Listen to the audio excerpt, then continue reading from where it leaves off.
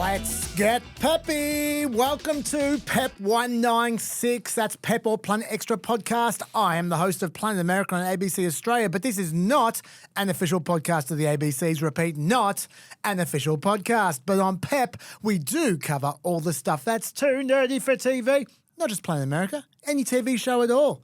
Too nerdy for maths on PEP. If you're listening, you can find us on YouTube at the PEP with Chaz and Dr. Dave channel. And you can also see highlights on the PEP Clips YouTube channel as well. You'll also find timestamps and show notes in our blurbs. And if you leave a comment under our current episode video, we are likely to see it. You can also tweet us or blue sky us at PEPCHASDRDAVE. That's PEP Chaz Dr. Dave. If you want to chat to some fellow Peppers, you can join our Discord server. It's on, they've got 1,000 members now, I know. It's on the screen right now or in the blurb of the podcast. But if you want to contact me or Lachy the Lachy privately, why not email us? The address is producer@pepthepodcast.com. That address again is producer@pepthepodcast.com. But for now, let's turn to a man who never raises the stakes on inconsequential views. I'm talking, of course, about Dr. David Smith. Hi, everyone. I'm David Smith. I'm an associate professor at the US Studies Centre at the University of Sydney. But let me make it very clear that I do not speak for the United States Studies Centre or the University of Sydney, especially when we're talking about Australian political figures, which is something we will be doing today. I am definitely not speaking on behalf of either of those institutions when I talk about any prime minister, current or former. But in general, I am not speaking for either institution. Don't think that I am when I'm talking about something that isn't Australian politics. I'm never speaking for either of those institutions, as much as I enjoy working for both of them. It sounds like this podcast is going to be piping hot. Can't wait for this. Dr. Dave, talk to me about what you're grateful for. I am grateful for the glorious return of the Garden of Heroes. Oh, yes. And I'm grateful to you for telling me about this, because I did not know about this. As soon as I saw this story, I thought this has Dave written all over it. Yesterday. Now, we did actually talk about this in a podcast in the previous Trump presidency. We did. I don't know what episode it was. It would have been a fairly early one. But it was just the most gloriously Trump idea, having this garden of statues dedicated to the people that he and his crew think of as being American heroes. Yes. Now, the really exciting development in this plan is that it has to be done by the 250th anniversary. We're going to hear a lot more about things needing to be done by the 250th anniversary, like DOGE-Y's work needs to be done by the 250th anniversary. Remembering, this is July 4th, 2026. Yes. Now, that's a very short period of time to cast, what are they talking about, 150 statues? 250 statues. Dave. 250 statues. Yeah. Let me just reiterate my views on statues generally. Statues are the lowest form of art. Statues should never be confused with sculptures. Sculptures are things that have had a bit of thought put into the artistic qualities. A statue is basically a political statement. Can I ask, Yes. where's a statue fit vis-a-vis, as far as artwork goes, Yes, yeah. vis-a-vis statue buskers? Statue busking is a far more noble calling than statue building. Okay. Because at the end of the day, Yep. statue buskers leave. That's true. Statues are still there as a permanent and often embarrassing reminder of what we thought was politically important at a certain point in time. This was why during the Confederate statue controversy, I was and am so in favour of tearing those statues down. Even though Trump described them as beautiful art, they're not. They were a statement, usually made 50 years or more after the Civil War, often made in parts of the country where the Civil War wasn't even fought, about political values. When a government in Ohio, for example, or Oregon, put a Confederate statue in front of a courthouse in 1910, That's a way of saying black people will not be protected in this town. That's what the Confederate statues were about. There was a lot of journalism done at the time on the actual origins of these statues. And far from being beautiful artworks, they were mass-produced pieces of shit that were so bad that towns would often order a Confederate statue and actually get a statue of someone in a Union uniform because the same dodgy companies were making statues for both sides, and they got more Confederate orders than Union ones. But not that anyone could tell the difference because these statues were so bad. And this brings me to another point about statues.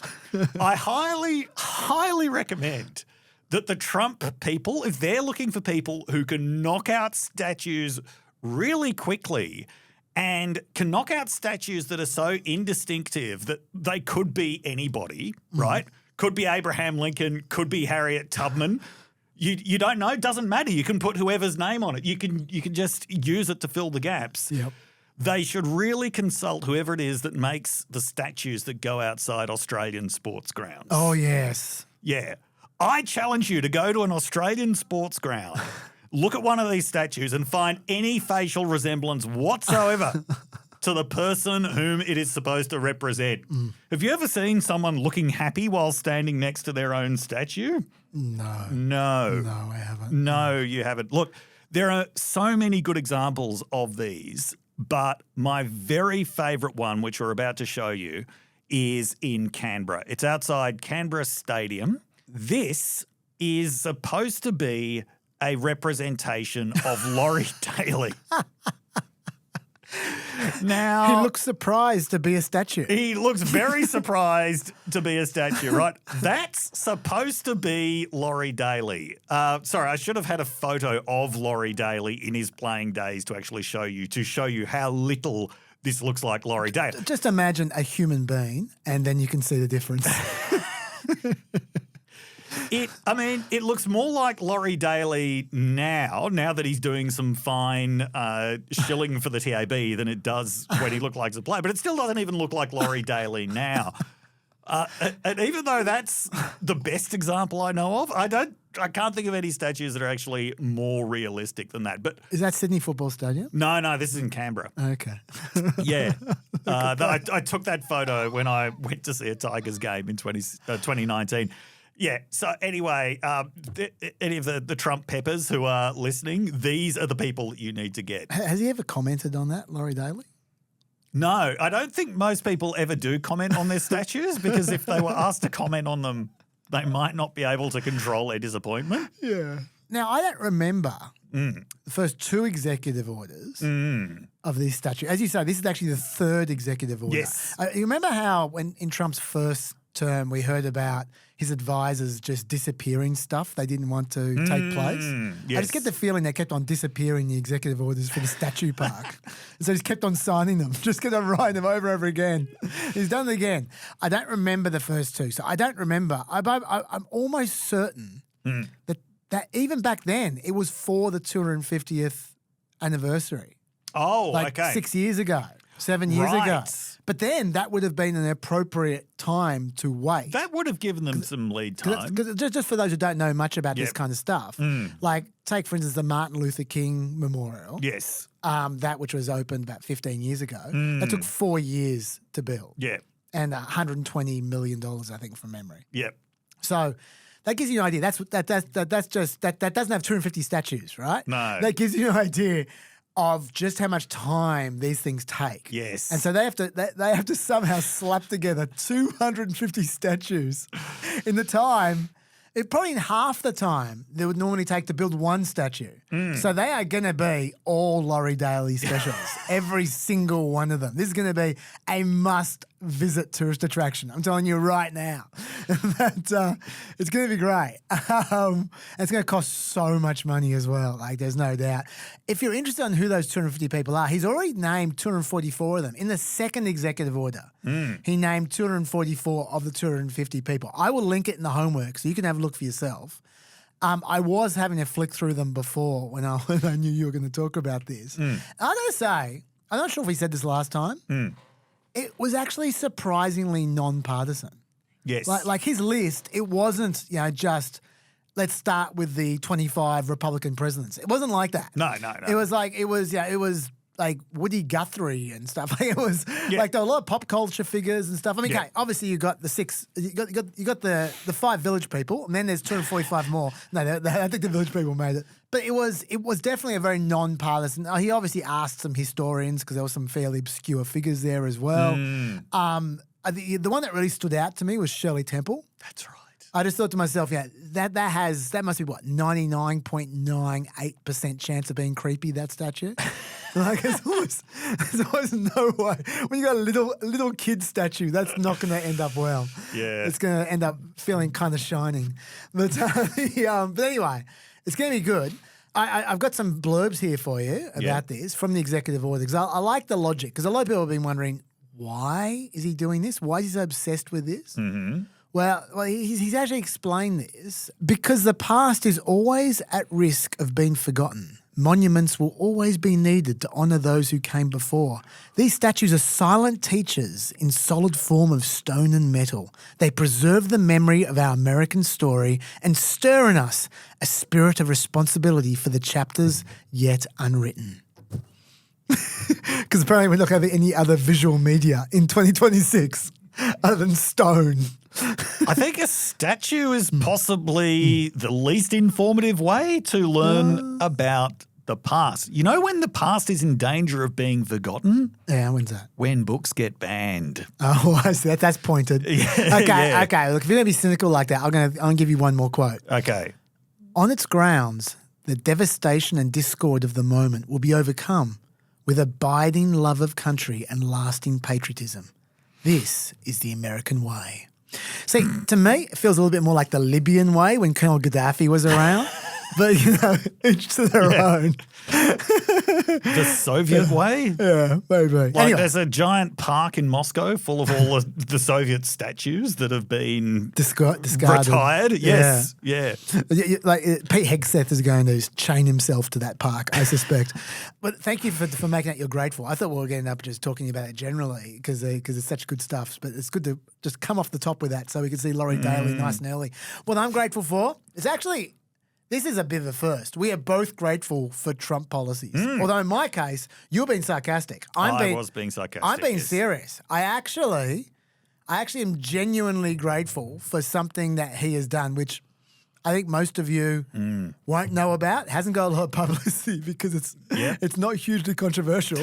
No. But if you've been listening to me on like doing my radio interviews during this week, you have heard me talk about this every time because I want everyone to know about this. I love this. Trump has ordered the Treasury Secretary, Scott Bessent, to stop making pennies. And he has copped some serious crap, even for doing this. You think no one would care about this, but some people are knocking him even for this. I mean, it's really, and he's jealous of everyone. Now he's getting rid of the penny. He's even jealous of Lincoln. Yeah. I mean, he's so small, so petty. He's small and petty. Talk about being petty. That was The View, obviously. That was Joy Behar. Now, I'm sorry, don't at me, Joy, but I reckon this is brilliant. First of all, before I go into the details, can he legally do this? Is the question you should ask when Trump does anything.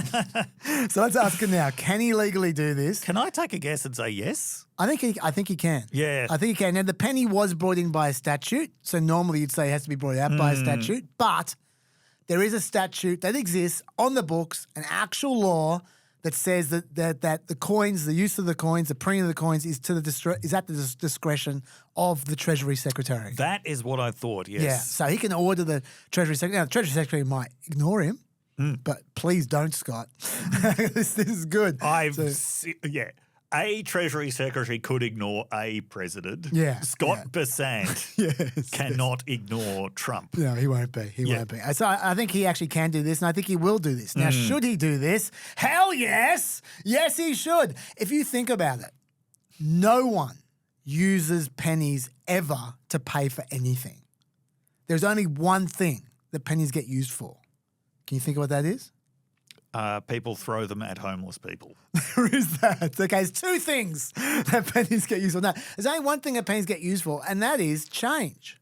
Yes. If someone buys something that ends with a 99 or a 98, they get pennies back from the storekeep. That's the only time a penny is used in the real world. No one ever pays for the ends with putting 4 pennies onto their nickel to pay for something that ends with a 9. That never happens, right? So it's changed. But if you think about it, the storekeeper will give you change. What do you do with it? You're not going to pay it to anyone else. You just keep it, or you throw it away, or you lose it wherever in whatever wormhole the socks go into. Yeah. Whatever. It just disappears. That penny. You never see it again, right? Yeah.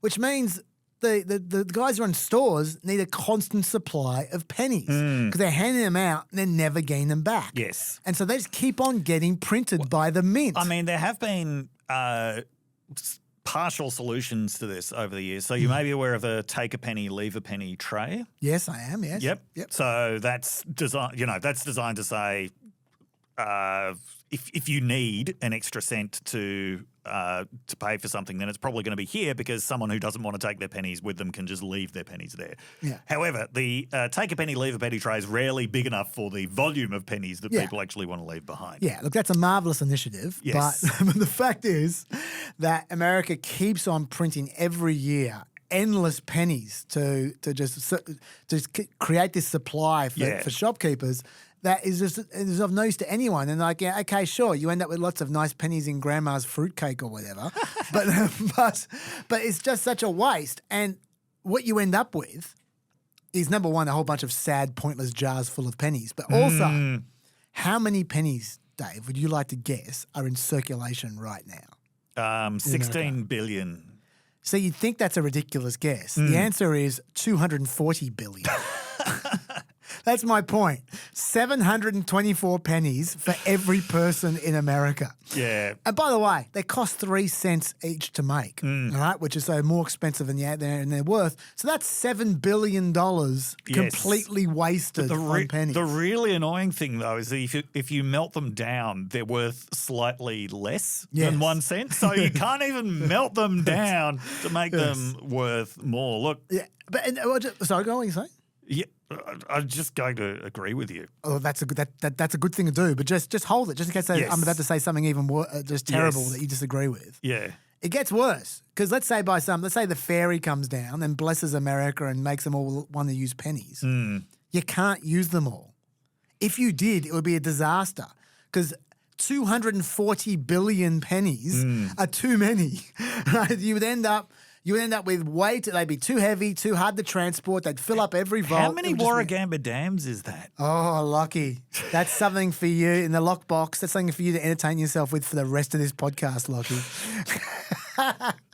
Lachy's told me before that he doesn't like the maths questions. Well, sorry, Lachy. There you go, Lachy. It's time to self-school. Hey, if you're listening to this, see if you can solve this faster than Lachy. So they can't use them even if they want to use them. And even when people actually did use coins back in the day, because they don't even use coins anymore, not just pennies, they don't use any coins. Like in 2022, only 18% of transactions involve cash. That's cash, not coins, cash. Like a lot of them would be notes.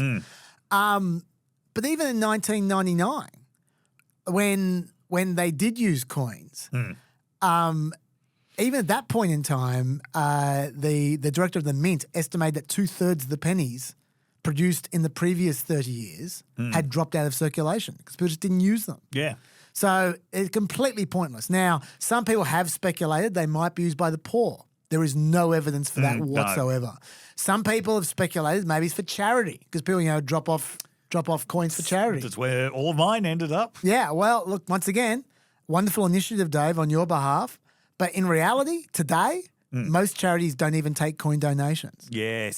So that's pointless.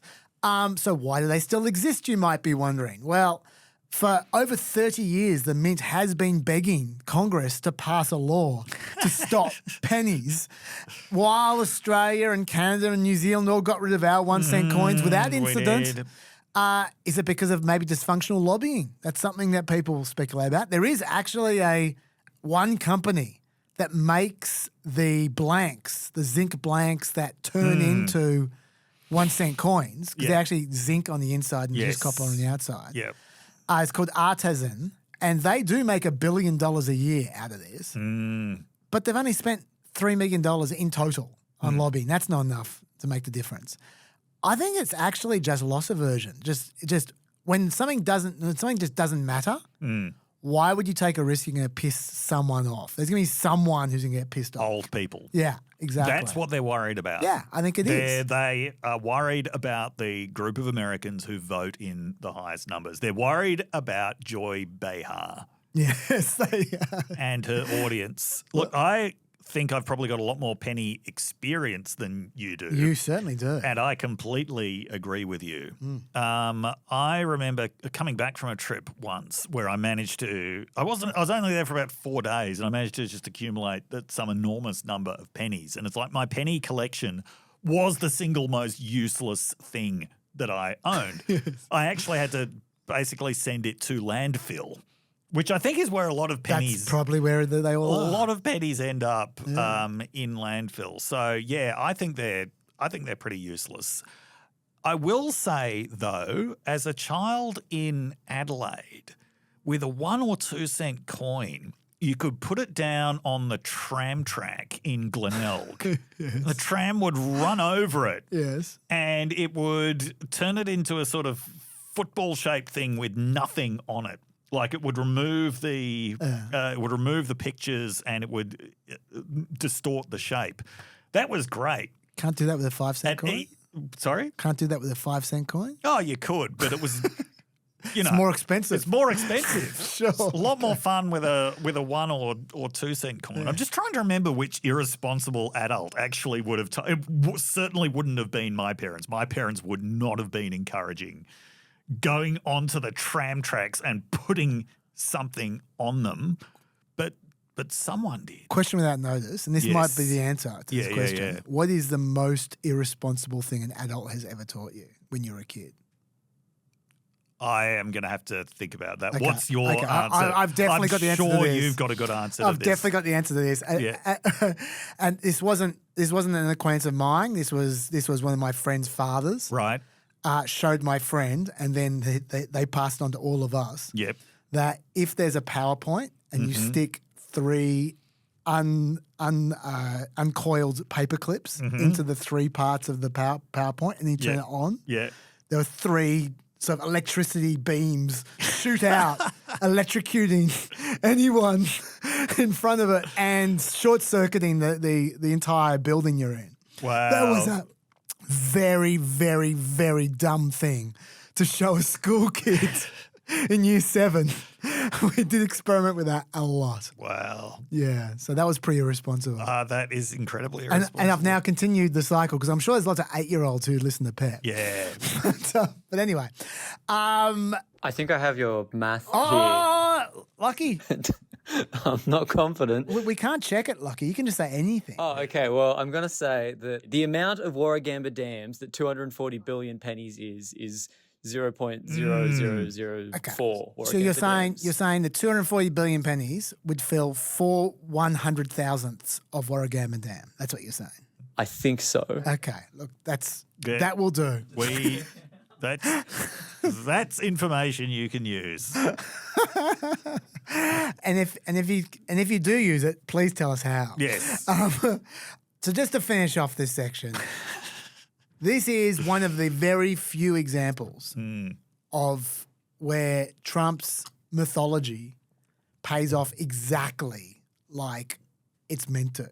Like the mythology of Trump is he's someone who isn't like a normal politician. He doesn't care about the things normal politicians care about. He just, like an ordinary person, just goes, well, that's shit, and then just fixes it.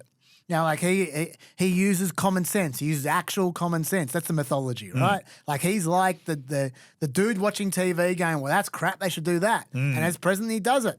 Now, in reality, that's not Trump. No. In reality, he's just as likely to come up with that Gaza plan as anything else.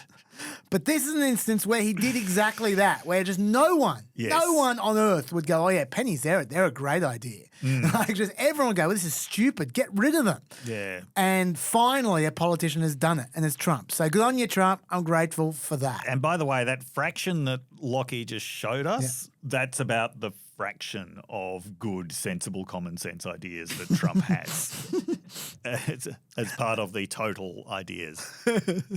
Fair enough. Well, it found its way into the gratefuls, nevertheless.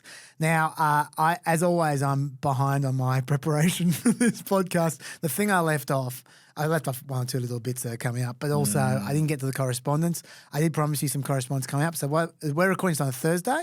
Tomorrow night, while Lachy and I are putting the finishing touches on the pod, I will record a quick correspondence, which we'll whack at the end of the ep. So there will be some correspondence later on. Having said that, there is one thing I reserved here, which I just want to tell you about quickly, which is an update. I often will put some updates with the correspondence. And there's an update on friend of the podcast, Andy Ogles, the man who was going to get busted for corruption until he sucked up so hard to Trump that he sucked out the indictment out of the DOJ. and he's been working so hard. Yeah. Where, like, as you said last week, we talked about how he's just been passing all these message bills. Yes. He came up with a DEI idea for the plane crash. Yep. He's been working so hard for Trump. And one of the things he's really proud about is he passed it. No, didn't pass it. He sponsored a bill that's not going to get voted on called Make Greenland Great Again Act. And this is just this was basically a legal justification for Trump to go out and either buy or take over Greenland. Yes. So they had Congress's full permission. Obviously, it didn't get voted on, but it's had a few co-sponsors. And Andy Ogles was pretty happy about that. But poor old Andy Ogles. Here's the thing, mate. You can't out-stupid a House rep. You just can't. You can't. If they want to, there's always someone stupider than you. No one wins an arms race of stupidity. Yes. And Earl L. Buddy Carter from Georgia, he stepped up to the plate to prove this. He really did. By introducing legislation this week that would not only authorize the president to negotiate with Denmark to either purchase or acquire Greenland, presumably meaning taking over, but also, here's the key, they're going to rename Greenland as well. And what they're going to rename it is Red, White and Blue Land. That's right. Now, you might think that's taking a piss. That's like satire, isn't it? That's like Jon Stewart is dressed up like Earl L. Buddy Carter. No, he's not. That is Earl's idea. Red, White and Blue Land. Can you just imagine suggesting that to a Greenlander? Yeah. Just imagine when you try to convince them to come and join America. Yeah. Basically, it's no longer enough just to be a sycophant in Congress. There's this new breed of super sycophants that are multiplying like bacteria in the Trump era. But then there are those who go beyond it, right?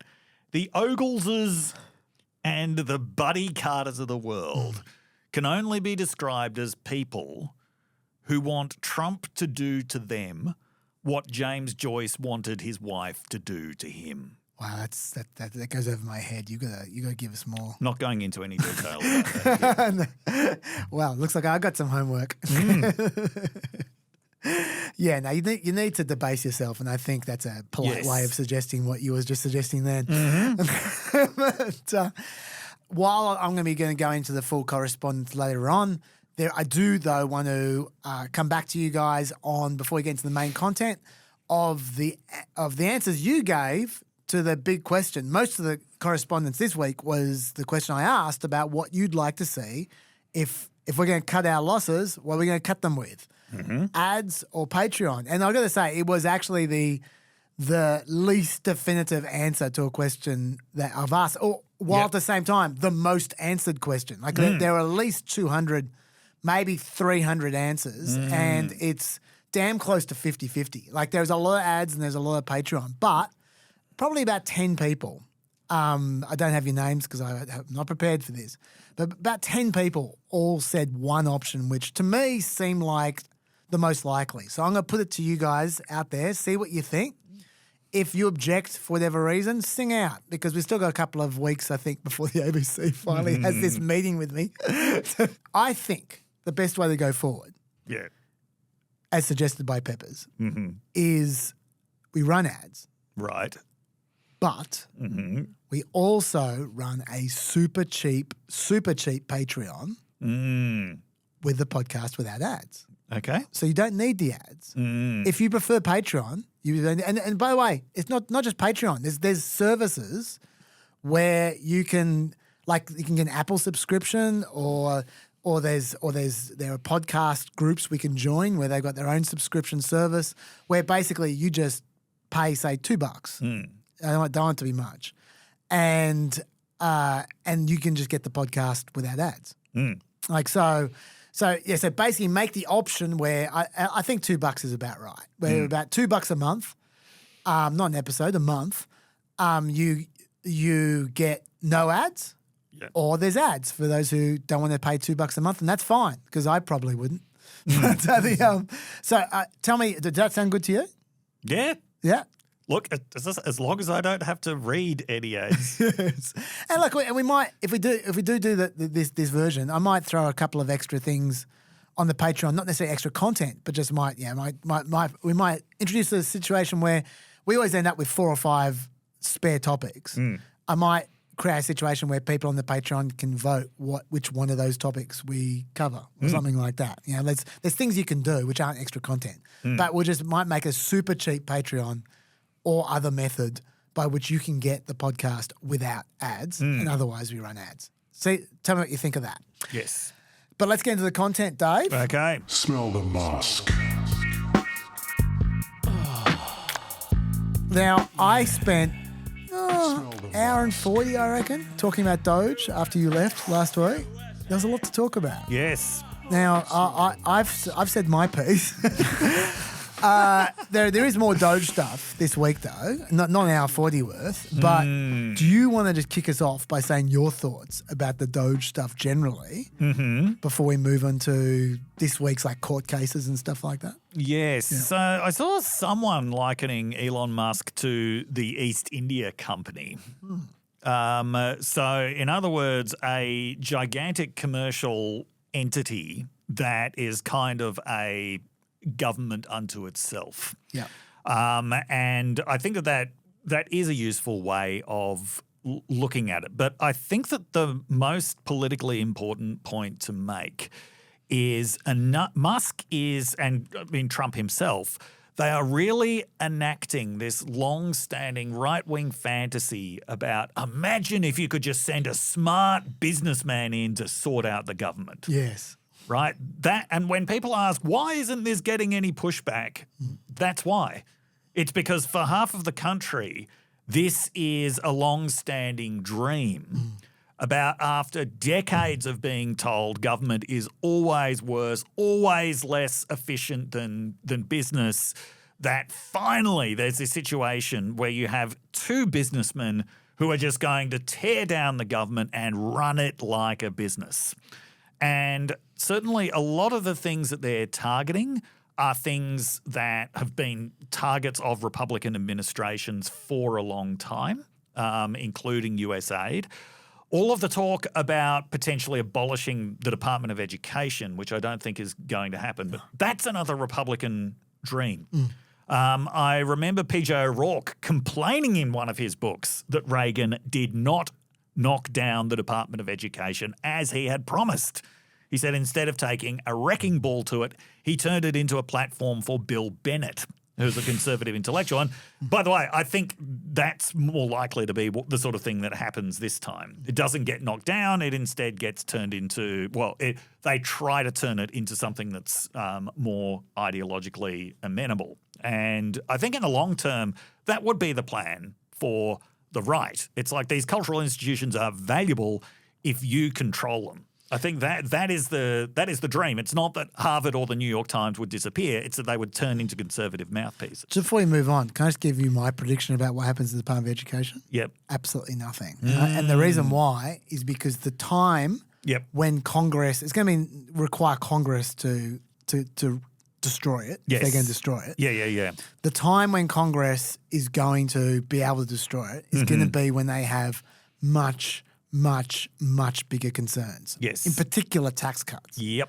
And they're going to, when they're trying to trade for things, when Yes. Republicans are trying to trade things with Democrats, which they're going to need to pass this legislation, the benefit that Republicans receive is going to be a lot better and a lot more desired by them Yes. than getting rid of the Department of Education. It's Yes. going to be, give us an extra $1 trillion of rich people's tax cuts or something like that. Absolutely, And that's so while I think they're always going to want to get rid of the Department of Education, they're going to have higher priorities when they actually have the opportunity to trade off to get rid of it. Yes. So for that reason, I think they'll just leave it alone because they'll be worrying about other stuff. That's my Yes. prediction, but we'll see. So if you're wondering why people aren't more furious about the idea that an unelected billionaire suddenly has access to previously off-limits payment systems, is issuing these probably illegal buyout attempts to employees, is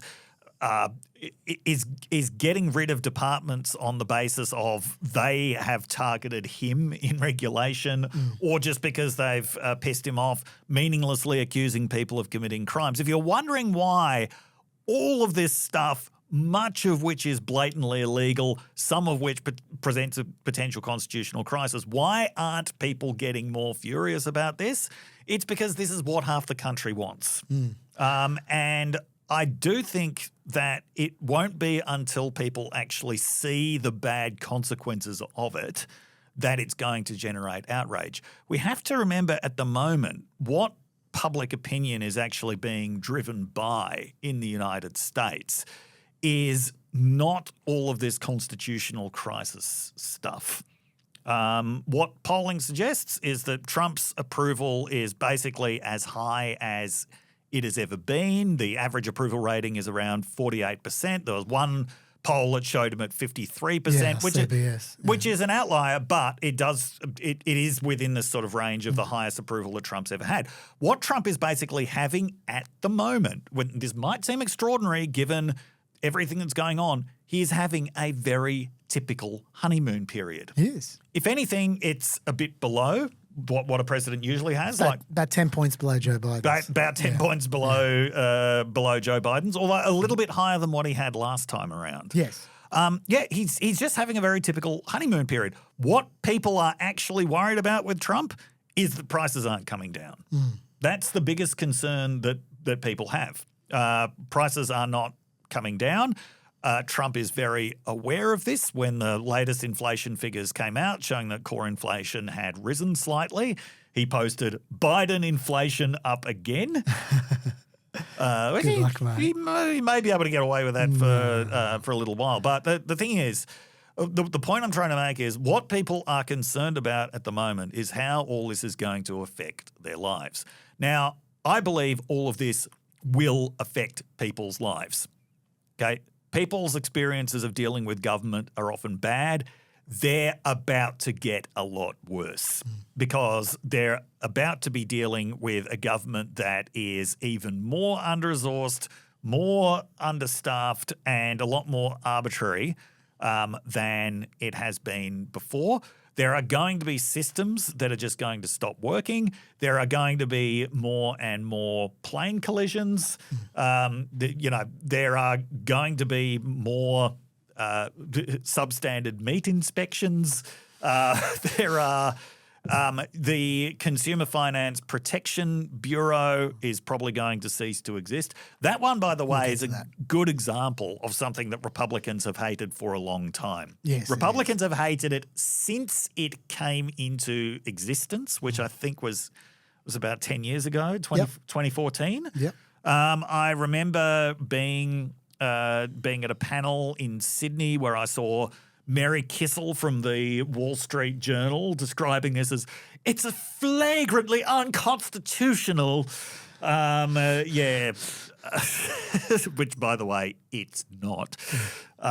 Getting rid of it in the way that they're about to get rid of it might be flagrantly unconstitutional, but we will talk about that. Yeah, but it's not because the Consumer Finance Protection Bureau is one of the things that stands in the way of the scammers' paradise, which so many people are so eager to implement. So that's just my overall kind of view of Doge. Yeah. At the moment, it's generating a lot of outrage among people who care about the integrity of government, who care about the operation of government, who are aware of the problems that you get with messing with these kinds of systems. But for a great many Americans who think the government is completely broken anyway, they are all in favour of the idea of let's give these two successful businessmen a shot at making things better. And it's only when things are made worse that their minds might be changed on that. The only thing I'd like to challenge from what you just said is the assumption that this is not becoming less popular. I think there's enough polling evidence already to point to the fact that this is wearing thin. I mean, it's not like a disaster yet. Yeah. But it's certainly. I'll just give you the numbers. You can decide for yourself. Number one, Quinnipiac. Musk's approval is 37% to 53%. Yeah. The Economist, straight after the election, 47% of Republicans said they wanted Republicans. I'm talking about here. Republicans. Yeah. Said they wanted Musk to have a lot of influence in Trump's administration. Yes. Now it's 26% of Republicans. Hart Research found 56% of people have an unfavourable view of Musk's role on Doge. Now, Trump can live with those numbers. They're not like 70%, 80%. No. But how much worse do they get? Yes. Before that becomes a problem. This is a really interesting point. Musk is not the best messenger for this at all. He is actually a very bad messenger for this. And I'm reminded of a quote from F.A. Hayek, godfather of neoliberalism, major figure in libertarian thought. In his essay, I think this essay was called Law, the Constitution and Liberty, not to be confused with his book, The Constitution of Liberty. But I think it was in his essay, Law, the Constitution and Liberty, where he's laying out his vision of why it is that the market is superior to government. And he basically says one of the reasons is the market maximizes lucky chances. Right? So the market encourages people to take these risks. Not everyone succeeds. In fact, it's a fairly small percentage of people who do succeed, but the successes that they bring about make everything better. By the way, Nicholas Nassim Taleb is very big on he's sort of the 21st century bearer of this idea. He's all very big on we need to maximize the black swans, the big lucky chances and markets. But the point that Hayek is making is it's because you've got this gigantic thing called the market. It's not dependent on anybody's individual genius, right? And he says the problem with government is the idea that anybody would have the kind of knowledge that it takes to direct the economy in these productive ways. No, you've just got to let it do its thing chaotically, and it's the market that throws up the results. And so he makes this point, which really needs to be made more often in these circles, whether you agree with Hayek or not. And actually, for the most part, I don't. But he says business people shouldn't think that their success is due to their genius, right? Their success is largely due to luck. And he even says, and business people would be a lot more popular with the general public if they actually acknowledge this. Yeah, Musk is Hayek's worst nightmare in this respect, right? Musk could, by the time this is all over, have completely discredited the idea of big tech as offering anything in terms of solutions to people's lives, right? Depending on how badly he fucks this up, Musk could – I mean, that would be a much-needed corrective to the way that tech entrepreneurs are currently looked at, which, is just way out of whack with what it is that they actually offer. But yes, certainly the arrogance, the sort of, conviction he has that because of his business success, therefore he has the answer to everything. Therefore, he's anything that he turns his attention to for however short a period of time, he's the expert on it. This sort of attitude is what Trump is really encouraging at the moment, and I think that the consequences of it are going to be disastrous. Yeah, on that note, I actually think the question I raised about how bad does it get before he throws him overboard? Because I think most people from the beginning have expected at one point in time Trump to throw Musk overboard. And if I'm right that the Doge thing is wearing thin and that in 3 weeks' time or a month's time the numbers are going to be even worse and they're going to become a problem. Yep. And that is what I think is the case. Yes. Will Trump throw Musk overboard? Because while you'd expect him to, number one, Trump does seem to have a deep fascination with Elon Musk, generally. That's the first thing. But much more importantly than that, can he afford to throw Musk overboard? The guy's got $400 billion. He's got 216 million followers on X, which is twice what Trump has. And in particular, I reckon, I've forgotten who I saw argue this, but it's a great line, I think. Yeah. Musk has arguably done to MAGA what Trump did to the Republicans in that Trump captured about half the Republican base, making it impossible to deal him out without destroying the party. Right. And Elon has captured about half of the MAGA base, the online half. Yes, yeah. And similarly, it'd be, I think, impossible to deal him out without pissing them off and destroying the MAGA movement.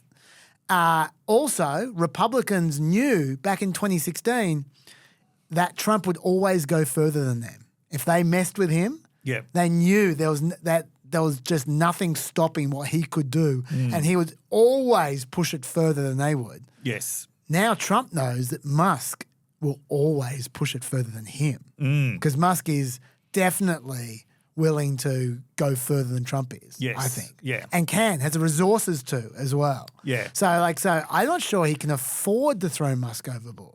Musk, and I've said this before, he's the only person in Trump's orbit who is genuinely has a power base that is independent of Trump. I think that if Trump threw him overboard, he would suffer, especially because the share prices of his companies are linked to the political influence that he has. Yeah.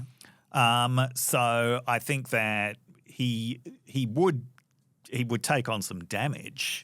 But yes, he does actually have his own base. Yeah. Unlike anybody else in Trump. So if Trump throws JD Vance overboard, that's the end for JD Vance. Yes. Musk has an independent power base. Yeah. And just want to pick up one other thing you mentioned. You were talking about conflicts of interest at one point in time before. Yeah.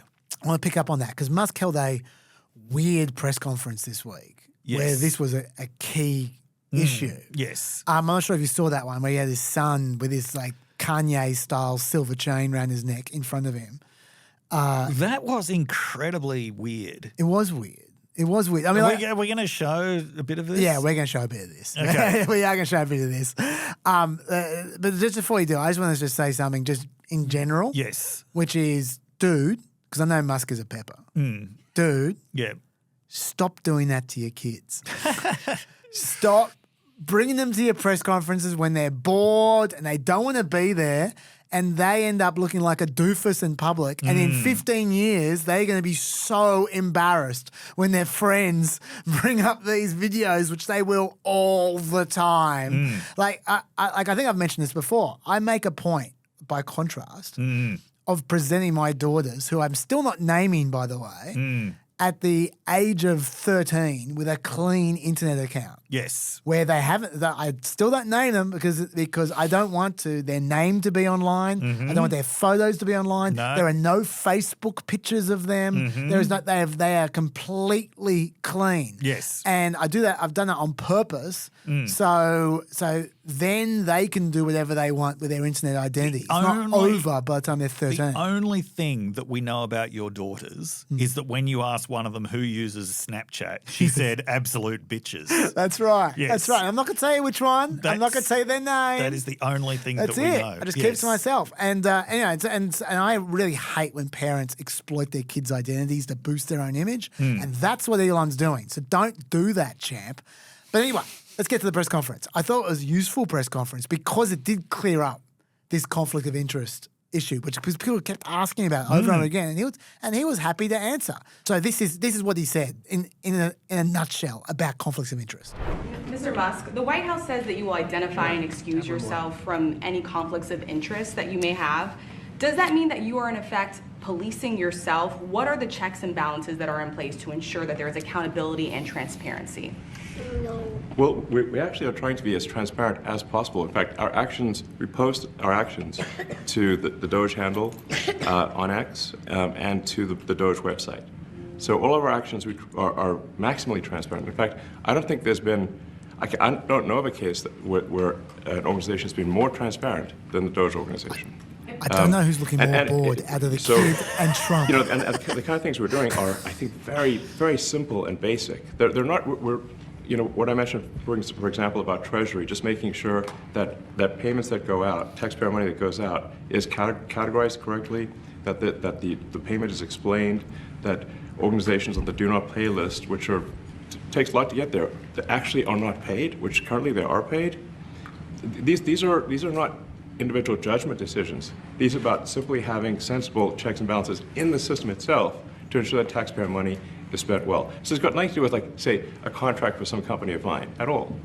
But if there is a conflict of interest when it comes to you yourself, for instance, you've received billions of dollars in federal contracts when it comes to the Pentagon, for instance, which the president, I know, has directed you to look into. Yeah. Are you policing yourself in that? Is there any sort of accountability check and balance in place that would provide any transparency for the American people? Well, all of our actions are fully public. So if you see anything, you say, like, wait a second, hey, Elon, that seems like maybe that's, you know, there's a conflict there. It's not like people are going to be shy about saying that. They'll say it immediately, you know? Including you yourself. Yes. The thing is, that's extremely unconvincing because, firstly, people are saying he has conflicts of interest. They're saying it all the time, and he just ignores them. They're just saying it into the Twitter echo, and then they get drowned out by Elon fanboys. Like, so that's the first thing. So I'm not sure what that achieves. Yeah. Secondly, let's face it, this entire administration is riddled with conflicts of interest for Elon Musk. For instance, do you know who the administrator for NASA is? Have you heard this one? No. His name is Jared Isaacman.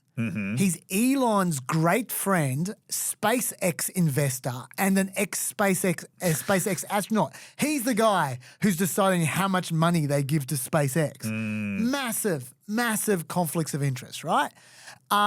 It's unavoidable that there's going to be conflicts with Elon. The question is, does he try to minimize these conflicts by following proper processes? And the answer is no. No hearings.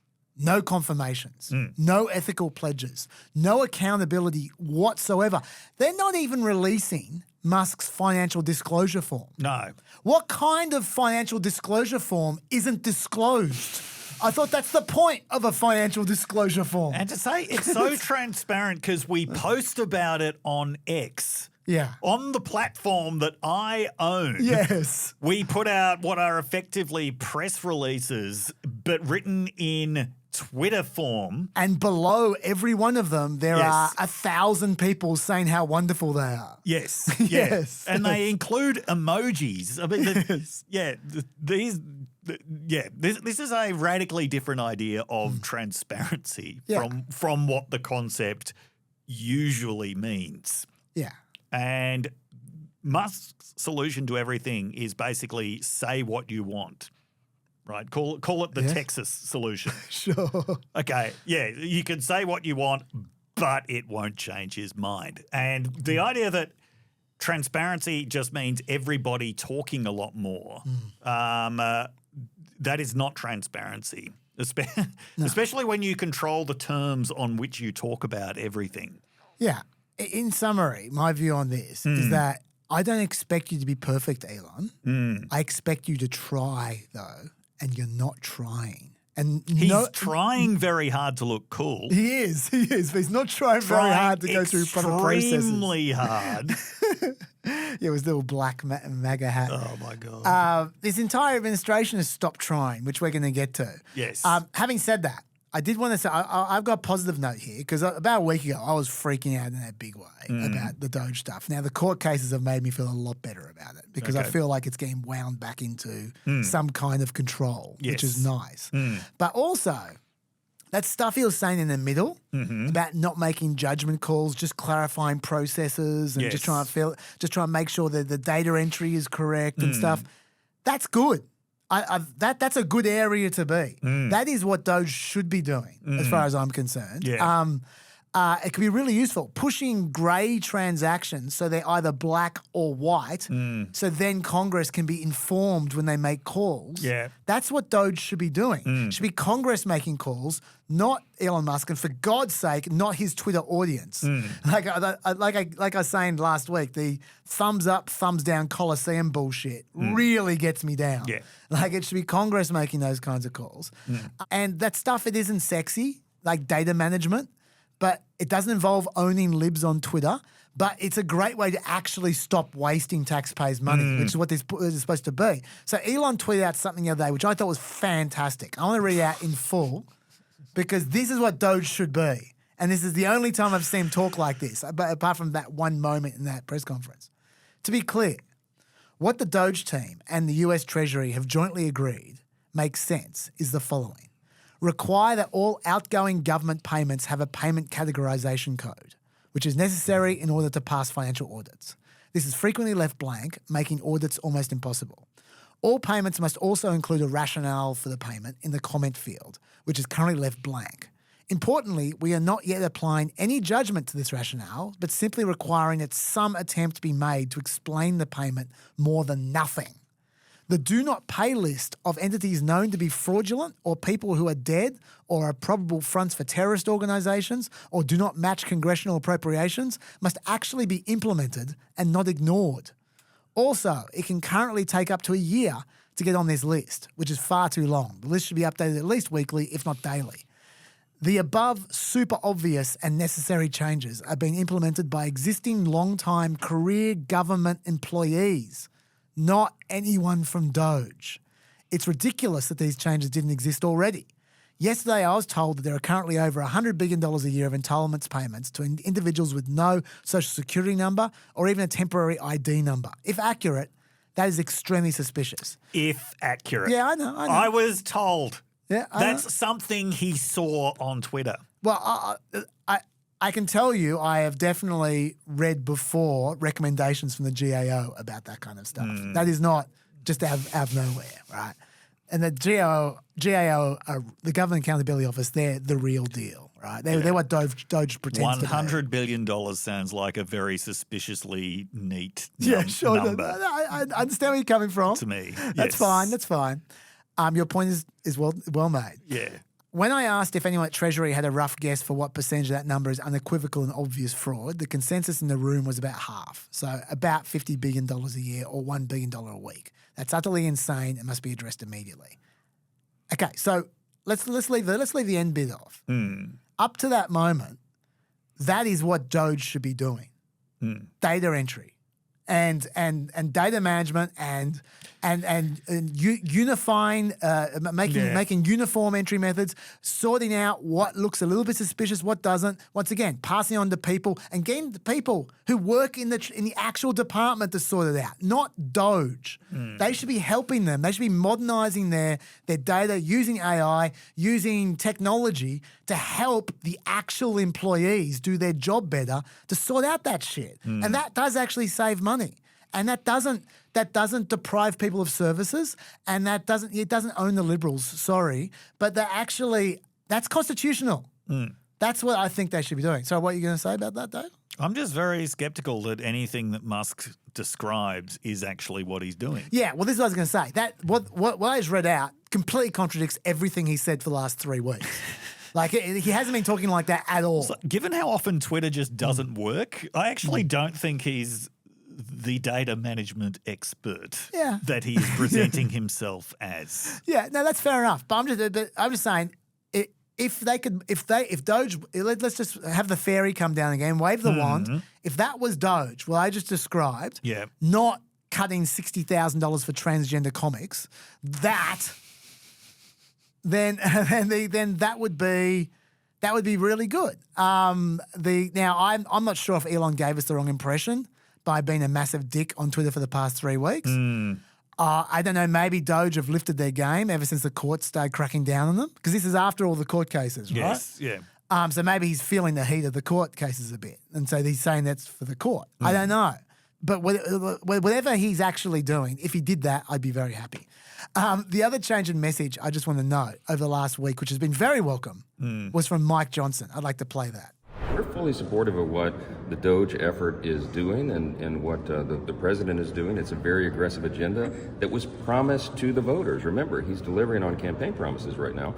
We are going to be codifying a lot of these changes, and what they've uncovered is frankly shocking. There are a lot of expenditures of the federal government that Congress has not been aware of. In spite of our best efforts to do oversight, some of this has been hidden. So it has taken this level of audit from effectively an outside auditor, that's what Doge and Elon and the group really is, to be able to get into the systems and open the literal files and expose this stuff. And so we are applauding that. This is what we have been wanting and trying to do for a long time. Okay, so what I like about that is the use of the word audit rather than the word cuts. It's not about cuts, it's about auditing. That's what Doge should be doing. And audit is when you look through books to find what checks out and what doesn't. For the first 2 weeks, Republicans, when you ask them about Doge, they were talking about cuts all the time and talking about wastage and stuff. No, auditing is what they should be doing. I like that change. And the other word he used for Congress was codifying. We'll be codifying a lot of these changes, he said. That's what matters. What Congress does, not what Doge does. Doge is just needs to point Congress in the right direction, and then that is constitutional. And so I'm finding this change in messaging both from Musk and Mike Johnson. I'm finding that the change in message encouraging, but it's very baby steps at the moment. I want to see a lot more of this, and I just want to just acknowledge it that now that's happening. And it might be to do with courts, which is now what we're going to get into. Okay, yes. Yeah, okay. So do you want to say anything before I get into the courts? No. The last PEP I told you about the court cases by the end at the end of last week. So there was a funding freeze, had a temporary restraining order. Sacking the US aid workers, had a temporary restraining order. Doge's access to the huge Treasury database, had a temporary restraining order. Now, these are all temporary restraining orders. They're just judges saying, let's not do anything rash for a few days until we hear this case properly. Okay, that doesn't mean that Doge is going to lose. And the higher Doge appeals, the more conservative the courts are going to be. And so the more likely they are to win. Right? Let's just be clear about that, because Democrats are taking Doge to court in districts where they think they're going to win. All right, so they're usually a left-wing court. But at least so far, the restraint on the funding freeze has been upheld by the First Circuit Appeals Court. That was early this week, so that's good. Yep. Judge McConnell has also kicked the Trump administration's ass because he believes they've not been following his order about the funding freeze. Yep. And they have kept the freeze up, he says. And by the way, he's right. I'll give you the number. The NIH has awarded 2.2% as much grant money in the last week than it did in the corresponding week 12 months ago. Yes. Sounds like a freeze to me. Yep. Doesn't mean they've been intentionally violating the ruling. There could be confusion. There could be incompetence. There could be any number of reasons. But let's just pay attention to that. Yes. Just in case the administration starts heading down the road of non-compliance, which leads us to the thing you're going to be talking about in a second here. The Trump administration particularly disliked the Treasury ruling because they thought it didn't just exclude Doge, but also the Treasury Secretary from having access to the Treasury database. They thought that was completely inappropriate. Yep. The order said that the Trump administration is prohibited from giving access to political appointees, special government employees, or government employees that are not assigned to the Treasury Department. Yep. I would say the Treasury Secretary has been assigned to the Treasury Department, so he's not included. They disagreed. Either way, the judge has since clarified it does not include the Secretary, just DOGE. Yes. Interestingly, that order does not include Tom Kraus or Marco Eles. Right. Eles was the racist DOGE guy who resigned yes, and then was reappointed. Remember him? Yes. He apparently is now an actual Treasury employee. Now, I don't know how that happened, but you know what? Fine by me. I've never had a problem with any of these DOGE people per se, just the process they've been going through. If Eles jumps through the right hoops to become an actual employee, he's following actual department processes, go nuts, mate, and hop on Twitter and say whatever you like about Indians. As long as you actually follow processes and you're not taking over the proper role of employees or Congress, then good. I think that your optimism is wildly misplaced. Sure, that's fair. That's fair. And there's one more case. The district court has temporarily ordered the CDC, FDA, and HHS to restore all the web pages that were deleted to comply with the Trump executive order about DEI. That's because Doctors for America say they use those web pages to treat patients and conduct research. Thousands of web pages have been censored to remove all mention of DEI type words. Yes. Every department has their own words. Yes. I've got the 27 words from the NSA list here. You care to guess any of them? No. Anti-racism, allyship, bias, DEI, diversity, diverse, confirmation bias, equity, equitableness, feminism, gender, gender identity, inclusion, inclusive, all-inclusive, inclusivity, injustice, intersectionality, prejudice, privilege, racial identity, racism, sexuality, stereotypes, pronouns, transgender, equality. Bit problematic. The word privilege actually has a legal meaning, and bias is used in a lot of different contexts. Yep. But and all-inclusive, that's going to wipe out the travel agency industry. It will. But anyway, this is all leading up to the fact that there is some concern that I am being optimistic, and in actual fact, the MAGAs are about to go down the road of non-compliance. Yep. This is what you want to talk about. Yes. So I go will for say it. yes. The plan is get rid of the 27 words, replace them with the 14 words. Okay, so JD Vance is not the originator of this idea, but the major proponent of this idea, which is that Trump should just not comply with unfavourable court rulings all the way up to the Supreme Court.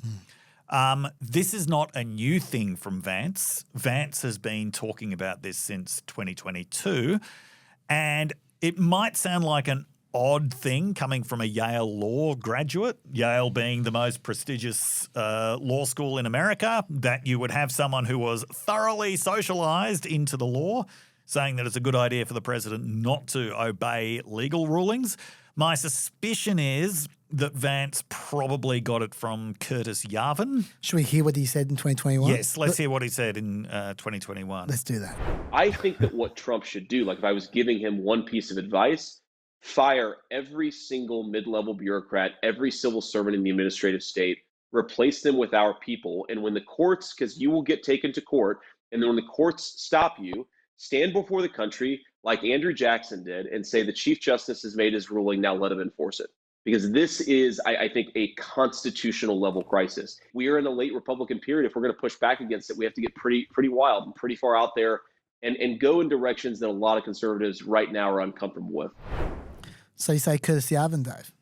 Yes, that's who I think it actually comes from. So Curtis Yarvin is a big proponent of this idea that the country is in such a state of disrepair and emergency that the president should get democratically elected and then use emergency power to do all of this undemocratic stuff, which includes ignoring court rulings, which includes getting his supporters to intimidate Congress into doing, whatever they want to do, and also getting rid of any institution that stands in the way.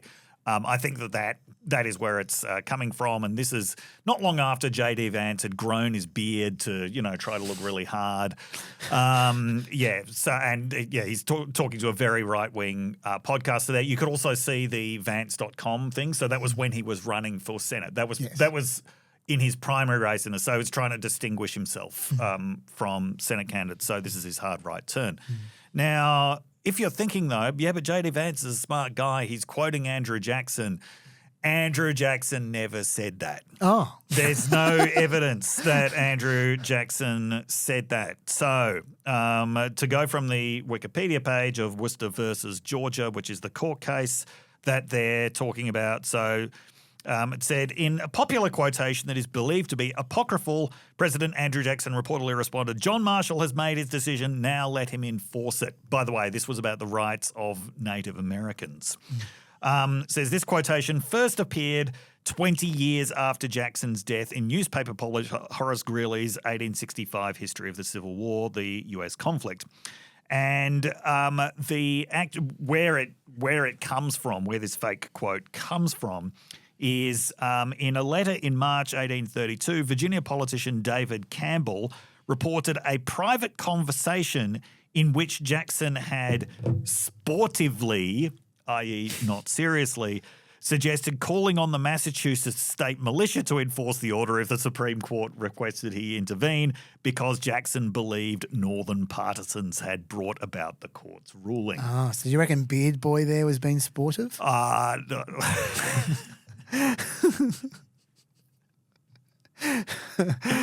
Didn't sound it. Yeah.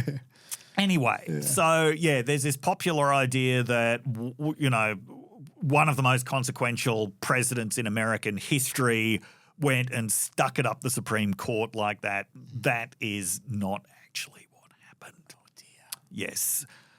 Presidential blatant non-compliance with court judgments, especially with Supreme Court judgments, is actually extremely rare. One of the things that Vance and others have been pointing to this week was a social media post from Joe Biden about student loan forgiveness, saying the Supreme Court, told me I couldn't forgive student loans. I went ahead and did it anyway. That was something very, very different. Joe Biden was not defying a Supreme Court order. Joe Biden attempted to find a workaround to get around a Supreme Court order by doing something that was not what the Supreme Court order described. However, that was also very quickly ruled illegal, and he did end up complying. As someone who was not at all a fan of his many student loan plans, I can tell you that, he wasn't defying the court in any way, shape or form. He was coming with a plan B. And he had a plan C as well. He had many plans that are all terrible in my point of view. Yes. But the fact is, he wasn't defying anyone. If we're going to play the game of Democrats, you can, but just not with Joe Biden. No. About 2 years ago, Ron Wyden and AOC and a few Democrats were chucking tanties about the Texas judge Kaczmarek, who we've talked about a number of times. Kaczmarek, yes. Yeah, who's a very bad judge, it has to be said. Yes. And comes up with some very dubious rulings. And he had a few in a row about abortion. Yeah. And this is what AOC had to say about that. There has been thought, I believe, given to this. Senator Ron Wyden has already issued statements, for example, advising what we should do in a situation like this, which I concur, which is that I believe that the Biden administration should ignore this ruling. I think that the courts have the legitimacy and they rely on the legitimacy of their rulings. And what they are currently doing is engaged in an unprecedented and dramatic erosion of the legitimacy of the courts. It is the justices themselves, through the deeply partisan and unfounded nature of these rulings, that are undermining their own enforcement. So you're saying the Biden administration should ignore this court, but what does that look like? What does that actually mean? I think the interesting thing when it comes to a ruling is that it relies on enforcement. And it is up to the Biden administration to choose whether or not to enforce such a ruling. See, now that there is more problematic, I think, than what Joe Biden did. That actually reminds me very much of one of Elon, of course, has been going crazy with this kind of stuff. Yes. Elon's been much worse than J.D. Vance. I've got some tweets later on I'll read out. But there's one of them I'll read out right now, which he retweeted. He didn't write this. He retweeted this from someone else. What if the judicial decision is lawless? A key component of the constitutional framework is judicial modesty, which is backed up by the fact that the judiciary has nothing to compel obedience except its credibility. That's where AOC was coming from. So I actually do think that some Democrats were saying the same shit 2 years ago. And I think they're all wrong. If you don't like if there's a bad judgment, and God knows there's plenty of bad judgments out there, you appeal it. Yes. And if the Supreme Court gives you a bad judgment, and there've been a few of them as well, you lump it. And the reason why is because if you don't lump it, you wake up 2 years later or 3 years later, and the other side is in power. Yes. And they are not going to listen to the Supreme Court if you didn't listen to the Supreme Court. And right now, Democrats would be relieved that they didn't treat the Supreme Court like shit. Yes. Even though they threatened to 2 or 3 years ago, because they've got nothing else to rely on now but them. Yes. Now, Trump himself, we're yet to hear Trump himself actually suggesting that he would defy the Supreme Court. No, quite the opposite. He actually gave a really good statement. Yeah. Have you heard that one? No, I haven't. I'll save it. You keep okay. talking. But so I think it's a political fantasy. Ignoring the court. But apart from the reason that you've just suggested about why if you're the president, you wouldn't ignore the court if you care at all about the future, there's another very, very good similar reason why, which is the president would not be the only person capable of ignoring court rulings. That's true. Governors could ignore court rulings. That's a great point. Mayors could ignore court rulings. Yeah. If the only enforcement mechanism is credibility and people start ignoring that because they consider decisions to be incredible, there are all kinds of people who could start ignoring court rulings. And the specific governors and mayors who choose to ignore it would be exactly the ones you don't want to ignore. If beginning to ignore court rulings becomes the norm, you end up in a very bad place very quickly that nobody likes. Yeah, I agree. Yes. Okay, well, let me give you some detail just to suss out what we were just saying. Yep. First of all, we never actually even said what JD Vance tweeted. Oh, yes. We probably should say that. Yes, yeah. He said, this is in reference to, I think, the Treasury Secretary, the Treasury the lawsuit. Yep. If a judge tried to tell a general how to conduct a military operation, that would be illegal. If a judge tried to command the Attorney General on how to use her discretion as a prosecutor, that's also illegal. Judges aren't allowed to control the executive's legitimate power. And then Elon Musk responded, this is my favorite bit, with 2 American flags. USA, USA, don't listen to courts, don't listen to courts. Yeah, thanks, Elon. Now, obviously, that's a terrible argument. It is. Because obviously a judge could absolutely tell a general you can't commit war crimes. Yes. Would not be illegal for a judge to tell a general that. Yeah, well, the judge... No, hang on. Let's give him credit. He's right. Judges aren't allowed to control the executive's legitimate power. No. The question is deciding whether it's legitimate. And courts very much are allowed to control their illegitimate power. Exactly. This whole thing is about whether it's legitimate to freeze funding that Congress has already enacted into law. Yeah. Yeah. But having said that, like you said, he's edging towards it. He's not there yet. Like that is that's not great, but he stopped short of criticizing a particular ruling. He's clearing his throat a bit, saying, I don't like this much. Yeah. But he hasn't gone all the way. Elon Musk, by contrast, very much going all the way. He tweeted out, a corrupt judge protecting corruption. He needs to be impeached now. About the Treasury case. So that's pretty bad, right? Yeah. I mean, the thing is, Elon Musk just does ignore court rulings. Yeah. It must frustrate him that his friends in government won't do it in the same way that he does. He's also, this is another classic Musk tweet. We are witnessing an attempted coup of American democracy by radical left activists posing as judges. So that's Elon's. He's gone all the way. Yeah. JD Vance is a few steps behind him. And I also should play you because I raised it before. Trump's take, which was extremely reassuring and surprising, not only because he was very clear about it, but very categorical. Trump's not usually categorical about anything. No. He's usually kind of wishy-washy. But have a listen to this. The judge does block one of your policies, part of your agenda. Will you abide by that ruling? Will you comply Well, I with that always order? abide by the courts, and then I'll have to appeal it. But then what he's done is he slowed down the momentum. And it gives crooked people more time to cover up the books. You know, if a person's crooked and they get caught, other people see that, and all of a sudden it becomes harder later on. So, yeah, the answer is I always abide by the courts, always abide by them, and will appeal. But appeals take a long time, and I would hope that a judge, if you go into a judge and you show him, here's a corrupt situation, we have a check to be sent, but we found it to be corrupt. Do you want us to send this corrupt check to a person, or do you want us not to give it and give it back to the taxpayer? I would hope a judge would say, don't send it, give it back to the taxpayer.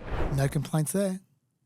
No. No? I mean, apart from the complete disconnection between what he's describing and what Musk is doing. Sure.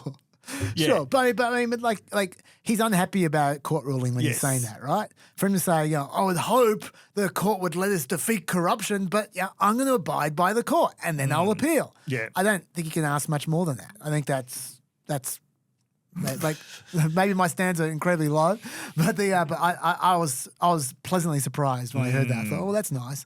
It doesn't mean he's going to stick to that though. He obviously reserves the right to change his mind.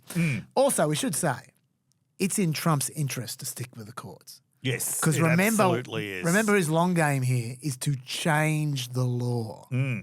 And you can't change the law unless you're listening to the courts. That's right. So he needs to keep his nose clean all the way up to the Supreme Court and then hope that they give him the extra powers that he's looking for. Yes. That's his long game. Yes. So it is in his interest here. He's not just been a champ civics proponent.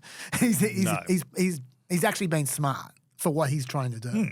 So, I mean, so are you worried at this point in time, or do you think it's still early days? I am worried, yes, because it's still possible to do a huge amount of damage. Even if the courts step in, these things will take a very long time to decide.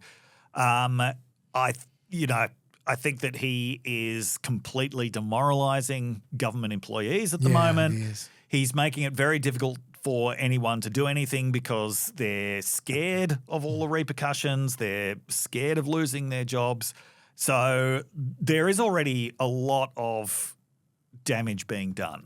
Even if this doesn't escalate into full-blown constitutional threat, it's just going to degrade the quality of government even further, you know, in the name of trying to make it better. But I can only see it degrading the government. And the emphasis they're putting on, the checks being sent to corrupt people, I would like to see some proper assessment of the actual scale of this problem, right? Because all of this rhetoric ever since Reagan has been fueled by blowing up fairly small instances of waste and corrupt and mismanagement, saying this is the entire government. This is all that the government does. And this is what they're emphasizing now. Just given the number of transactions that take place every day in the government, like how many of these transactions are really a check being sent to a corrupt company, which is, is this a big enough problem to justify freezing literally half of the transactions of the federal government? Yeah. Look, a point that was made by Pepper, I've forgotten their name, I'm sorry. Yes. I'll probably read it out in the correspondence later on. Yeah. Is that in reality, these guys are going from data entries. Yes. You can't know if something's corrupt from a data entry. No. You can see if it's sloppy. You can see if there's missing information. Yeah. You can see if there's maybe a red flag. Yeah. But you can't. The information you need to decide whether there's corruption happening is not available with what they're looking at in the time they have to look at it. No. Like you would need to spend a lot more time than 1 second at this one and then 1 second at the next one, 1 second next one. It's just almost every single example they're giving are things that were already in conservative media. Yes. And were already in the zeitgeist and going, Yes. here's the number that we found to back up that thing you've been talking about for the last 2 years. Yeah. So that's not really Doge finding inverted commas corruption. No. That's Doge finding numbers that justify the prejudice that people are bringing to this issue. Yes. That's what's going on. Okay, I want to talk about before we move on, I want to talk about the NIH funding thing, which is kind of Doge and not really Doge. It's kind of a different area. Yes, yeah. This is about university funding of research. So this is kind of, you probably know more about this personally than I do. So I'll start off here and you can jump in anytime you want to either correct me or give us more information. Sure. Now, how the NIH is the National Institutes of Health. How the National Institutes of Health currently funds grants. When they want to fund a grant for research, you get two kinds of funding. There's funding for direct costs and funding for indirect costs. Direct costs are they're the actual costs of the actual research directly. So that's circular, I know. Salaries of the people working on the project, supplies for the research, equipment solely used for the research and nothing else. That's what we're talking about, direct costs. Yep. Indirect costs are administrative overhead, like facilities, Yes. labs, administrative support, maintenance, data processing, rent, utilities, replacing equipment, hazardous waste disposal, security. As you can see, the indirect costs may be significantly more than a direct cost. Absolutely. Why do they do this? Why do they separate it? Why don't they just give you a pile of money for all your costs? The reason for that is because some institutions apply for hundreds of grants, like Harvard. How many grants will they apply for, right? And you don't have to separately calculate all those indirect costs, security, computing, utilities, for every single grant for that one institution, when the numbers will be almost identical for every single grant from that institution, because that institution has the same overheads, whether you're in one building or the building next door, right? Yes.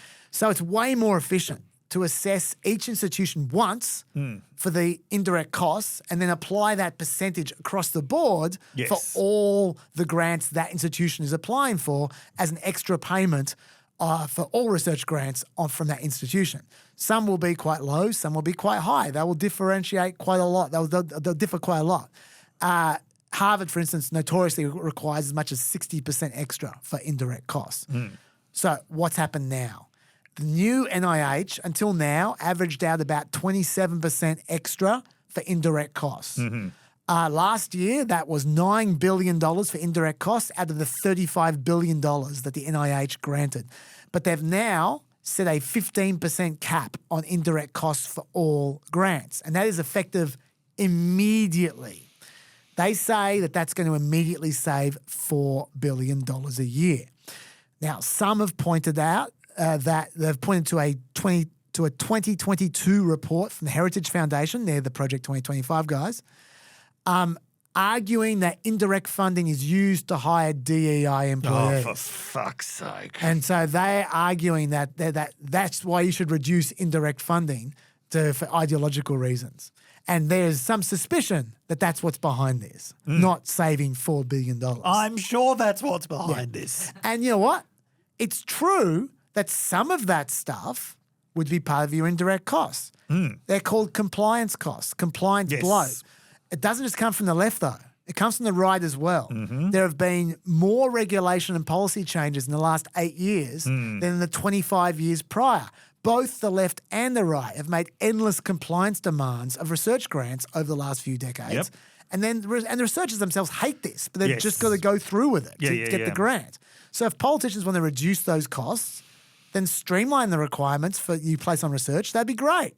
But don't make them pay for things with laws saying they have to pay for things and then not grant them the money to pay it with. Because it's because of you. And if you don't give them the money, there'll be no research, right? And so that's terrible. So, so what's wrong with this? Several things. Do you want to jump in at any point in time? No, Okay. you're doing a great job. Thank you. What's wrong with this? Several things. First of all, the big one is that there's those words I just said before, effective immediately. It means that universities have already begun working on a piece of research and received funding for half of it, budgeted and planned accordingly for the second half, and now they'll get less money than they budgeted for. So that's going to punch a huge hole in their budgets. That's just flat-out economic vandalism right there.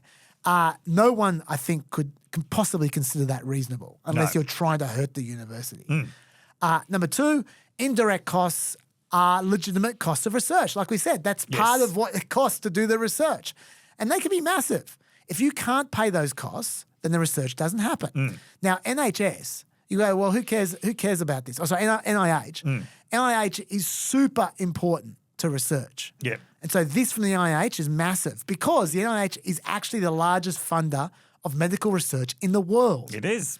More than 80% of their budget goes to external research. In 2023, they distributed, as I said, $35 billion to about 50,000 grants, over 300,000 researchers at universities, medical schools, etc. Yeah. Hugely important. Although I probably, to be fair, wouldn't illustrate how important NIH research is the way the American Prospect did. I'm not sure if you saw this, but they ran an article the other day. What Trump could learn from Hitler on NIH funding. Let me read you a quote. Even Hitler did not trash German science. Hitler did seek to turn science to his own ends, to promote research on eugenics, new technologies for blitzkrieg war, sick medical experiments, and more efficient ways for the mass killing of Jews. Yet, civilian German science, long a mark of German pride, also thrived. During the Nazi era, German scientists and engineers invented the first electron microscope, industrial-scale production of artificial fibre, pharmaceuticals such as advanced sulfur drugs, artificial rubber, and much more. Trump, in short, is even more nihilist than Hitler. Sorry, what? What was the editorial meeting where they thought this would be a great angle on this? Hitler's better than Trump. I would argue. Admittedly, a lot of that science was used for blatantly evil purposes. Yes. But science. For fuck's sake, American Prospect, we don't need own goals like this. I have to agree with you, Dave. Yeah. How we should all be more like Hitler is not the most promising subgenre of analysis, I believe. My God. There's some view, let's leave American Prospect to one side. There is some view that a lot of this research, a lot of the right think that a lot of this research is a rort. Yes. Right? If you do, and they think it's really easy to get these NIH grants, right? Yeah. Oh, it's all for capybara, transgender, whatever. Yeah. Yeah, that's what they think, right? Yeah. But you don't get a grant from the NIH easily at all. No. Your proposal has to first be evaluated by a panel of scholarly peers, then by an advisory council, which is going to require more information. Yeah. Only about 20% of applicants actually succeed. It's hard to even get in the door in the first place. Then once you get in the door, you're also required to follow strict requirements for reporting, auditing, as well as record retention. Yes. Now, the next thing you hear is people saying, oh, private foundation grants don't fund that much in indirect costs. They only fund like 10, 15% of indirect costs, private foundations. So why public foundations, 60%, 50%? Well, yes, private foundations can get away with that because they're relying on the NIH grants being more generous to support the institutions that these guys are free riding off. Yes. Right? If you lowered the NIH rate of indirect costs, one of two things are going to happen. Number one, either the institution will use more of its own money to support research, which is fine if they can afford it, but it might lead to less research. Yep. Number two, smaller universities will stop doing research at all. Yep. The bottom line is that, once again, I know everything's coming back to Elon Musk, but he's been doing a lot of talking recently. Elon has no idea. He's been pushing this one hard. Yeah. One exchange involving him summed this up perfectly. Molly Jong-Fast, who's a journalist, tweeted out, "I don't think the richest guy in the world should be cutting funding for cancer research." And Elon responded, "I'm not. What the fuck are you talking about?" And so she responded with a few articles showing that this indeed will cut cancer research. And by the way, it will. And Musk just didn't respond at all. There you go. There you go. Transparency. Yeah, that's right. Also, medical research is good for budgets, ironically. They're trying to save money. Double the research if you want to save money because it makes money. Every dollar of NIH funding has been shown to generate about $2.46 in economic activity. For every $100 million of funding, research supported by the NIH generates 76 patents, which produce 20% more economic value than other US patents, and they create opportunities for about $600 million in future research and development. So $100 million investment leads to $600 million development, right?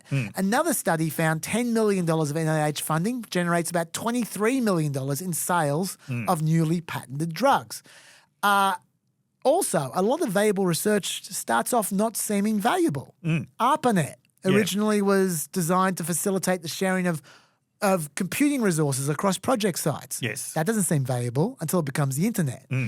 In the 1980s, Jean-Pierre Ralphman discovered, using NIH funding, that Gila monster venom stimulated cell growth in the pancreas. Now, that sounds like the kind of research that Republicans mock. Yes.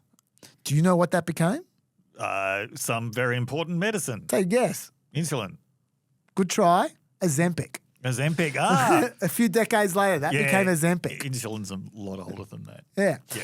And not dependent on Gila monsters. Okay, so last section, legal issues with all this. Yes. There are huge legal issues when it comes to reducing grants. They've already been planned for and relied upon.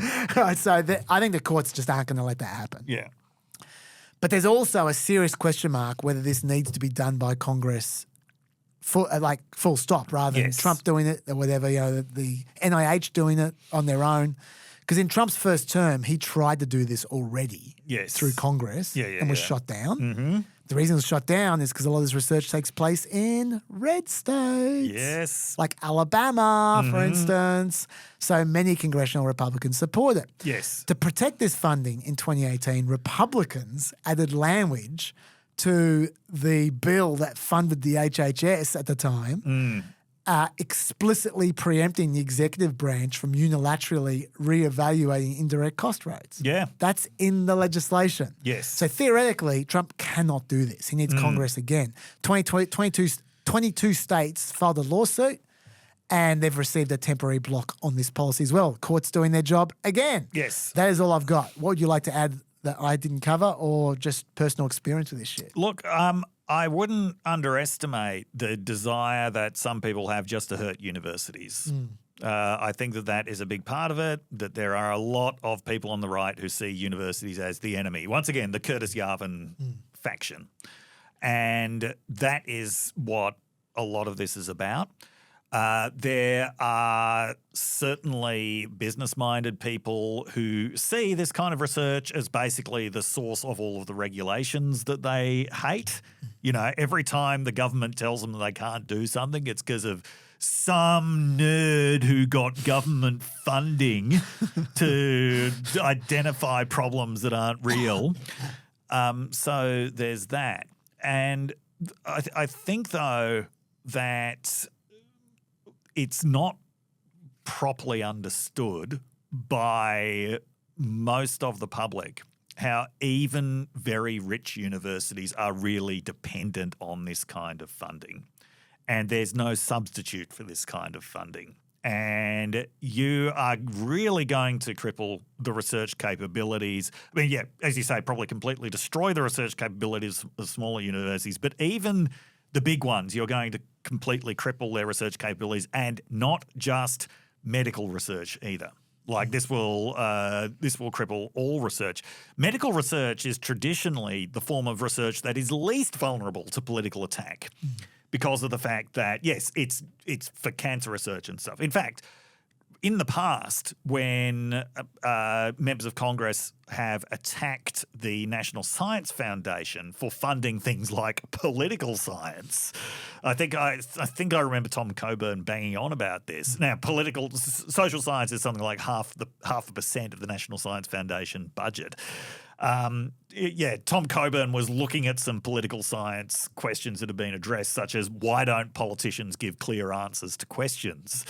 And he was saying, why are they wasting money on this? Sorry, I'm making him sound like an Australian politician. You're making him sound like every one of your impressions, which is yes, okay. Yeah. Like, this is money that could be used on cancer research. So given what a high percentage of overall research, medical research is, I don't know what it is as a percentage of overall research, but it's big. An attack on medical research is an attack on all research. I have to say, a lot of elite universities have not helped themselves over the last few decades by basically presenting themselves as hedge funds with educational institutions attached, by being very, very public about how and boastful about how rich they are, by charging student fees that are so astronomical. Like, you know, when I was at the University of Michigan, I think that it was at that point. I think it was charging something like $10,000 a year to in-state students, but $40,000 a year to out-of-state students, and that was seen as a huge amount at the time. I think that at the time, the highest-priced university was Sarah Lawrence College, which is $60,000. That just seems quaint now. Like $100,000 is getting increasingly normal. And then so students and their students' parents are paying these huge amounts of money. What they're seeing is elite universities are engaging in arms races over facilities and who can build the most luxurious dorms and the best gyms and stuff like that. So often the public image that universities are presenting, usually for student recruitment purposes, is we're really fucking rich and we're like this hotel for our students, and we're backed by this massive network of incredibly wealthy philanthropists who'll give us $30 billion each because they love their experience here so much. That creates the impression that, hey, if you cap indirect research expenditures to universities at 15%, how could that possibly hurt Harvard? Look at what Harvard's got. Whereas the reality is they are actually incredibly dependent on this kind of funding. Yes. That is a good thing to add. While you're talking, you had a bit to say last week about Gaza, and so much more has happened. Well, yes. So yes, a lot more has happened. Now, give us a part two? You'll be shocked to know that even though, as we said last week, every relevant player in the region has said no to this idea, even though in the same poll that showed that Trump had 53% approval rating in the US, only 13% of people said that they thought that Trump's Gaza idea was a good idea. That's right. 13%. Yeah, although weirdly, did you see in that same poll, 54% of people approved of his conduct in Gaza, with his Gaza conduct, even though only 13% approved of his stupid idea. Yeah, well, I mean, conduct is a sort of, it's a more abstract. That might be the whole they like is coming in and shaking it up. Blah, blah. Okay. Anyway, go on. Yeah, so despite that, you'll be shocked to know he has not backed away from this position. No, he hasn't. Should we hear him? Yep. Think of it as a real estate development for the future. It would be a beautiful piece of land. Would the Palestinians have the right to return? No, they wouldn't, because they're going to have much better housing, much better. In other words, I'm talking about building a permanent place for them. Because if they have to return now, it'll be years before you could ever. It's not habitable. It will be years before it could happen. There, that's his idea. He is not backing away. And there you go, a Fox News host using the term right to return. Never thought that I would see that. And I mean, I do like the fact that there were so many newspaper columnists. Their clever piece of analysis was, you see, Trump sees things in terms of real estate deals. And Trump just decides to completely literalize it. Yes, he did. Yeah, think of it like a real estate deal. So, he is not backing away from it, but he keeps getting told no. Okay, so he had a meeting with King Abdullah from Jordan this week, and Trump was sort of trying to create the expectation that in this meeting, King Abdullah would agree to this. King Abdullah did not. after King Abdullah would not directly answer questions from reporters afterwards, which is just what you do when you've just come out of a meeting with the White House. You're like, we've got to concentrate on all working together. Yeah, he was being diplomatic. Yes, yeah. But not long after that, he posted on X, "We will not accept the relocation of Palestinian refugees." I've got that right here. Yep. Here we go. I reiterated Jordan's steadfast position against the displacement of Palestinians in Gaza and the West Bank. This is the unified Arab position. Rebuilding Gaza without displacing the Palestinians and addressing the dire humanitarian situation should be the priority for all. Achieving just peace on the basis of the two-state solution is the way to ensure regional stability. This requires US leadership. President Trump is a man of peace. He was instrumental in securing the Gaza ceasefire. We look to US and all stakeholders in ensuring it holds.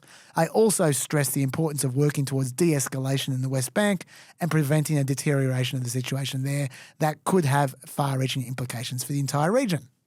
There you go. That's the only time that the removal of Twitter's character limit has ever been justified. Okay, so, but he did offer Trump something. Yes. He said that Jordan would take in 2,000 Palestinian children who were sick and suffering from cancer. Yes. Which Trump described as a beautiful gesture. And after that, he said, I think that we can work out something with Egypt that will be 99% of this. Yeah. Now, okay, so based on what King Abdullah has given him, it's not 99%. No. 2,000 as a percentage of 2 million is 0.1%. Yes. It is 10% of 1%. Good maths. And it's very doubtful that Egypt is going to give him anything more. Now, one of the interesting things is before these meetings, Trump was talking in terms of threats to aid, and we talked about this last week. Egypt gets a lot of US military aid, Jordan gets a lot of US civilian aid, and he was talking about threatening aid. Interestingly, after this meeting with King Abdullah, he was asked about this, and he said that he was not threatening to withdraw aid because he said he didn't think that that would be necessary. So, that could be read as a pretty cocksure statement of, he's going to give us what we want. We won't even need to do anything. But it could also be read as he has realised that actually threatening to withhold aid is not a good idea. There are some good reasons I can think of. It would be incredibly bad for the US if either of these governments were to collapse. Okay, these are two of the Arab states that have actually negotiated meaningful agreements with Israel on things. I'm not talking about the Abraham Accords. The Nobel Prize-winning Abraham Accords. The Nobel Prize-winning Abraham Accords, which, as I said, is basically an airline route agreement at best. I'm talking about meaningful peace accords signed by countries that have actually been at war with Israel. These are also countries with conservative governments that keep a lid on populist movements. Okay, these are the kinds of Arab governments that the United States likes. This is why, even though Fattah el-Sisi came to power in what could only be described as a coup, the Obama administration never described it as a coup because that would require it to stop giving all of the military aid, which Egypt can then use to suppress the Muslim Brotherhood. Yes. Yeah. The United States generally likes monarchical governments in the region. Now, Jordan's got a very mixed government. There are strong democratic components to it. The way that it was described to me in Jordan was it's a largely democratic government, but the king is in charge of foreign policy, right? People trust the king they trust the monarchy on foreign policy. The US definitely doesn't want that legitimacy going away, right? Because there is a hardline Islamist opposition in Jordan, as we mentioned last week. It's been doing too well in recent elections to be comfortable for the US. Yeah. So the aid flows to from the US to these countries. You wouldn't want to run the risk of actually damaging those governments. Yeah. And helping movements that the US really hates. So Trump seems to have backed away from that, but he's not backing away from the idea. And as we said, even if the idea never happens, and there's no reason to think it will, continuing to talk about the idea is doing damage. Okay. This week, everything that happened this week made the idea of getting to phase 2 of a ceasefire just seem a lot less likely than it was even last week. Absolutely. And it didn't seem particularly likely last week. It may be over by the weekend. It may be over by the time that this PEP actually goes out. Yeah, I remember, I brought that up when Yes. we were talking about this last week and saying, what effects is it going to have on phase 2? And he seems to be, this week he seemed to be intentionally trying to sabotage the phase structure of the ceasefire entirely. Yes. I don't know what was going on in his head. Have a look at this. Well, I would say this, and I'm going to let that because that's Israel's decision, but as far as I'm concerned, if all of the hostages aren't returned by Saturday at 12 o'clock, I think it's an appropriate time. I would say cancel it and all bets are off and let hell break out. I'd say they ought to be returned by 12 o'clock on Saturday, and if they're not returned, all of them, not in drips and drabs, not 2 and 1 and 3 and 4 and 2. Saturday at 12 o'clock, and after that, I would say all hell is going to break out. All hell is going to break out. He's totally ignoring the agreement that Israel made with Hamas. And he's trying to push Israel into overreacting. Why would you do that? I don't understand the logic behind that at all. And by the way, Netanyahu, when he first said that, Netanyahu's first reaction seemed like he was trying to sort of work within it without letting the entire thing fall apart. Yeah. Like he said something like, if Hamas does not return our hostages by noon on Saturday, the ceasefire will end and the IDF will resume intense fighting until Hamas is decisively defeated, which is very precise wording. He's saying he's taking Trump's all hell might break out bit, but he's only applying it to the scheduled hostages. Yes. So he's been very precise about that, like trying to not destroy the ceasefire. Yes. But a couple of days later, Netanyahu's saying that he had new plans for Gaza and that he and Trump, quote, see eye to eye. Quote, you wanted a day after plan? You got one. It just doesn't match the Oslo narrative. We won't repeat that mistake.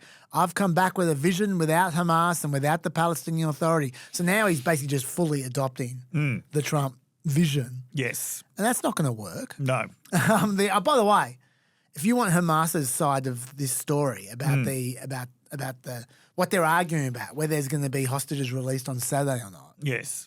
The reason why there was any doubt in the first place was because Hamas was saying Israel weren't honouring the agreement because Israel was supposed to give Gaza hundreds of thousands of tents and other aid. Yes. And they hadn't. No. And I'm not taking Hamas's point of view there. I'm taking the New York Times' reporting of what Israeli people are saying. Yes. That Israel didn't supply any of that, the tents or the aid. So I think there isn't much doubt that is the case. So that's where this is coming from. Yeah. So Israel screwed around with Hamas in this particular instance. I know Hamas has screwed around with Israel plenty of times, but in this particular instance, Israel was screwing around with Hamas. Hamas did a bit of, I don't know about that. And then Trump came over the top with that bullshit. Yes. And then now he said, yeah, let's just go to war. So he's just Trump's basically single-handedly destroyed any chance of phase 2 of the ceasefire, as far as I can see. Yeah. Great. Do you have anything else to say about this topic? No. No, I don't really either, to be honest. Okay, so what we got left here is we've got my cataloguing of all the purges. There have been quite a few. There's Tariff Part 2 talk. There's my corruption catalogue thing. Like okay, so that's what we got. you know what? We might even get through it. Let's see. Let's see. Okay, let's go for it. Let's start with Purges. Yes. JD Vance was preaching Purges back in that 2021 interview. Of course. From before. So why don't we just hear what he had to say there? We should seize the institutions of the left and turn them against the left, right? We need like a de-Bathification program, but like a de-wokeification program in the United States, right? So like, let me give you a couple examples. So one of the things I've always been very sympathetic to is this idea that we don't have a real constitutional republic anymore. What we have is an administrative state, right? The administrative state controls everything, right? So to the point that like when Donald Trump wins, he can't even sometimes get his people in core positions of authority in the administrative state. It's like, well, do we have a constitutional republic? The founding fathers actually created a very powerful chief executive, a very powerful president. But if he can't even fire the people in his own administration, like, is this really a successful republic? So a lot of conservatives have said we should deconstruct the administrative state. We should basically eliminate the administrative state. And I'm sympathetic to that project, but another option is that we should just seize the administrative state for our own purposes. We should fire all of the people. He's totally talking Curtis Yarvin. That's a big interview, that one. Yeah. JD Vance, had a lot of views. Yeah, so that is all Curtis Yarvin. That's all Curtis Yarvin. Okay. Yeah, guy sounds like a real dick. Yeah. Okay, let's go through the seizing the administrative state that's been going on. Let's begin with the FBI. First, Trump fired more than a dozen employees who were involved in his prosecution. Quote: This is what the acting Attorney General said. This is before Bondi was confirmed. Yep. The proper functioning of government critically depends on the trust superior officials place in their subordinates. In light of their actions, the Acting Attorney General does not trust these officials to assist in faithfully implementing the President's agenda. This action is consistent with the mission of ending the weaponization of government. Then more than a dozen other prosecutors who had worked on federal prosecutions of the January 6 rioters, they were fired. Then the Trump administration told 6 top FBI officials that they should resign or expect to be fired soon. Those asked to leave included executive assistant directors promoted by Christopher Wray.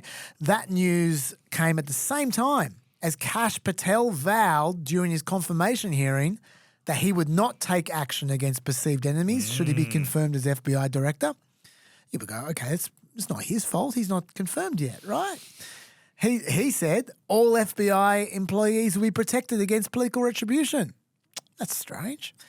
But it's since come out that Patel was likely involved in those decisions of who to sack the day before he said that, even though he hasn't been confirmed at this point in time. Also, he said this at his hearing.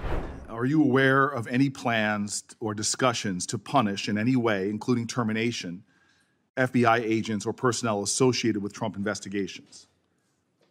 Senator, just to be clear, I did not participate in any of those DOJ decisions. Sir, that's a yes or no question. Are you aware of any plans or discussions to punish in any way, including termination, FBI agents or personnel associated with Trump investigations? Yes or no? I am not aware of that, Thank you. Senator. There's a record of him being involved in one of those discussions literally the day before he said that. So that's looking quite perjury-ish. Yes. He'll still get confirmed, though. Also, the head of the department's public integrity section has been reassigned and then they resigned. His job was to make sure politically sensitive cases are handled appropriately, so that person doesn't exist at the moment. Then the FBI officials sent out a questionnaire to about 2,400 FBI personnel out of the 38,000, asking them to detail any involvement they had in January 6 cases, which seemed threatening to some people. People worried there was going to be a massive purge of people who, through no fault of their own, had just been assigned to work a case that they may not have agreed with. Yeah. That's their job. Acting Deputy Attorney General Emil Bove, though, did confirm in an internal memo that that would not be the case. He said, quote, "Let me be clear, no FBI employees who simply followed orders and carried out their duties in an ethical manner with respect to January 6 investigations is at risk of termination or other penalties. The only individuals who should be concerned about the process initiated by my January 31 memo are those who acted with corrupt or partisan intent, who blatantly defied orders from department leadership, or who exercised discretion in weaponizing the FBI." So that's basically what's happened so far there. Do you have anything to say about the FBI purge? No. Nope. Okay, there's plenty more where that came from. The Board of Visitors are like oversight boards for military academies. Trump has sacked the entire board of visitors for all three major academies. The U.S. Military Academy at West Point, the Naval Academy at Annapolis, and the Air Force Academy near Colorado Springs. Complete devastation. He said, quote, "Our service academies have been infiltrated by woke leftist ideologues over the last 4 years. We will have the strongest military in history, and that begins by appointing new individuals to these boards. We must make the military academies great again." Legally, I think it's pretty clear cut. He can totally do it. I'm sure he can. Yeah, Commander-in-Chief can totally do that. Yep. So he's cleaned out the oversight of the military academies. Where that goes, I don't know. But just letting you know, because that didn't get much coverage. Anything on that before I go on? I'm sure it's not going anywhere good. No. NLRB, that's the National Labour Relations Board. It's the main federal agency that enforces labour laws. This protects non-federal employees from unfair labour practices and preserves their right to unionise. It's not the Labor Department that does that. It's the National Labour Relations Board. And you'll remember last year when Trump wanted to nominate a Secretary of Labor who was widely seen as quite pro-Labor by Republican standards. She might get confirmed. I'm sure she will get confirmed. Yeah. Remember what we said at the time. That doesn't really matter. The National Labour Relations Board is the main game in industrial relations. And what is Trump doing to it? I'll tell you.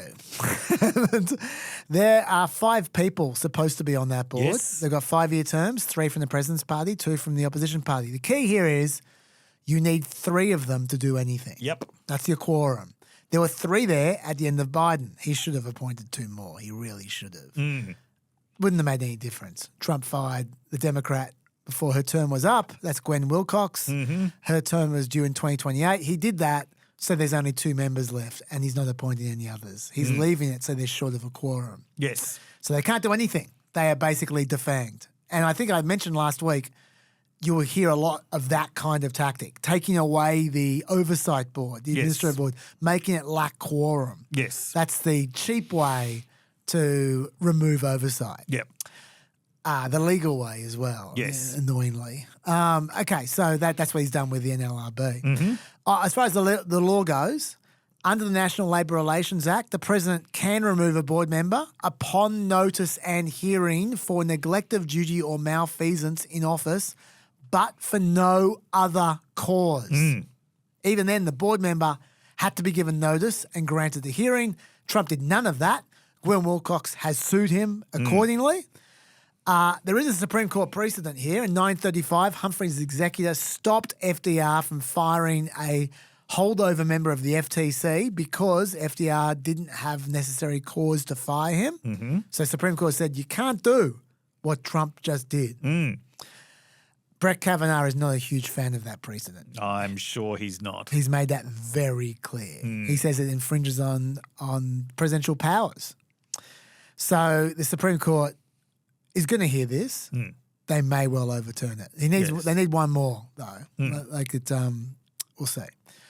When I'm saying that, actually, take that back. The Liberals there only have 3.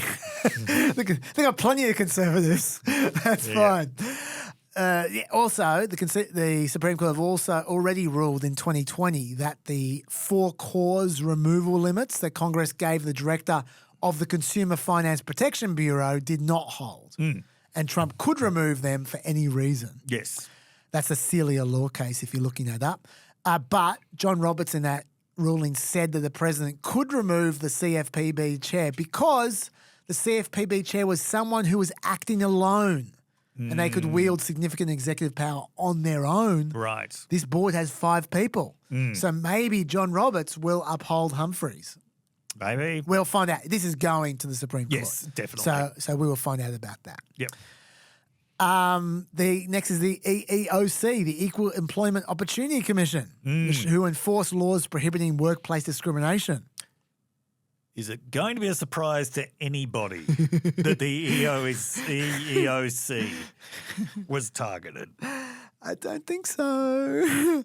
I tell you what, I could just say ditto for this one because it's identical to the Labor situation. You need 3. You got 5 commissioners, 3 from the president's pay, 2 from the other pay. You need 3 commissioners to work. Biden left 1 unappointed, so there were 4 there, and then Trump fired 2. So that way they're below quorum again. Yeah. He fired 2 Democrats. One's term was to go to 2026, the other one to 2028. Same deal. Theoretically, you're not allowed to fire these commissioners unless neglect of duty, malfeasance. It's all the same legal issues. This will go to the Supreme Court as well. They're also challenging. So it'll be the same as the NLRC, whatever the situation is. For what it's worth, I'm betting Trump wins both those cases, sadly. With this Supreme Court, yes. Even though I would rule against him. The labour rights and equal opportunity, these are the dreams to overturn these things. Yes, they are. This is the whole game. Yeah. Yeah. Next one is that there's so many of these boards that have been purged. Yeah. And they're all oversight boards too, every single one of them. The Privacy and Civil Liberties Oversight Board, the PCLOB, that was created after 9/11. It's been incredibly useful as a non-partisan guardian of civil liberties. Yes. In 2014, they produced the first comprehensive review of the NSA's warrantless surveillance program. Yes. They were down on that shit long before Trump cared about that stuff because this is before it involved Trump. Before it involved Carter Page. Exactly. Yes. Since then, they have continued to advocate for greater transparency and accountability in spying programs. You could say they are the very definition of drain the swamp and fight the deep state. These guys. Yep. They've got a 5-member board. You can see where this is going. There were 4 of them there when Biden left. It requires 3 members to operate. Trump sacked 3 members appointed by Dem presidents. He left 1 member there who can do nothing. Wonderful. Then we've got the Office of Government Ethics. I wonder what happened to that. He sacked the director of the Office for Government Ethics. There's no sign he's appointing a replacement. They're the independent agency responsible for overseeing ethics rules and financial disclosures for the executive branch. How about that? David Huaytema. I feel for this guy. I think you all feel for this guy. He was appointed to a 5-year term. Well, he was nominated back in September 2023 for a 5-year term. He was appointed at the end of December 2024. He was sitting around for 14 months waiting to get appointed. The Senate just didn't bother. They finally appointed him at the end of December, and he got sacked like 3 weeks later. So that was a piece of bullshit. But once again, I think it's legal. I think you can do that. Yeah.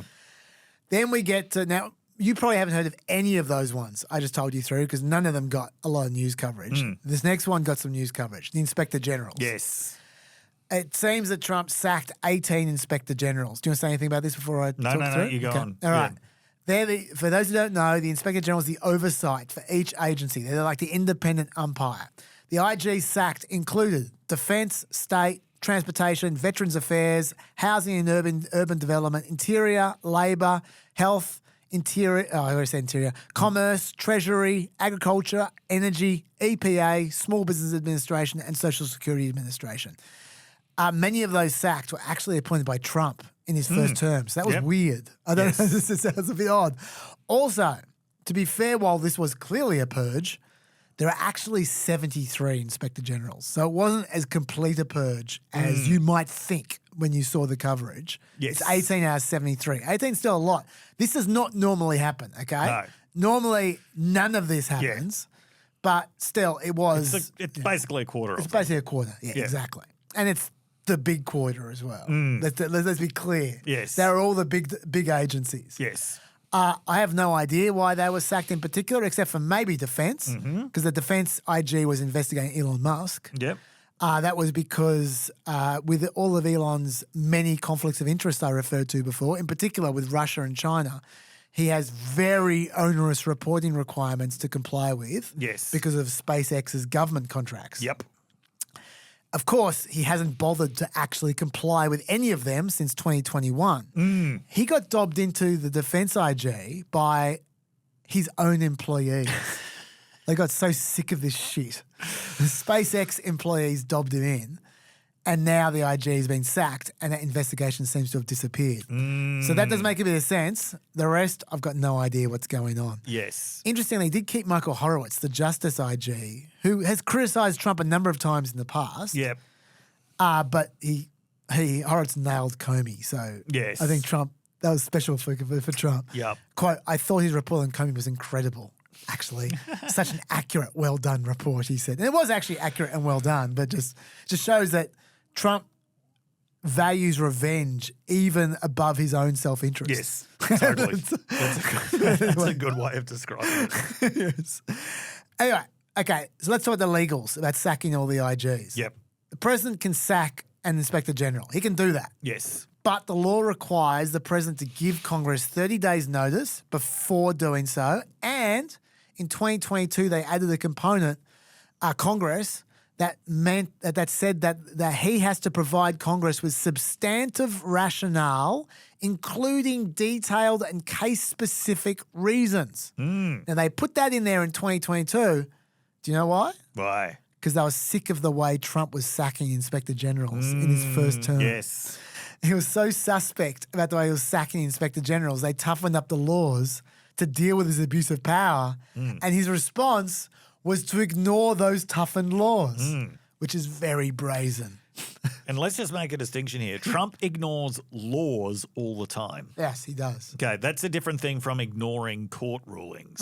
And Trump is certainly not alone in ignoring laws. Yeah. All kinds of people and politicians do that. Yeah. But yeah, different thing from ignoring court rulings. Good call. Yes. Yeah, it is.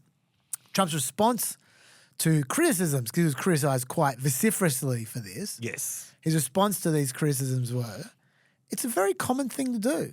I don't know these people, but some people thought that some were unfair or some were not doing their job. It's a very standard thing to do. Yeah.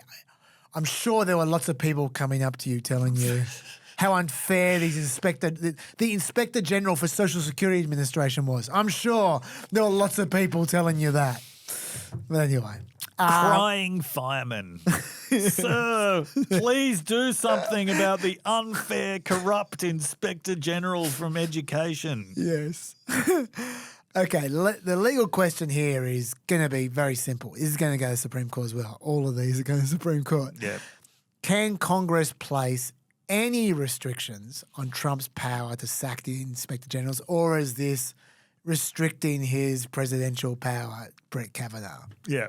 That's what the question's going to be. Okay. We'll find out. Trump insists that he'll replace them with independent people, of course. They're not my people, he said, of those he'd install. I don't know anybody that would do that, but we'll put people in there that would be very good.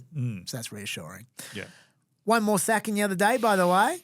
He hasn't finished. Remember the USAID story that came out the other day? There was a report noting that because of the freeze, Yes. $489 million worth of USAID food is currently just sitting in ports, ships and warehouses at risk of being spoiled. Yes. And also, while that's going on, the counterterrorism vetting of previously distributed aid has stopped working because they're stop worked. Yep. So that is leaving US aid donations vulnerable to stealing and infiltration from terrorists. Yes. That report was a great report. I had a look at it, actually. It was very thorough, very professional. Yes. So, of course, that Inspector General was then fired immediately. Yes. Which sends a message to all the other Inspector Generals. Yes. So that's all that. Okay. Any thoughts on any of that? No. Okay, there's one more. Okay. And that's one we previewed before, the CFPB. Yes. Trump fired. Dave said, "You wait till you hear what happened to them." We're gonna hear what happened to them right now. Trump fired the chairman of the Consumer Finance Protection Bureau on day one. His term was supposed to last till 2026, but I told you the Supreme Court already held that Trump can do that. Yes. So that's legal. Now, Supreme Court was actually the CFPB was quite busy under Chopra, who was the guy who just got sacked. They did a lot of stuff. They limited overdraft fees. They removed medical bills from credit reports. Yep. They initiated regulatory crackdown and surveillance by data brokers. That's a nice one. Yes. Good stuff.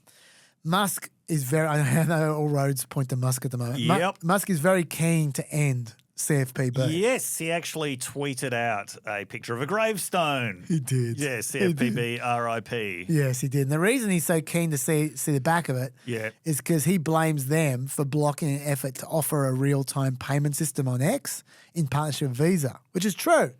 They do have a problem with it, and that's why he should dread when that payment system finally gets up. Yeah.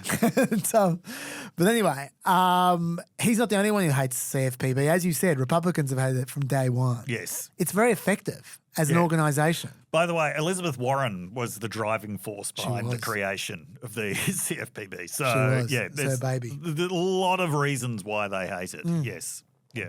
The problem for its critics, though, Yes. is that it was established to be independent. Yep. Congress doesn't even fund it. It gets. Oh, really? No, yeah, it's got nothing to do with it. This is how Elizabeth Warren set it up. Yeah. That the CFPB, how it gets its funding, Yep.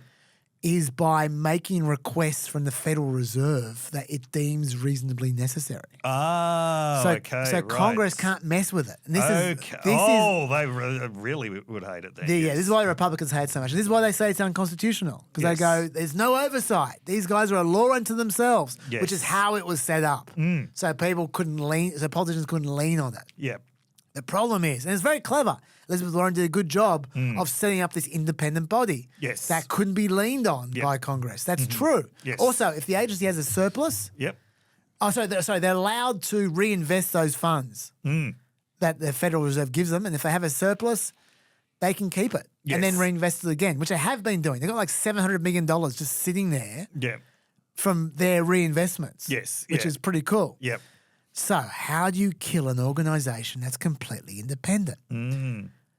Ironically, they've turned Elizabeth Warren's innovation against her to screw it. They have appointed, once they sacked the current director, they appointed a new director, an acting director, Russell Vogt, as soon as he became OMB chief. Yes. He took over as acting director. Yeah. And he's using that independence to kill the CFPB. This is what he did. He directed, first of all, the Consumer Finance Protection Bureau staff to issue no new rules, to suspend effective dates of all final rules, to cease any new investigations, and to just stay home. And then, that's when Musk tweeted that tombstone, by the way. Yes, yeah. And then Vogt wrote to the Federal Reserve, and he said, quote, I have determined that no additional funds are necessary to carry out the authorities of the Bureau for fiscal year 2025. The Bureau's current funds are more than sufficient and are in fact excessive to carry out its authorities in a manner that is consistent with the public interest. In the past, the Bureau has at times opted to maintain a reserve fund for financial contingencies. No such fund is required by statute or necessary to fulfill the Bureau's mandate. The Bureau's new leadership will run a substantially more streamlined and efficient Bureau, cut this excessive fund, and do its part to reduce the federal deficit. So he told the staff to do nothing. Yes. And then he claimed that they have enough funds to do nothing. So zero it out. And here's where the independence comes in. Since they're not funded by Congress, it means the president doesn't need Congress to defund it. Yep. They can't be hurt by Congress. They can't be protected by Congress. That's true, yes. And after that, Trump nominated a new director, Jonathan McKernan, who presumably is going to oversee it being run into the ground over the next 4 years. Yeah. He's a former board member of the Federal Deposit Insurance Corporation. Yes. So we'll see. But this is the way that they plan to kill it. By the way, on a broader point, so you may have noticed Chaz talked about Russell Vought being appointed the acting director when he already has a job, which is director of the OMB. Yes. There has been a lot of this, sacking people and appointing people with existing jobs as the acting director. So even before Colleen Shogan was fired as the head of the National Archives, it came out through some media outlet that Marco Rubio had apparently been appointed as the acting director. Marco Rubio, remember, is Secretary of State, which is a pretty important job. But this came out days before Colleen Shogan was even fired, leading to significant confusion. By the way, firing the head of the National Archives is a very bad idea, does not bode well. What was the news story that she was involved with? I've already forgotten. It's about a month ago. There was a news story she was involved with. I think that the vendetta against Shogun was that she was in charge of the National Archive when they were coming after the Mar-a-Lago documents. Oh, okay, that's right. I would imagine that is the... yeah, probably. Yeah, that's... Makes sense. That's the cause of that. But the most egregious example was actually President Donald Trump being acting director of the Kennedy Center. Yes, that's right. Well, but the best part about that is that he hasn't appointed himself acting director. Yeah. He gets to appoint the board. Yes. Who choose the director. Yeah. And he has just announced that he is only going to choose board members that will then choose him to be the acting director. So he's actually just announced ahead of time. So so everyone who's chosen knows that Trump thinks they are a stooge. Yes. It's actually quite an insult now to be selected for that board. Yeah. Yeah, but yes. But imagine Trump actually overseeing like the repertoire. Like, what ballet are we going to show this season? No, forget it. Let's show Starlight Express. Yeah, I was going to say, it's going to be Lloyd Webber and Village People back to back. Chaz, something historic is about to happen. What's this? I'm going to do a stats nugget. Stats nugget. Should have been a bit quicker there. I forgot I had the power. Yes. Okay, Dave, give it to us. Okay. So this is to do with appointment of federal judges. And I wanted to do this because we are talking a lot about judges blocking things, issuing temporary injunctions. And you might think, who are all of these judges, right? And there's a lot of discourse about no one can stop Trump because Trump appointed so many judges. Okay. Biden, by the end of his 4-year term, had appointed 228 federal judges. Okay. Trump, at the end of his first 4-year term, had appointed 226. Okay. So Biden actually appointed more judges. Having said that, Trump appointed more appeals court judges, who were the more powerful ones. So Trump appointed 54 to Biden's 45. Because both of them were one-term presidents, they appointed fewer than, say, Barack Obama, who appointed 320, George W. Bush, who appointed 322. Bill Clinton is the recent record holder on 367, edging out Ronald Reagan on 358. But these are all two-term presidents. You want to know who holds the one-term record? I guess Carter? Jimmy Carter is correct. Yes, thank you. 261. Gee, that's not too far for a two-term president. Federal judges, yeah. Now, I don't know if the circumstances of Watergate prompted a lot of people to retire or what, but Jimmy Carter holds the record. And actually, one of the reasons why I'm throwing this stats nugget out is because I want to admit I believed at the end of Trump's first term that Trump had actually appointed an historically high number of federal judges. I was always saying it's not just the 3 Supreme Court justices he's appointed. It's the more than 200 federal judges. 200 federal judges, guy. Do you know how big that number is? Well, apparently not as big as I thought it was. Not as big as what Jimmy Carter did. Yeah, Carter. So I wanted to issue that as a corrective to my own statement. So it'll probably be in 4 years. This is the first stats nugget I've done. So this is probably how long you're going to have to wait until the next one's coming sometime in 2029. Until you're wrong again. It could be many years. Yeah. Keep rolling. Tariffs, man. Okay. Yeah. Let's talk more about tariffs. I did hint that we were going to talk about Australia. Yes. I'm going to talk about Australia. Yes. Okay, because this was the week that Trump announced 25% steel and aluminium tariffs. We talked about the rationale for this last week and why it was bullshit. I mean, it's something that he claims he can do under national security provisions. Nobody's going to stop him. And so he made what has become the very typical tariff announcement, which is leaving more than enough time until its implementation for national leaders to come groveling to him. Which I think is what he really wants out of all of this. So those tariffs will take effect on March 25th. March 12th. Okay.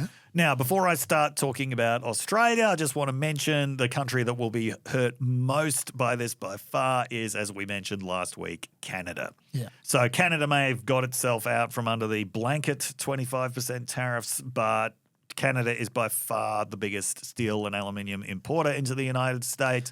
exporter to the United States. And we talked last week about why that was the case. Yes, we did. I'll just give you the numbers. Yes. Top 3 exporters of steel into exporters of steel into America, so American importing. Yes. Canada, 6.39 million metric tons. Brazil, 3.49 million metric tons. And Mexico, 2.85 million metric tons. So Canada's like twice the rest. Yes. Yep. Now, okay, this brings us to Australia. This is not the first time that Trump has done steel and aluminium tariffs. He did them during his first term as well. And Australia got out from underneath these tariffs. There is no tariff on Australian aluminium. Now, accounts vary as to how it was that Australia managed to get out of these tariffs in the first place. Malcolm Turnbull had an article in Foreign Affairs in 2024, so he was the Prime Minister at the time. He wrote this article, How World Leaders Should Deal with Trump. It's an interesting article, partly because he makes the same argument that Chaz made last week. Remember how you asked, with these endless, exhausting rounds of threatening tariffs, then taking them away in return for some face-saving trinket, and you said, well, how do you stop this from happening? And I had no answer to this because, frankly, nobody is trying at the moment. Everybody seems quite happy to, okay, we've got to find another face-saving trinket for Trump. Let's just go through this and, then maybe he'll leave us alone for a while.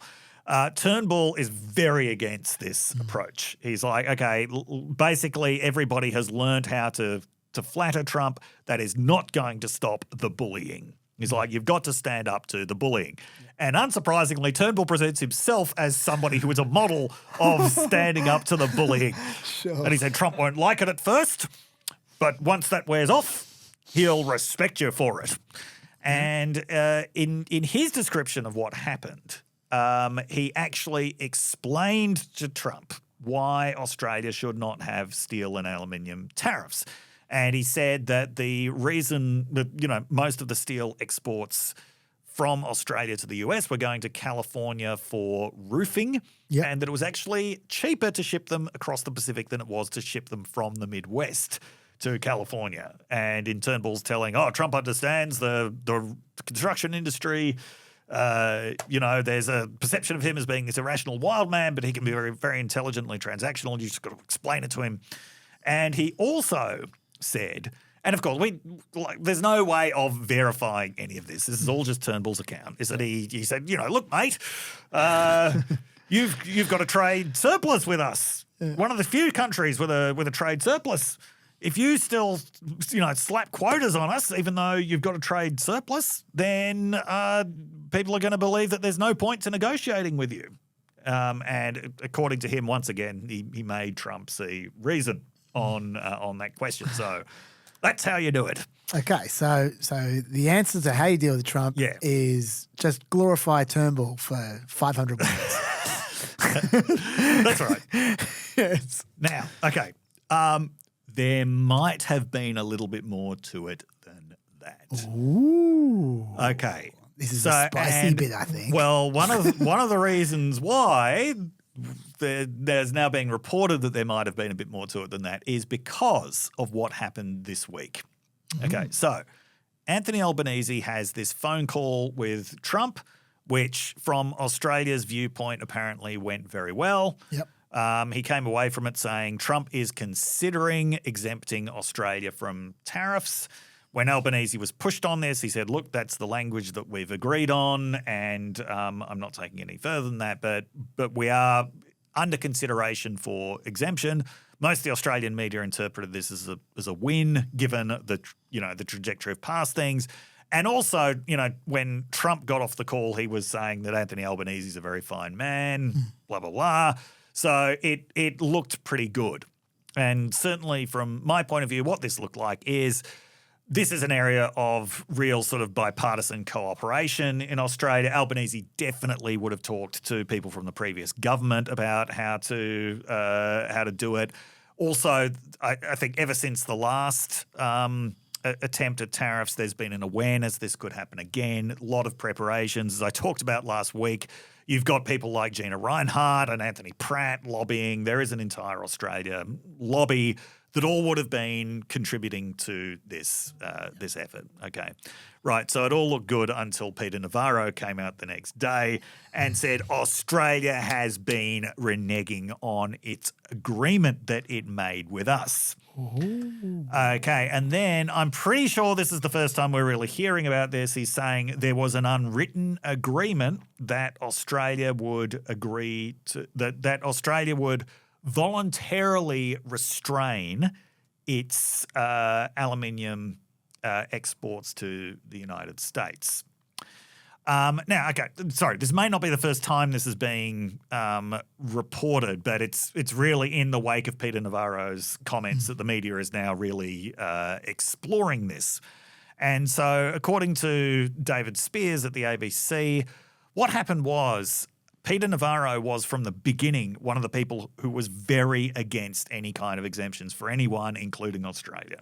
So Peter Navarro was pissed off that Australia got out from under these aluminium tariffs in the first place. His argument was if Australia gets out of it, Australia becomes a back door for other countries to sell aluminium to the US and evade tariffs. That's what China does with Vietnam. Yes. Yeah. And apparently there is evidence that a bit of this was going on. Ooh. For Swiss export houses. And there apparently was, like if you actually look at the numbers that were presented by the ABC, that deal was made in 2018. The numbers actually went up in 2019.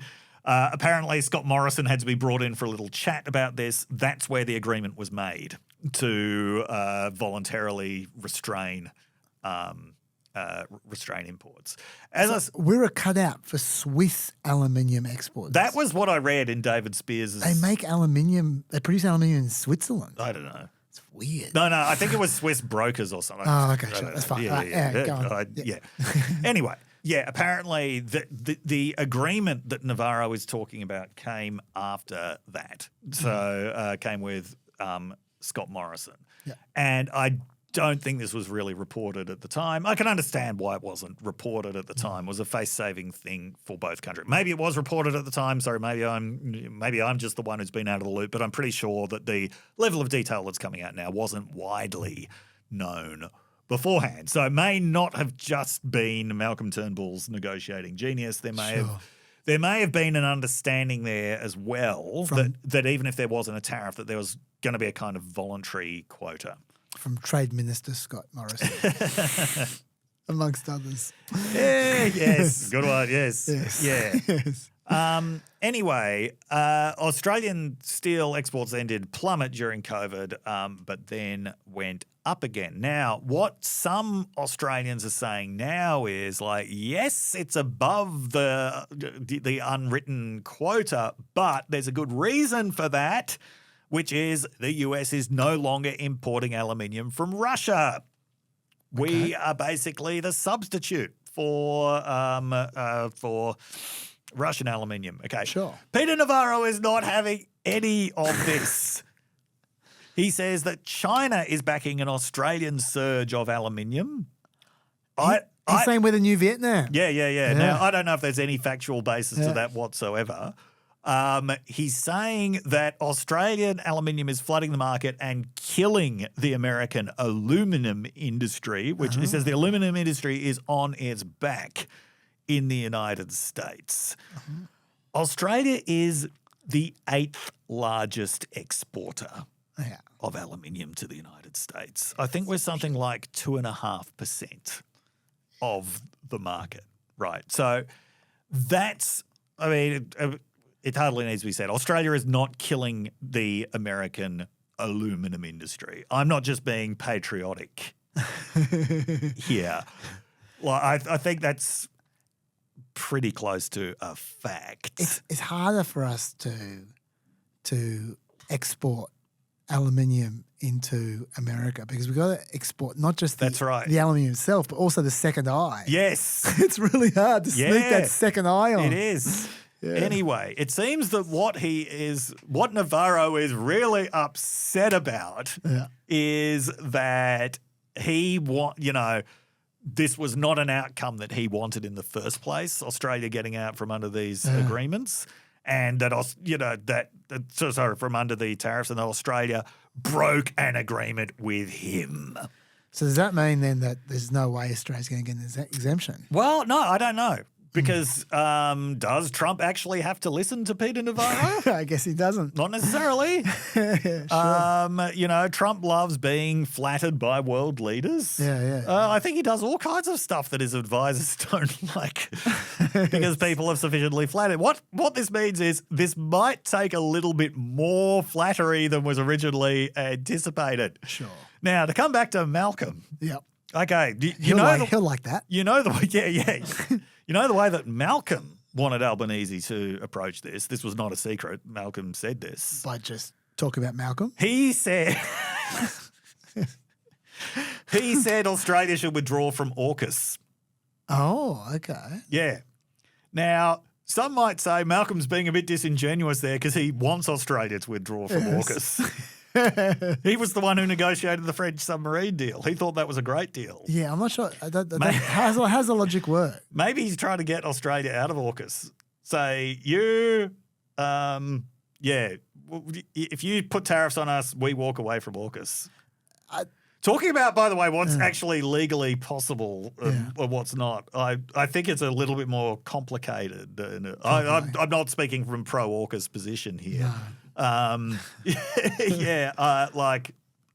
think that might be more complicated. But anyway, this was not what Albanese did. Sure. We don't know what Albanese's next move is. I'm going to make a guess that it's not threatening to withdraw from AUKUS. Probably not. However, so anyway, this is how it's going at this end. Okay. Yes. Well, that is something I had no idea about, Yes. so thank you for that. And by the way, everything that I am talking about is publicly reported information here. Yeah. Yeah. Oh, I didn't. And things that people have said. I do. I didn't think you were going through garbage bins. No. Yeah. I'm not. I don't live very far from Marrickville, but That's true. Yeah. No, I'm not. I'm not going. I'm not going through. Not going through Albanese's garbage. I'm also part of the point I'm making is I'm not speculating about anything that anyone on the Australian side has said or done. Cool. These are all things that have been reported. Look up the we'll put the David Spears article in the homework. Good idea. You can also read Malcolm Turnbull's Foreign Affairs article, How the World Should Deal with Trump. We're putting that in the homework as well? Yeah, let's put that in put it in the homework. Just look in the blurb. That's the blurb, both audio and video podcasts, and you will find that homework there for you to enjoy. I'm just going to run a couple of quick numbers about back to America and the effect of the 2018 tariffs on America. As some indication. Now, bear in mind, they were 25% steel, 10% aluminium. This is 25% aluminium and steel. Yes. And there are no exceptions at the moment. There were exceptions in 2018. So whatever happened in 2018, there's going to be more of it now. According to one estimate, according to one estimate from the Pearson Institute for International Economics, they don't like tariffs.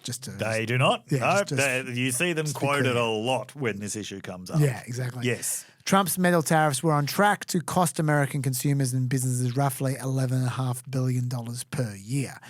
For all the protection they're meant to offer as well, between January 2018 and October 22, when the tariffs were in effect, employment in America's steel sector dropped. It fell by 4.2%. Now, of course, that doesn't mean that they wouldn't have lost more jobs without the steel tariffs. Yes. They may well have. But far more American companies manufacture products using steel. That's right. Than produce steel itself. Yes. And this obviously steel tariffs bump up prices for those companies. A 2023 U.S. International Trade Commission study found the tariffs led to a price increase of 2.4% for steel, 1.6% for aluminium. So that affects those industries. According to one estimate, the number of Americans who work in steel-using industries outstrip those who work in steel production. Yes. by an 80-1 margin. 80 times as many. Did not realize it was that big. Oh, but wait. The number who work in an aluminium using industry outstripped those who work in aluminium production by a 177-1 margin. Well, everyone uses aluminium, don't they? That's right. I use aluminium on a regular basis. I fill this glass with the product of aluminium. That is why a Federal Reserve study suggested that Trump's steel and aluminium tariffs cost America about 75,000 manufacturing jobs. As I said, that was back in 2018 when there were exceptions and aluminium was only 10%. So you can expect more this time around. Yes, we will I see. read, I wish I could remember where I read this, but I read an estimate this week that, the steel industry got about $2 billion out of the tariffs in increased production, profit. But yes, the steel using industry's lost about $3.5 billion. There you go. Yep. Okay, Dave, we got 15 minutes. We're into the Trump corruption section, which is damn close to the end of our prepared sections. We've actually done okay today. This is incredibly close. As always, I'm going to give you the options. Eric Adams. Dollar Trump. The Trump meme coin. Yep. The lawsuits, in particular, the worst lawsuit of all time. They're your three options. Okay, let's talk Trump coin. Let's go. That's you. A few years ago, I remember asking Elle Hardy, why do you think it is that Trump has not yet got on the crypto scam? Yes. And she said it's obvious. It's because he does scams involving government-printed money so well. Why would he bother with crypto? And I think that was Trump's attitude for years. Elle Hardy's next Tuesday, by the way. Excellent. Yes. He was very skeptical of crypto. He used the term scam. He did. In conjunction with crypto a lot. But was it a compliment or an insult? No, it was an insult. Okay, I'm just checking. But I think it's turned into a compliment. Yeah. Trump I wouldn't say he did an about turn on crypto because politically he didn't have much of a position on it. But he did decide last year in the election campaign that he was going to have a frontal assault on the Biden administration's regulation of crypto. Like he really embraced, let's make America a crypto powerhouse, the Bitcoin mining capital of the world. Let's get rid of all of these regulations on crypto. Do you remember when we were talking about this last year? The major one was would crypto be treated as securities trading? Would crypto trading be treated as securities trading? If it's treated as securities trading, that's a lot more regulatory oversight. That was how the Biden administration treated it. But it's an open question about how you treat it. Okay. And you might also remember in that election campaign, the Harris campaign eventually also came to a pro-crypto position because they were also being lobbied very heavily by the crypto industry, and they were probably freaking out by the polls that showed Trump doing much better than expected with young people. Yeah, so they embraced a pro-crypto position too, though politically too little too late. Okay, so the crypto industry was very, very excited about the coming Trump presidency, especially the Bitcoin people, right? The ones who consider themselves the respectable, traditional wing of crypto, who thought Trump is really going to unleash the possibilities of Bitcoin. Maybe it won't just be a mechanism for illegal transactions anymore. Might really become something. It'll become kind of institutionalized. So people like Mark Cuban were incredibly excited about that.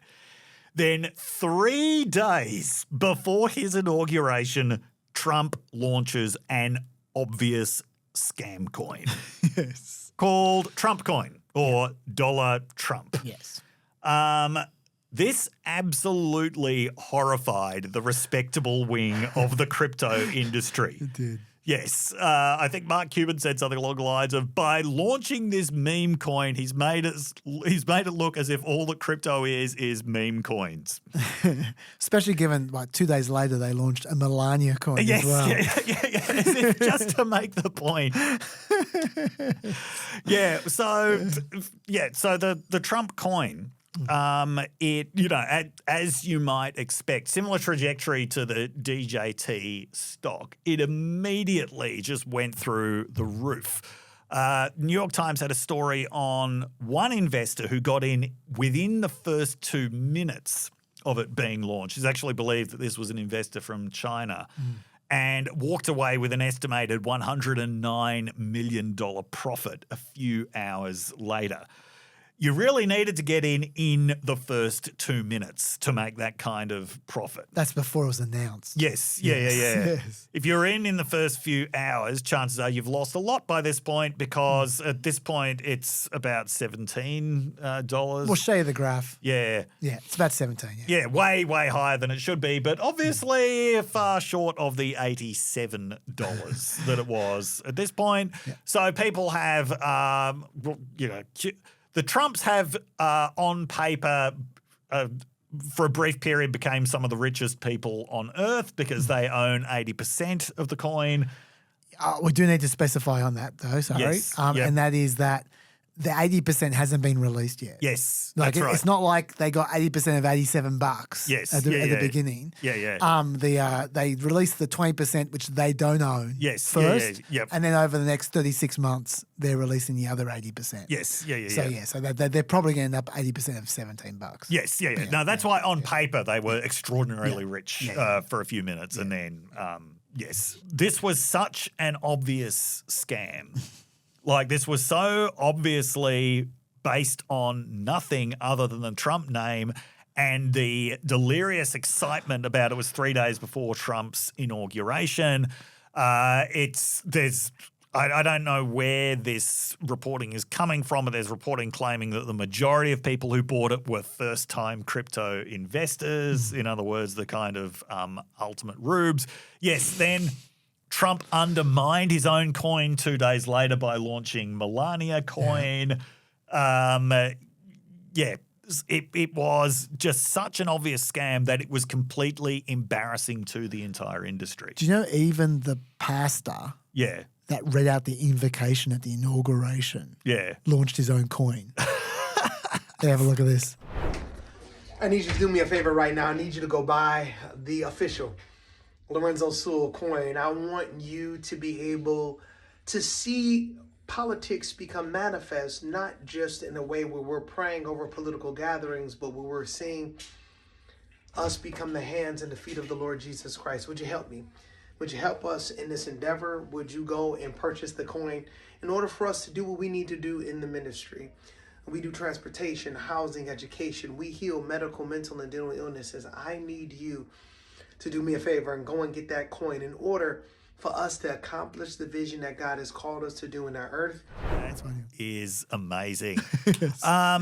Now, there was an immediate problem that was raised with this, but which I'm actually going to say is not a problem anymore. The immediate problem that was raised with this is he has just opened up a massive legal and public channel for bribery. Oh, big time. Yeah. Because there's no need to make discreet donations anymore. There's no need to, to do illegal bribes. All you need to do is post on social media how much Trump coin you've just bought. Yeah.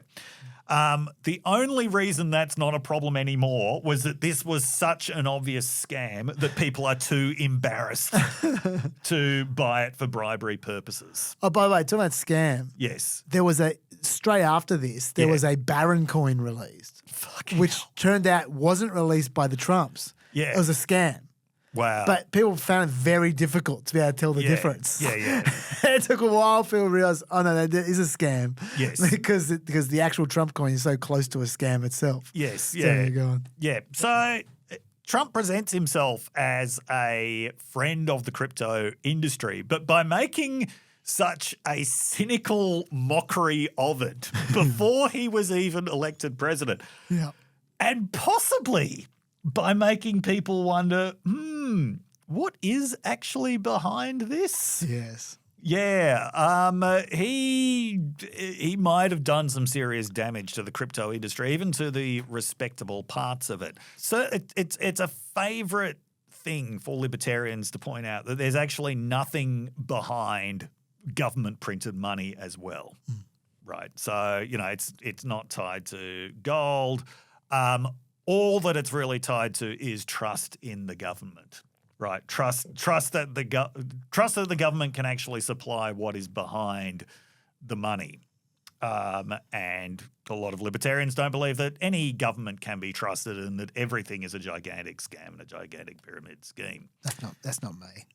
Other libertarians. There is actually there is actually a lot behind the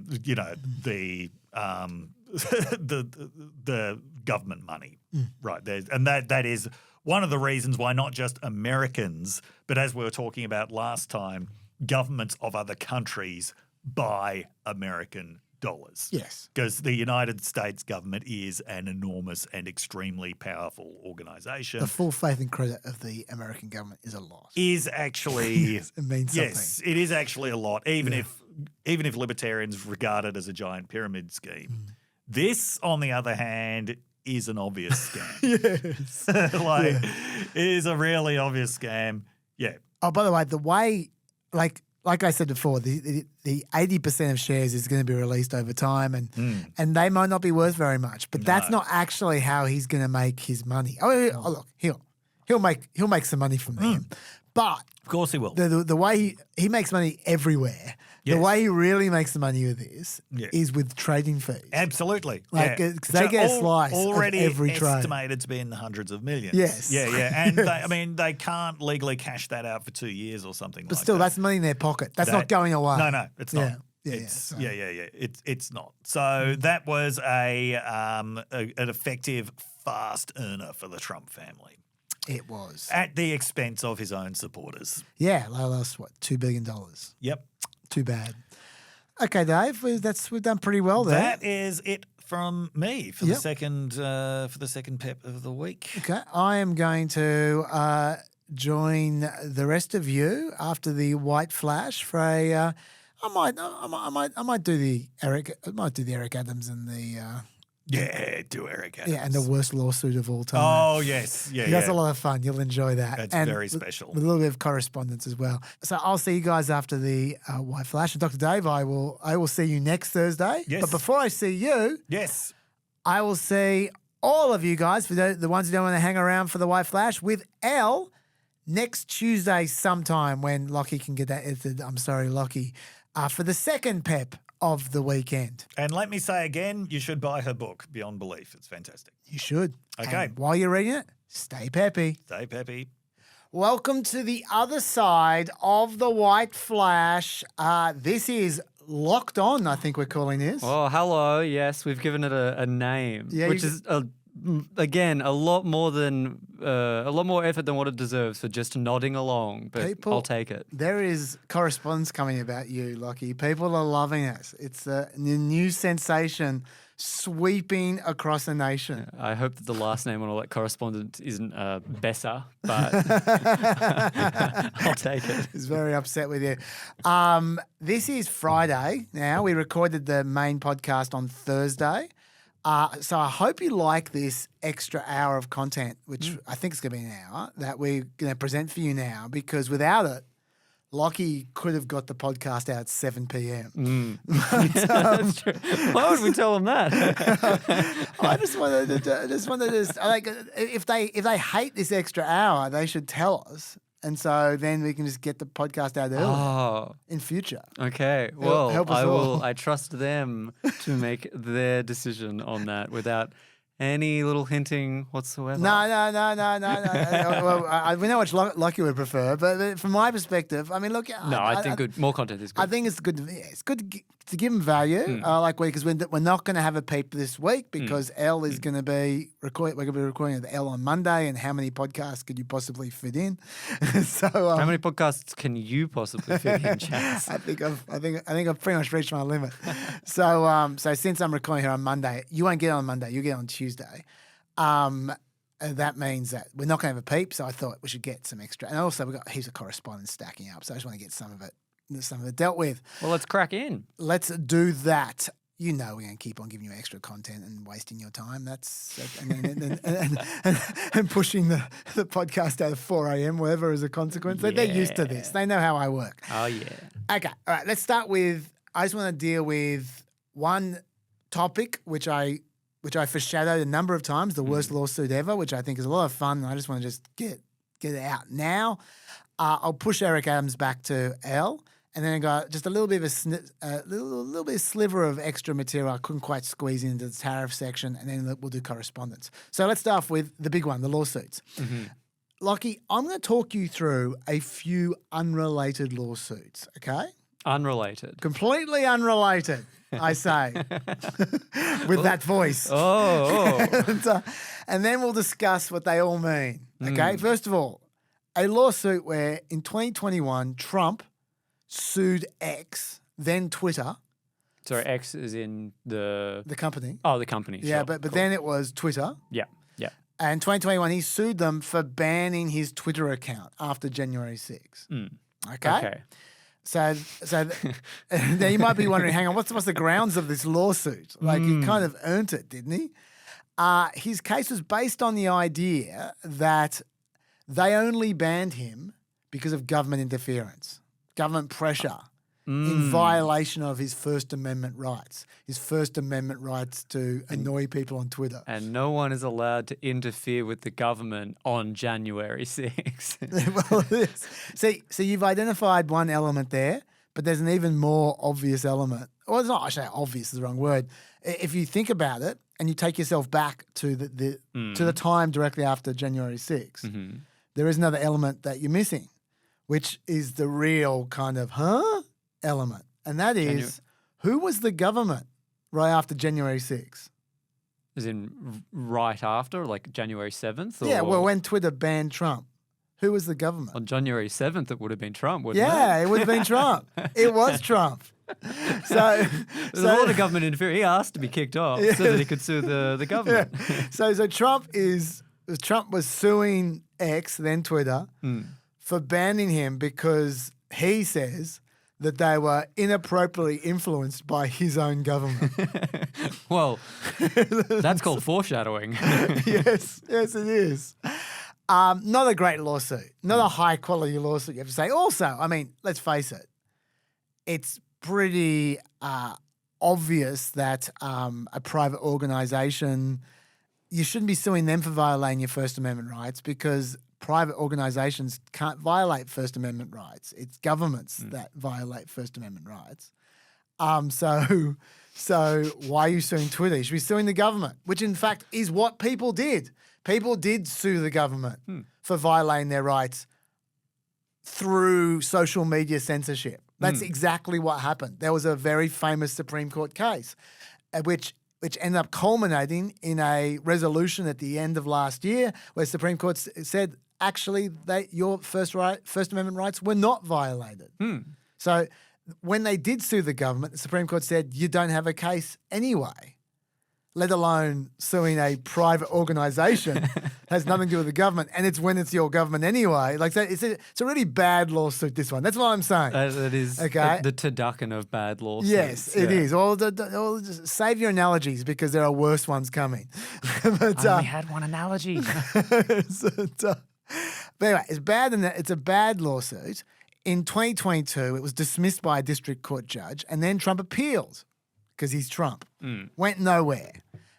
Things got even worse for Trump when the Supreme Court handed down their ruling saying, you got no case, buddy. It wasn't about Trump, but it was about people who had better cases than Trump. And the Supreme Court still said they had no case. And And in 2023, the oral arguments were heard, and they were apparently, I haven't seen them, but apparently they were a disaster for Trump as well. So it was bad news, this lawsuit. But then in August 2024, X sought for the charges to be dismissed, and Trump just said no. And then something happened. Something between August 2024 and January 2025. Something happened that led X to decide to negotiate to settle this lawsuit, which until then had looked like a piece of crap. But then they thought, something between August 2024 and January 2025. They said, no, we should settle. And just this week, X paid Trump off $10 million for this previously bullshit lawsuit. Whoa, that's enough for some Trump coin. Well, just a little bit. Just a little bit of Trump coin. Some. Yes. So I guess his case got a whole lot stronger in that intervening 5 months. Okay, that's the first lawsuit. Unrelated lawsuit. Trump sued Meta for suspending his Facebook account after January 6th as well. Oh, okay. Completely different lawsuit, this one. Of course, this one was also a bullshit lawsuit. It goes without saying, for all the same reasons. I'll cut to the chase here. After Trump won his election, once again, Facebook, Meta, there's something happened to Meta. They went from thinking this was a garbage lawsuit to all of a sudden Mark Zuckerberg was dining in Mar-a-Lago. And towards the end of that dinner, Trump reportedly, according to reliable sources, Trump reportedly raised the matter of the lawsuit. And apparently Trump said that the litigation had to be resolved before Zuckerberg could, quote, be brought into the tent. Now, I don't know who the source of that story was. I suspect it might be Schmorald Frump, that famous source about Trump lawsuits. I call bullshit. You don't think this dinner ever happened? There's no way that Trump knows what a tent is. Weeks later, though, regardless of whether a tent was involved or not, Zuckerberg returned to Mar-a-Lago for a full day of mediation. And now, just recently, about 2 weeks ago, Meta, paid $25 million. $22 million to go to Trump's presidential library, $3 million for legal fees for Trump. They paid up for this. And also, the Meta donated $1 million to his inauguration committee, which, remember, has no record keeping, no tracking, that doesn't have to jump through any hoops. No. There's no requirements. Trump can just put that in his pocket, essentially. So that's. And why would you need to do anything more? So that's where money goes. Anyway, so once again, Trump's arguments became infinitely stronger in the new year for some unforeseen, unknown reason. I can't guess.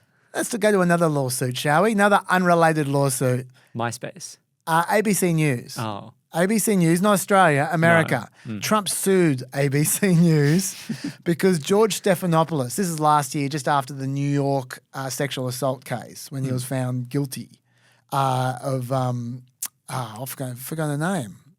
The columnist. If you're Dave, you'd know. I'm not Dave. I know, it's a shame.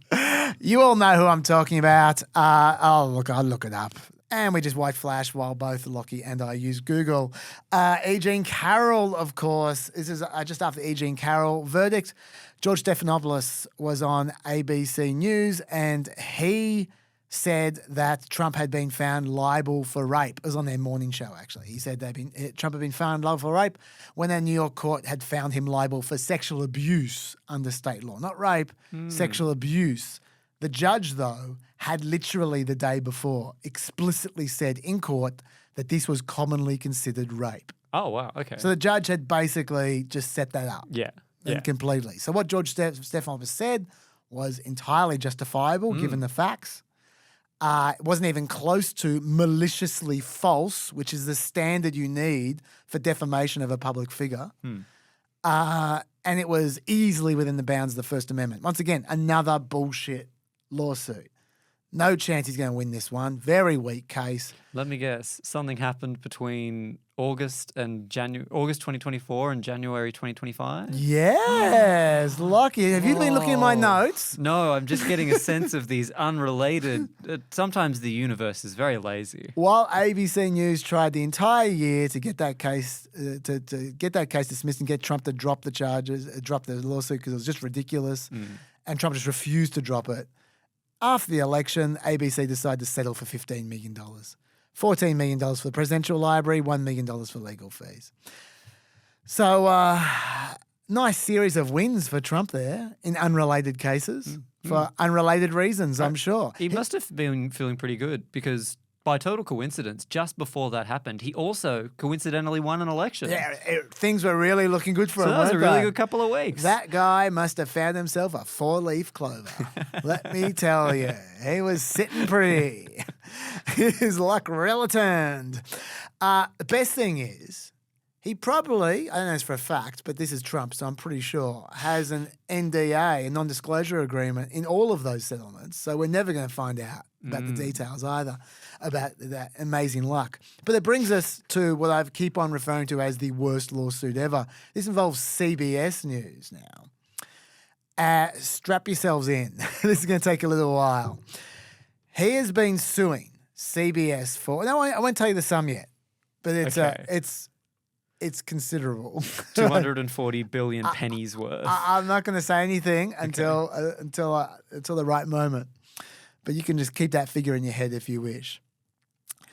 During the 60 Minutes Kamala Harris interview, which aired almost exactly 1 month before the election, Bill Whitaker, the co-host of 60 Minutes, asked Kamala Harris about Israeli Prime Minister Benjamin Netanyahu's response to the Biden administration's concerns about the war in Gaza. I'm going to play you the full question and answer. Now, I just want to emphasize, 60 Minutes edited this. At the time, we didn't know the full answer. We just know what they edited. And this has only just been released in the last, I'd say, week, maybe week and a half. So, but I'll play you the full question and answer as recorded between 60 Minutes and Kamala Harris. But it seems that Prime Minister Netanyahu is not listening. The Wall Street Journal said that that your administration has repeatedly been blindsided by Netanyahu. And in fact, he has rebuffed just about all of your administration's entreaties. Well, Bill, the work that we have done has resulted in a number of movements in that region by Israel that were very much prompted by or a result of many things, including our advocacy for what needs to happen in the region. And we're not going to stop doing that. We're not going to stop pursuing what is necessary for the United States to be clear about where we stand on the need for this war to end. Okay, so that's not like the world's greatest answer or anything, but it's pretty boring and standard. Went for a while. When I can tell you from experience, when you run a TV show and answers go for a while, you tend to edit them, right? And podcasts are entirely different. They're very, very different.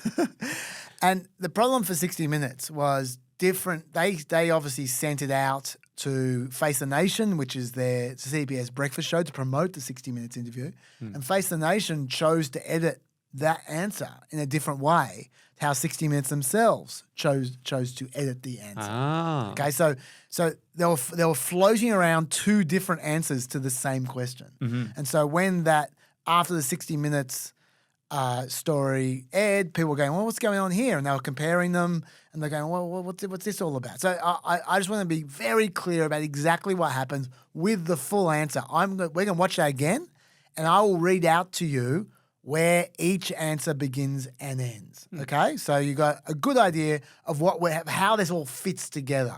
Okay, so just play it exactly again, and I'll talk over the top of it. Let's go. But it seems that so here's Prime the Minister question. Netanyahu Right? is not Same listening. question, both answers. The Wall Street Journal said that that your administration has repeatedly been blindsided by Netanyahu, and in fact, he has rebuffed just about all of your administration's entreaties. Well, Bill, Preview answer starts here. the work that we have done has resulted in a number of movements in that region by Israel that were very much prompted by or a result of many things, including our advocacy for what needs to happen in the region. And we're not going to Preview answer ends there. We're not 60 minutes edit starts what is now. necessary for the United States to be clear about where we stand on the need for this war to end. 60 minutes edit answers ends there. Okay, so first the Face the Nation preview took their answer, and then almost directly after, like 5 words later or 6 words later, the 60 minutes one. The 60 minutes one took. So we got the their full bit. clip. You got the just full in clip two between different them. places. Yeah, exactly. Okay, so that's what actually happened, right? We couldn't prove that at the time. No. Because they didn't release that footage until just now. We're going to go through all the timeline in a second. They didn't release a transcript at the time either. And I said at the time, just release the transcript. I mean, that's what, at the very least, we always put out on Plain America full interviews on Facebook that you can see for when we cut them down. And I think that's good practice for news, especially for a major news figure like a presidential candidate. So I actually think they went through bodgy process there, but not illegal process, just, I think, slack process. So I think they should have released it, but they didn't, and so we didn't know. All we knew was what 60 Minutes said. And what 60 Minutes said was that they gave Face the Nation an excerpt of our interview that used a longer section of her answer than the segment used in the interview that aired the next day. It was the same question and the same answer, they said, but a different portion of the response. The portion of her answer on 60 Minutes was more succinct, which allowed time for other subjects in a wide-ranging 21-minute-long segment. And by the way, the interview went for like 44 minutes and the 21 minutes was on 60 Minutes, so it obviously had to be edited. Okay. Now, what they wrote out there turns out to have been 100% correct. That is exactly what they did. But at the time, Trump and the MAGA right, the MAGA online right, were making out like this is this massive scandal. Right? Which leads us to the Trump lawsuit. Trump said that CBS violated. Now, that's a big word already. There's more words to come.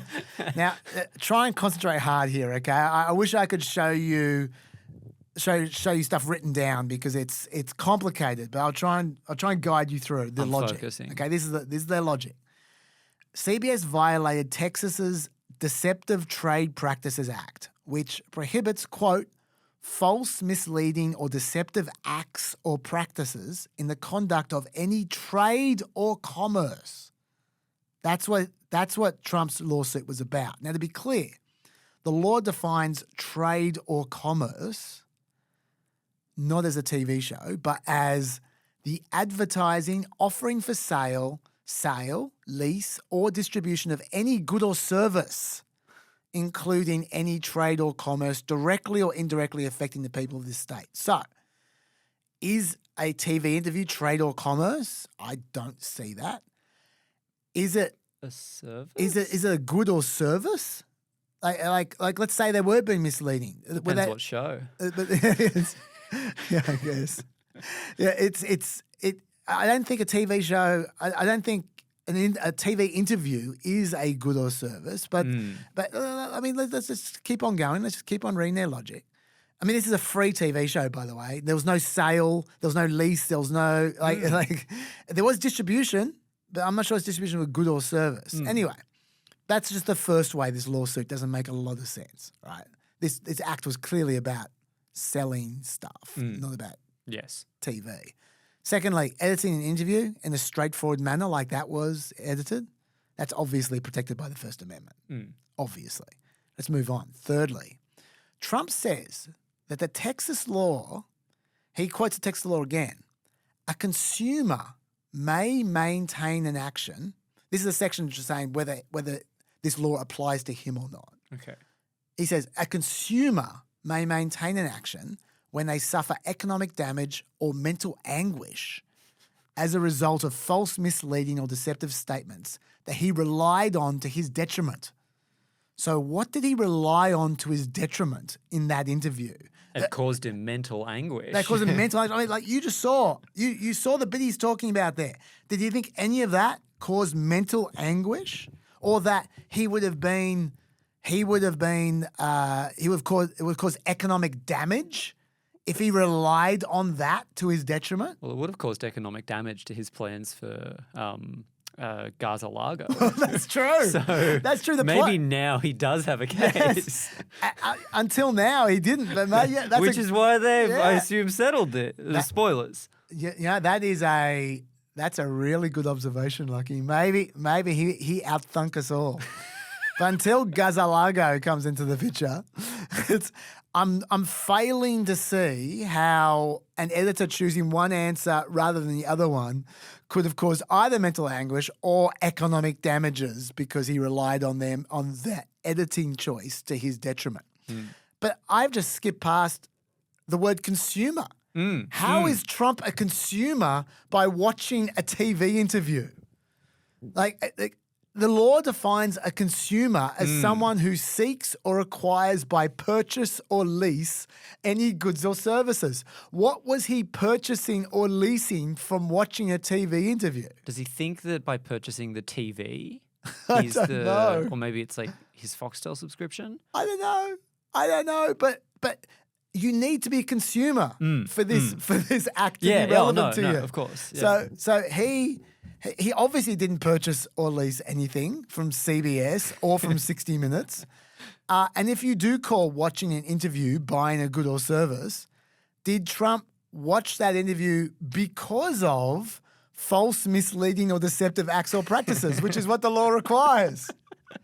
Because he wasn't going to watch her interview beforehand, but he saw that short on Facebook, and he was hooked. It was the compulsive nature of the Face the Nation edit that drew him to watch that interview to his doom. You can imagine him sitting in the lounge room, just flipping through the channels, going, there's nothing. Oh, wait. That's a great answer. And then the mental anguish it would have caused the guy. Yeah, instantly. As soon as he watches 60 Minutes, one he goes, hang on, that's a different answer to the question. My mountain. And then the economic damages. Oh, my God. None of this makes any sense. And you know what? I haven't even gotten to the worst part. Oh, you haven't? No, I haven't. Okay, There's more.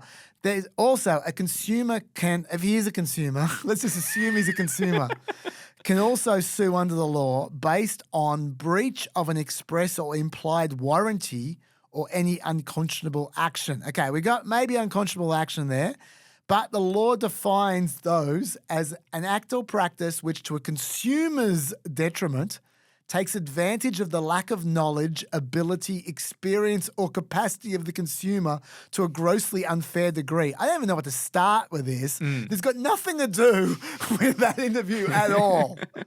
So the definitions aren't helping Trump much here, okay?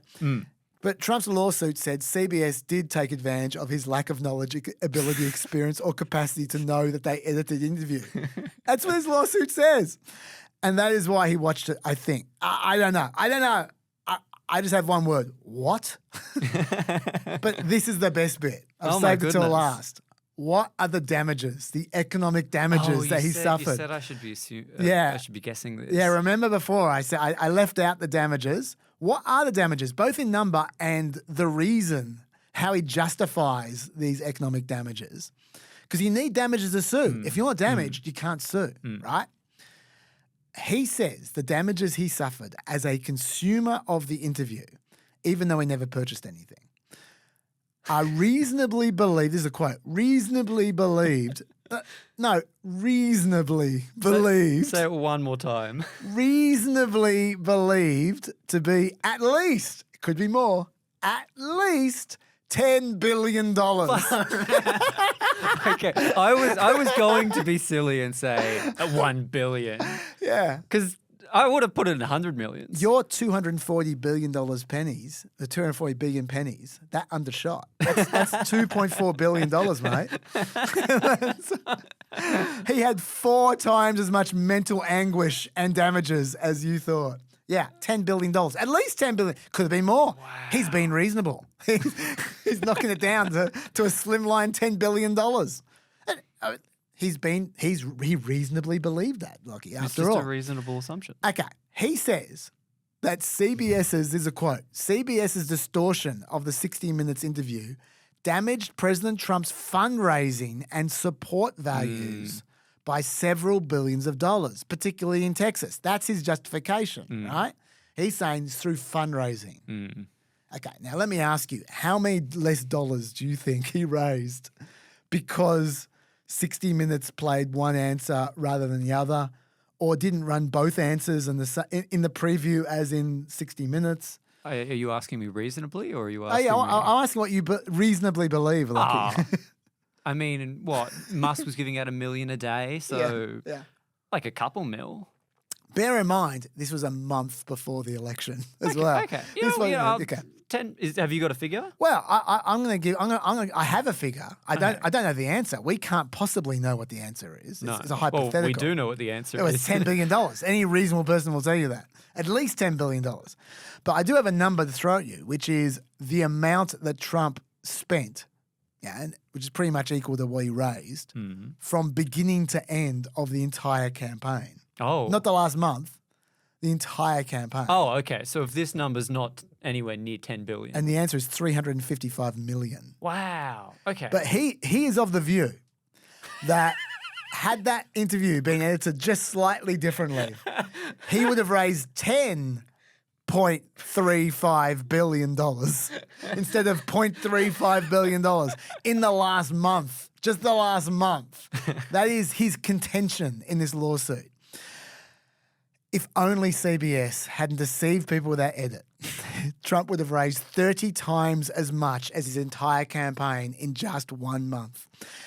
I feel offended personally that his legal team got paid to put that case together. I honestly think I could have done better, even though he had no leg to stand on. That was a really piss poor effort. So that was, in my view, the worst lawsuit ever.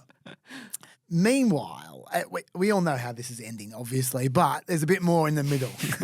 Meanwhile, Trump also filed an FCC complaint, because he does that a lot as well. Yeah. FCC is the communications agency, which is in charge of all the broadcast TV stations. Trump likes filing FCC complaints against fake news, right? And he accused CBS of news distortion through that edit. Distortion. Okay. Wow. Yeah. Which is obviously bullshit. Also, obviously, a violation of CBS's First Amendment rights. To qualify as news distortion, the edit has to change the content in a way that would make it appear that she said something different, like meaningfully different. So, a quote from the FCC chair, the current FCC chair, the policy says you can't swap answers out to make it look like somebody said something entirely different. Sure. They did not do that. They used her actual answer, just a different part of the actual answer, right? And those two parts didn't contradict each other at all. They were just different answers to the question. That's all. They were talking about different things, right? But this FCC complaint, while it's a bit sketchy, it's kind of like the best of rake compared to that lawsuit. So I'll allow them this FCC complaint, right? Yeah. This is more standard. Sadly for Trump, just before the inauguration, the FCC dismissed his ridiculous complaint, as well as the equally ridiculous Trump FCC complaints against ABC, Fox, and NBC for other reasons. I won't go into it. We've already spent enough time on this story. The FCC noted the importance of honouring CBS's editorial discretion. Under the First Amendment, they also noted that CBS has that First Amendment right to report on matters of public concern as they see fit. But then, hope sprang anew because a new FCC chair took over, one appointed by Trump. His name's Brendan Carr, and he's spent the last few years squawking endlessly about free speech. Free speech, hey? Well, he immediately decided that NBC, ABC, and CBS complaints should all be reconsidered. The ones that had all just been dismissed, he reconsidered. There was one complaint he didn't decide to reconsider. Can you guess which network that was from? The Australian ABC? No. Nice try. No, Fox News. What? Fox, I know. Who would have thought? The Fox complaint, that could be dismissed, but all the mainstream media I'm ones... surprised there was a Fox complaint. Well, no. Trump gets pissed off at Fox a lot. Right. Sorry. Yeah. They're not quite Newsmax, unfortunately, for him. Anyway, to be fair to Brendan Carr, he did say this would probably all go away if CBS just released a transcript, which at that point in time, they still hadn't done. And to be honest, I kind of agree with him. It's kind of their fault. I mean, look, it was obviously a bullshit complaint anyway, but they just should have released a transcript. They should have released the video, the full video. They should have released the transcript. I think they didn't want to get bullied by Trump. Sure. They didn't want to get pushed around. Holding out till the election. Yeah. If we win, we're not releasing this ever. Yeah, like I understand their logic, but I just think, even when there's a bullshit complaint, it's just good practice to release the whole interview. Like when you talk about presidential candidate. And he's right, Brendan Carr's right. If they had done that, it would have been really obvious that there was nothing to it, and then we move on. So fair enough, Brendan Carr. But then the plot thickened.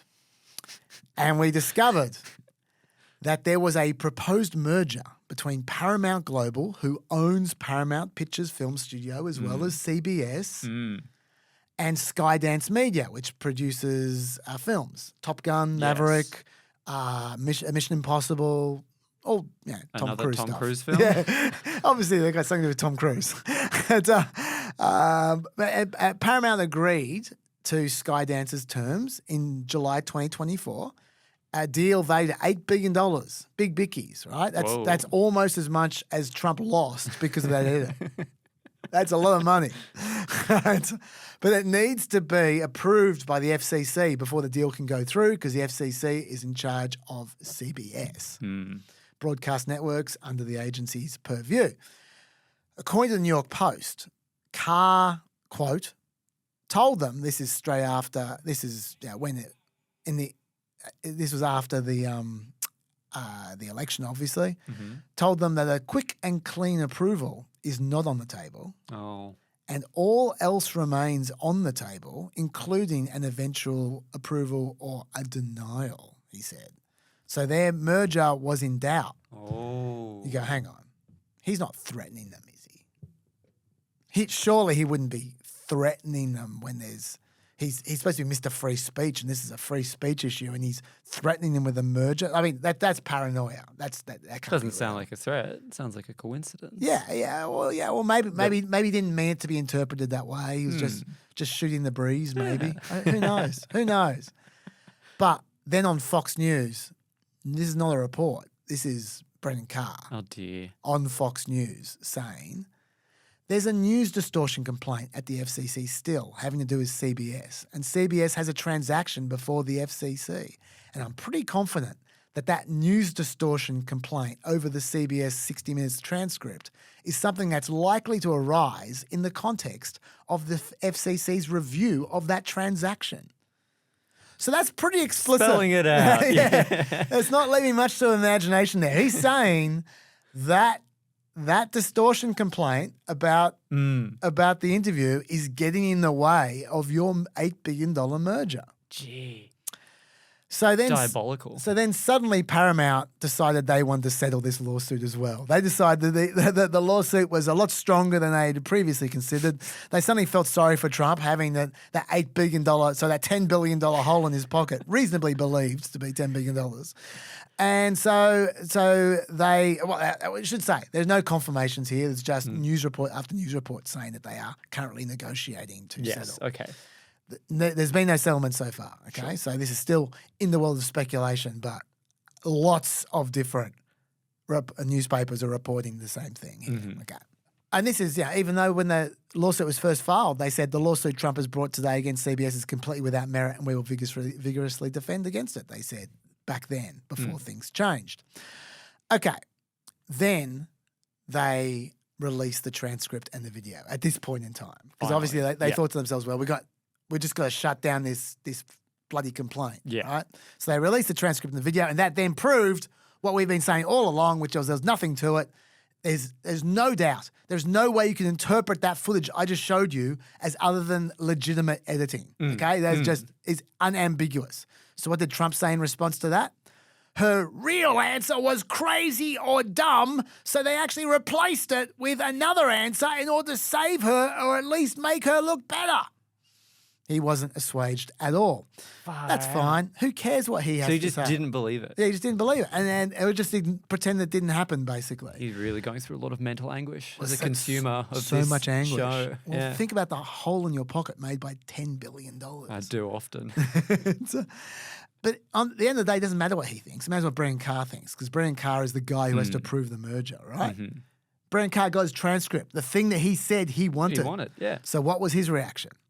He turned up on Fox News again, of course, and he said, CBS's conduct is hard to explain. On the one hand, CBS immediately released the unredacted transcript of a recent interview with Vice President Vance, yet for months they refused to release the one with Vice President Harris. So he decided to follow up on the news distortion accusation anyway, he said. The FCC has now opened up a proceeding and is seeking public comment on the news distortion complaint. Transparency here is important. The FCC's review will continue, and we look forward to the public's feedback. So he's continuing on investigating, even though they have the footage now, which proves there's literally nothing to it. I love how Trump's been in for so many days now, and the word transparency just means nothing anymore. Whether you're Musk, whether you're Carr. Yes. Yeah, it makes me very angry, this story, actually. Yeah. And then Trump's lawyer said, real accountability for CBS and Paramount will ensure that the president is compensated for the harm done to him and will deter the fake news from further distorting the facts to advance a partisan agenda. President Trump looks forward to seeing this case through to a just conclusion. Don't worry, guys. I'm sure you'll get that just conclusion. I'm sure it's coming. But I will give Trump the last word on this lawsuit. This is from Truth Social. CBS and 60 Minutes defrauded the public by doing something which has never to this extent been seen before. They 100% removed Kamala's horrible election-changing answers to questions and replaced them with completely different and far better answers taken from another part of the interview. It's just bullshit. This is after it came out. Yeah. This was election-changing stuff. He won the election. Election interference and, quite simply, election fraud at a level never seen before. JFK didn't win his election. What are you talking about? At a level never seen before. CBS should lose its license. The entire network should lose its license. And the cheaters at 60 Minutes should all be thrown out. Thrown out where? I don't know, out of the building. And this disreputable news show should be immediately terminated. Well, you don't need to terminate it because CBS have lost their license in your world, so there's no new 60 Minutes. With the new Democrat scandal that just arose with respect to US aid, illegally paying large sums of money to Politico and other media outlets, see, I told you, this is just now. The question must be asked, was CBS paid for committing this fraud? What? Were they paid to have two different parts of the same answer? One used on a preview and the other used... Okay. They were paid by... Many other questions to come. I'm sure they are.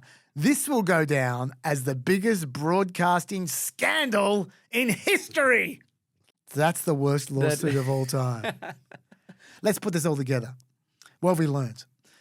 I'm going to drop the sarcasm now. Trump has long bullied people by launching ridiculous lawsuits against them that he can afford to string out forever because he's rich, knowing they can't, knowing it will cost them time, it will cost them stress, and it will literally bankrupt them. He does this all the time, right? That's a classic tactic of Trump's. Yeah.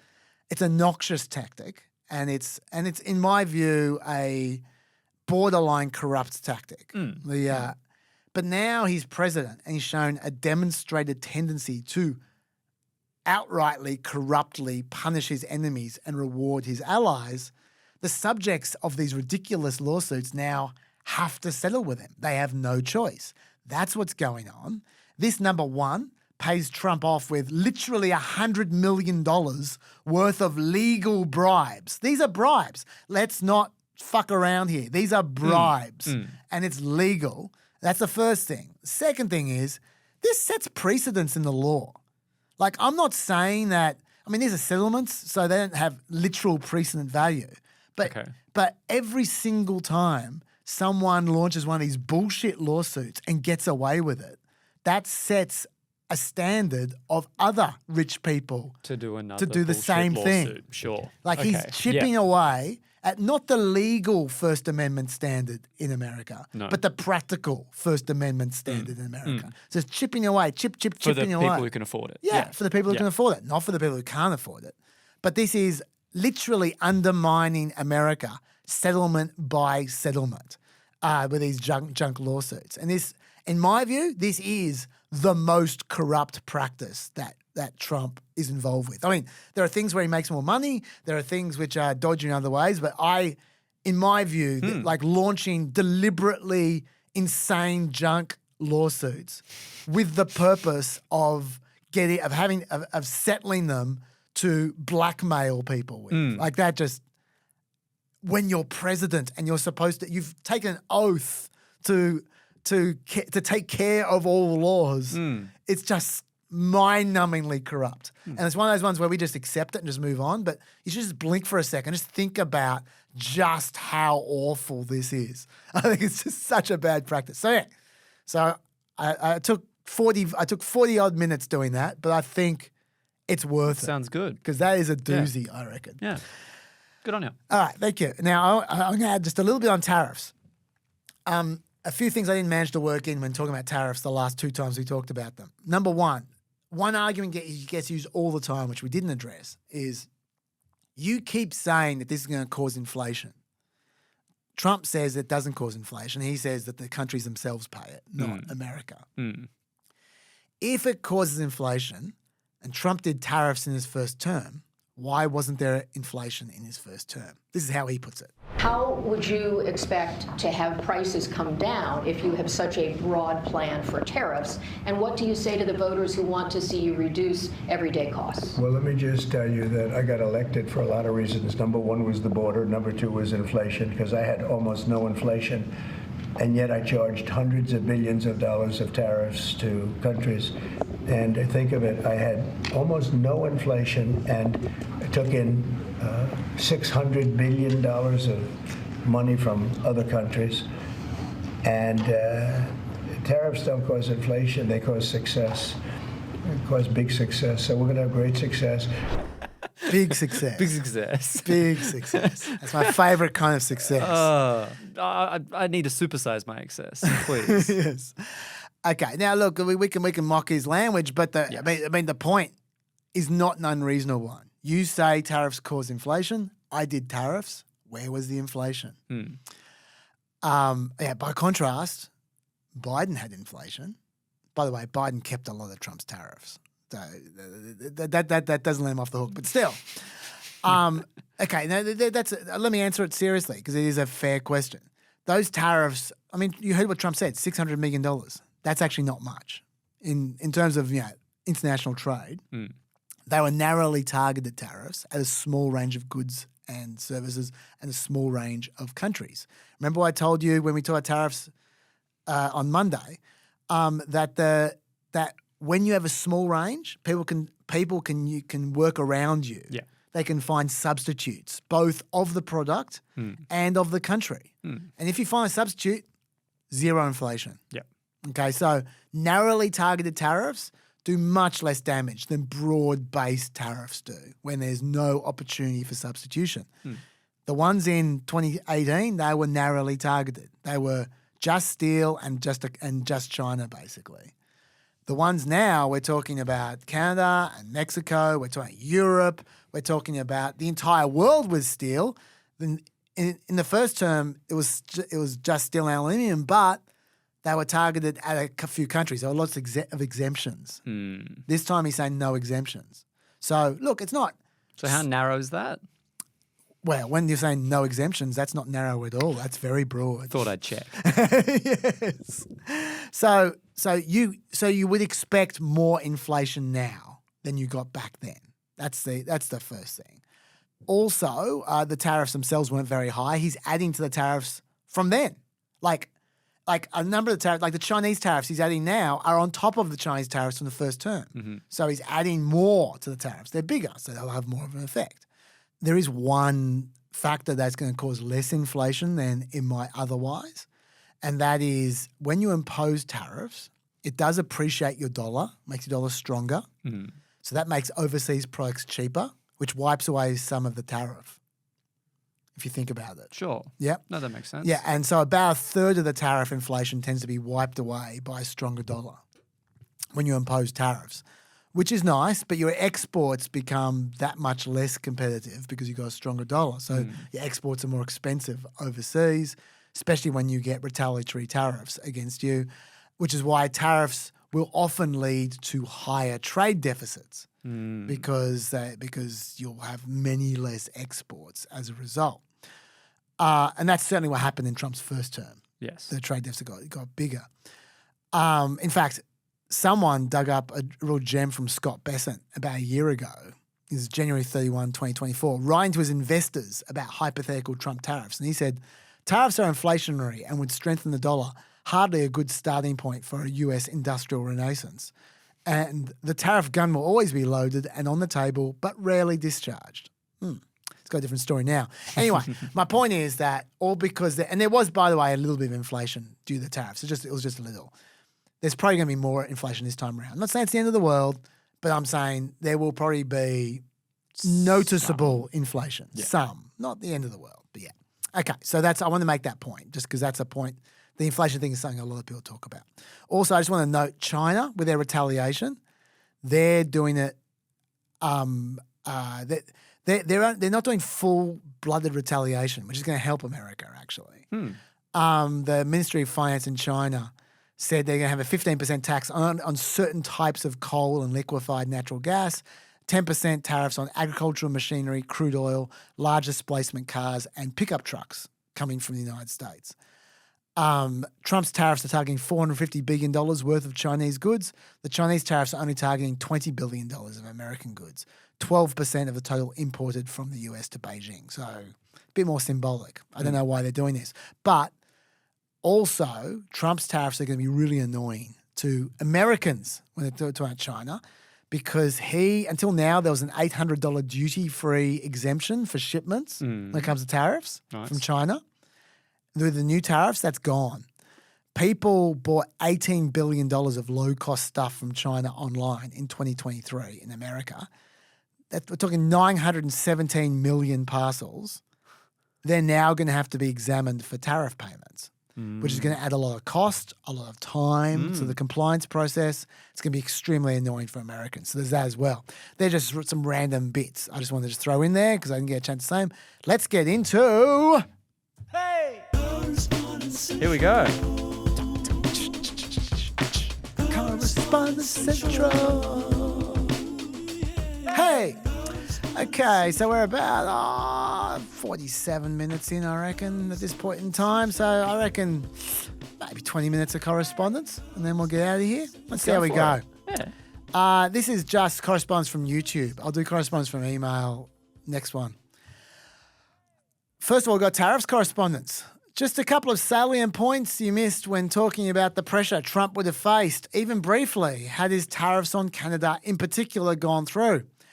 Canada supplies the US agricultural sector with 90% of its potash, which is the key ingredient in fertilizer. Had this tariff gone through, American farmers, a large part of his base, would have had to pass these costs on, providing instant and substantial hit to inflation. That's from Dreadlord 5581. Thank you, Dreadlord.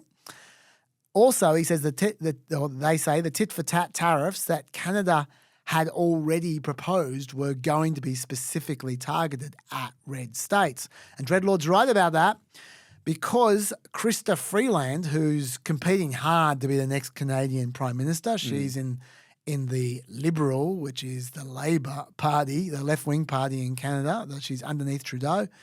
She is...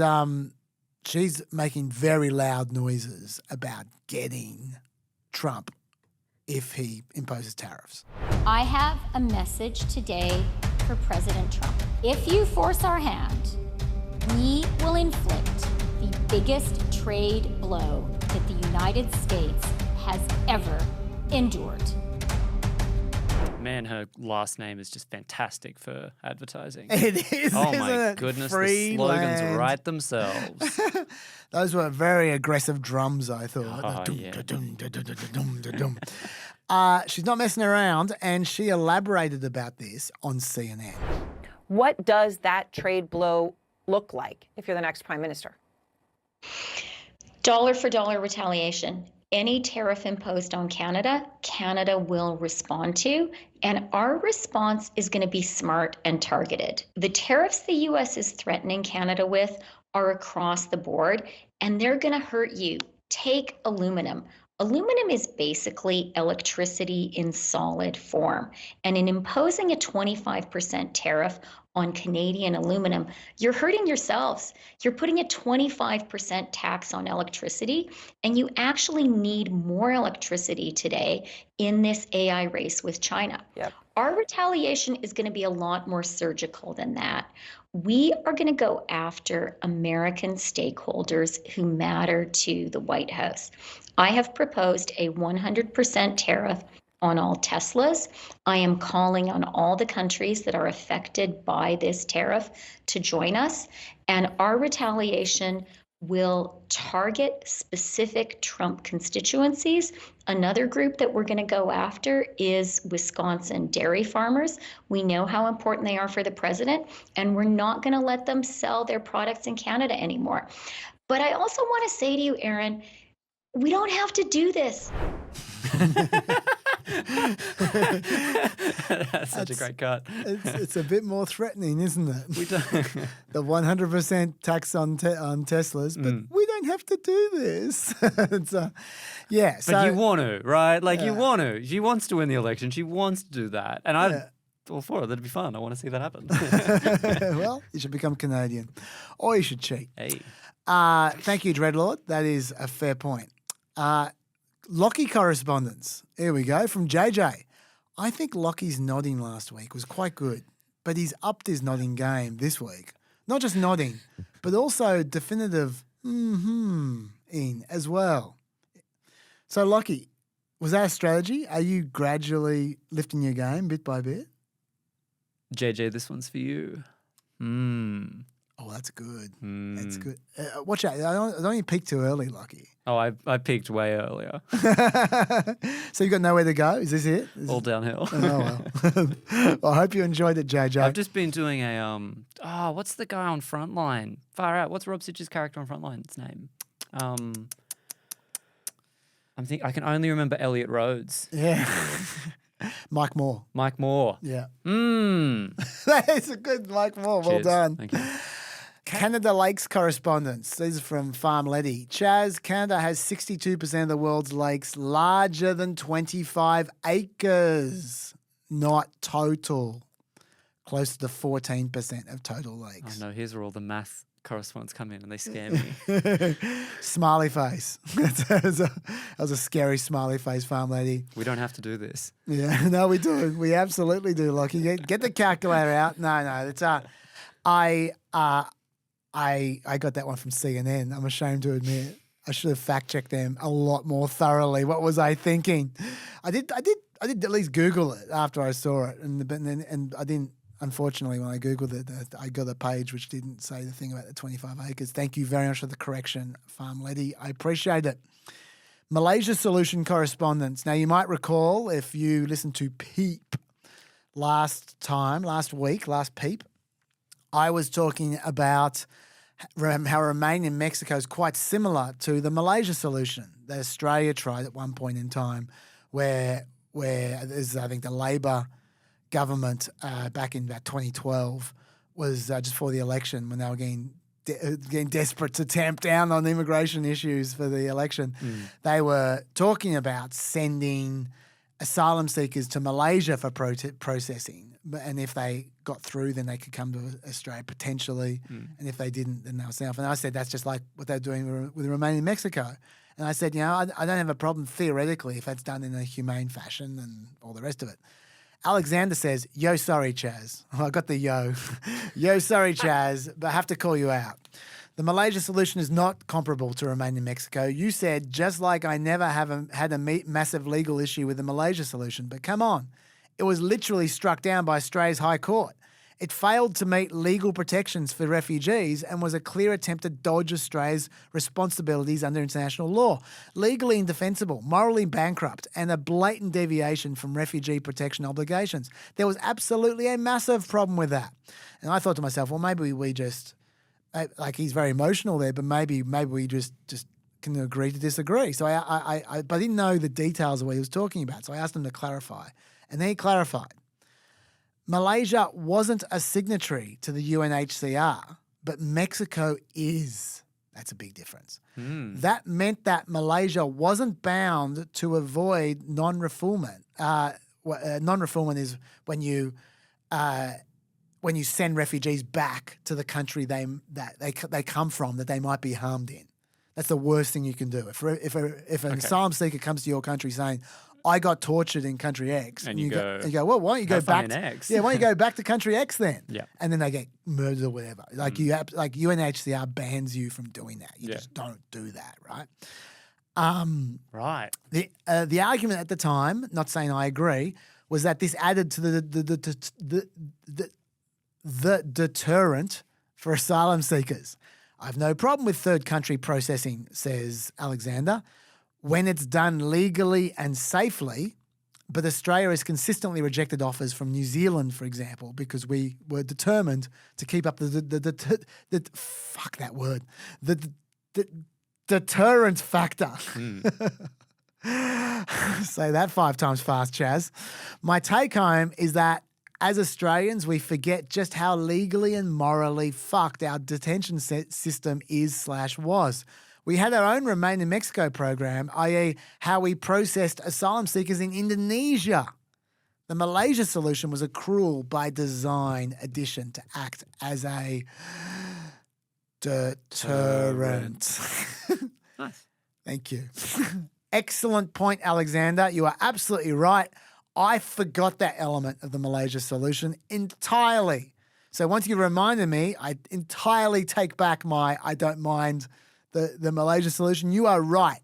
That is very different to Remain in Mexico, and it is much worse. Once again, Australia, I should never forget this, has proven itself to be 20 years further down the drain pipe on asylum seeker issues than every other country in the world.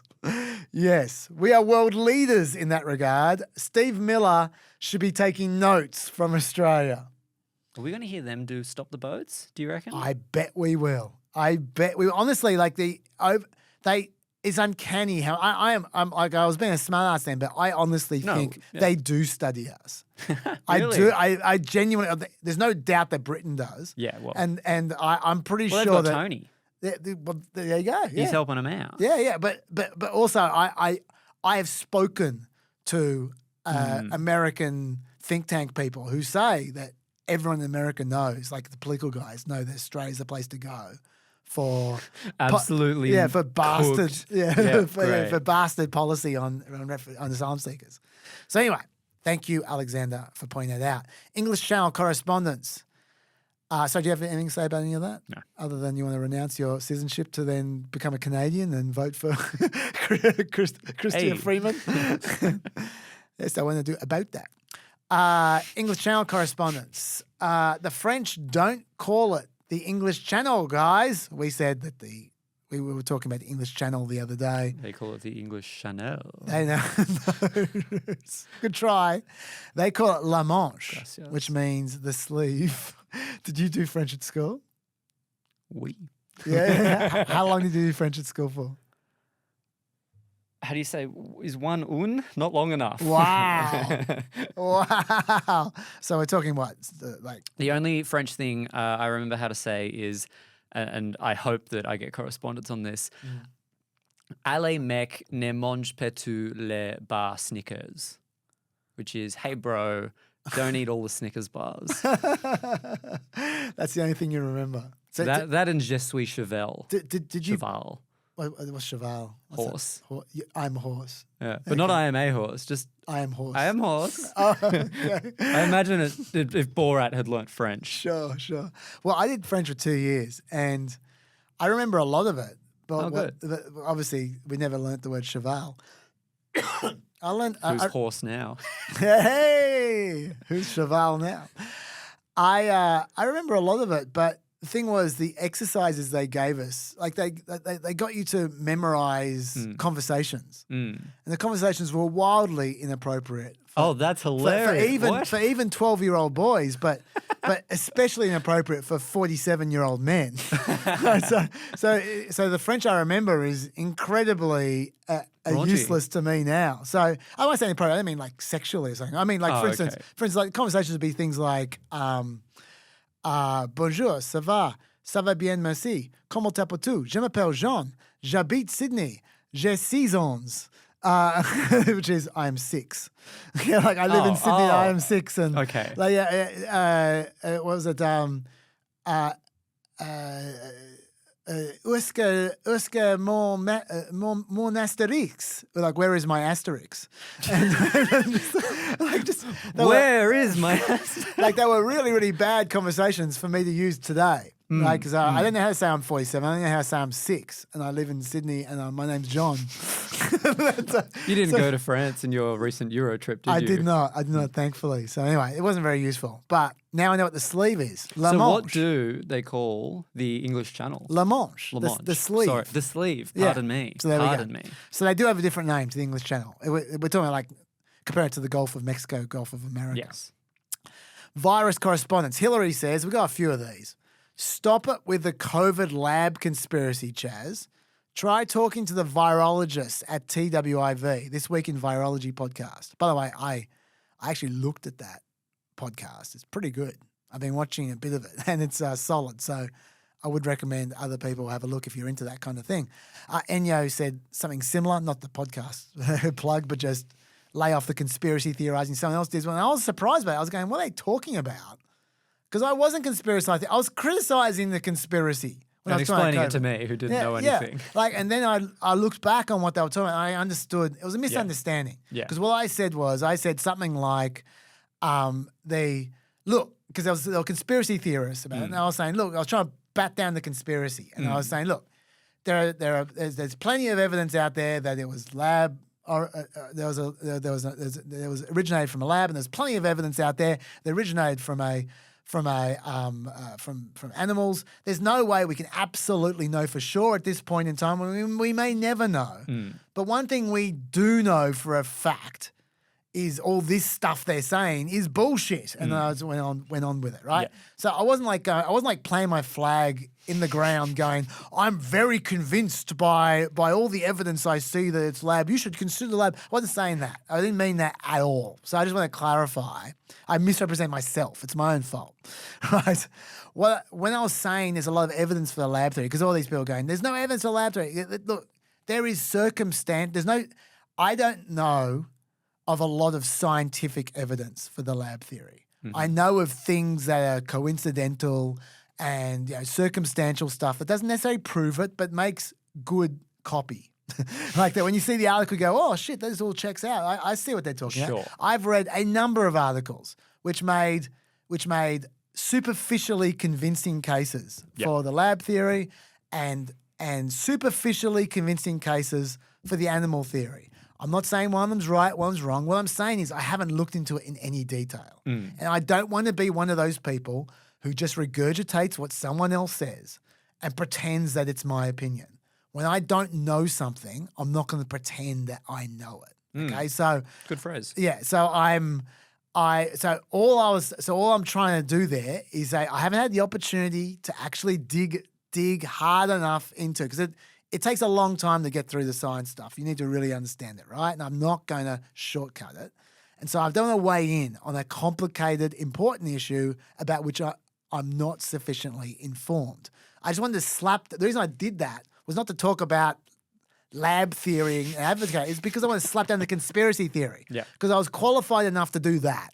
Okay, so I knew enough to know that the conspiracy theory that was actually motivating people in America was bullshit. And so I wanted to get rid of that. That Musk was promoting. Yes, so I wanted to get rid of that because I could do that. I knew that for a fact. So I wanted to get rid of that. And to get there, I had to get past all the controversy bit and just wave my hand a bit, go, yeah, okay, we got that. But let's look at this. So that's what I was doing, okay? I probably could have expressed it better, but just, I definitely am not advocating one side or another, not because I'm saying that one is that they're both equally convincing. I haven't looked into it enough. That is all. Okay, so I will remain vague on that topic.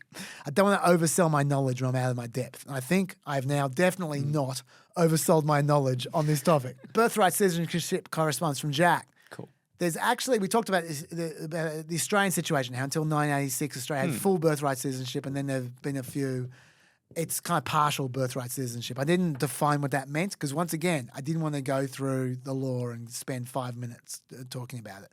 But Jack does tell us there's actually a way for someone born to non-Australian parents in Australia to obtain citizenship/residency.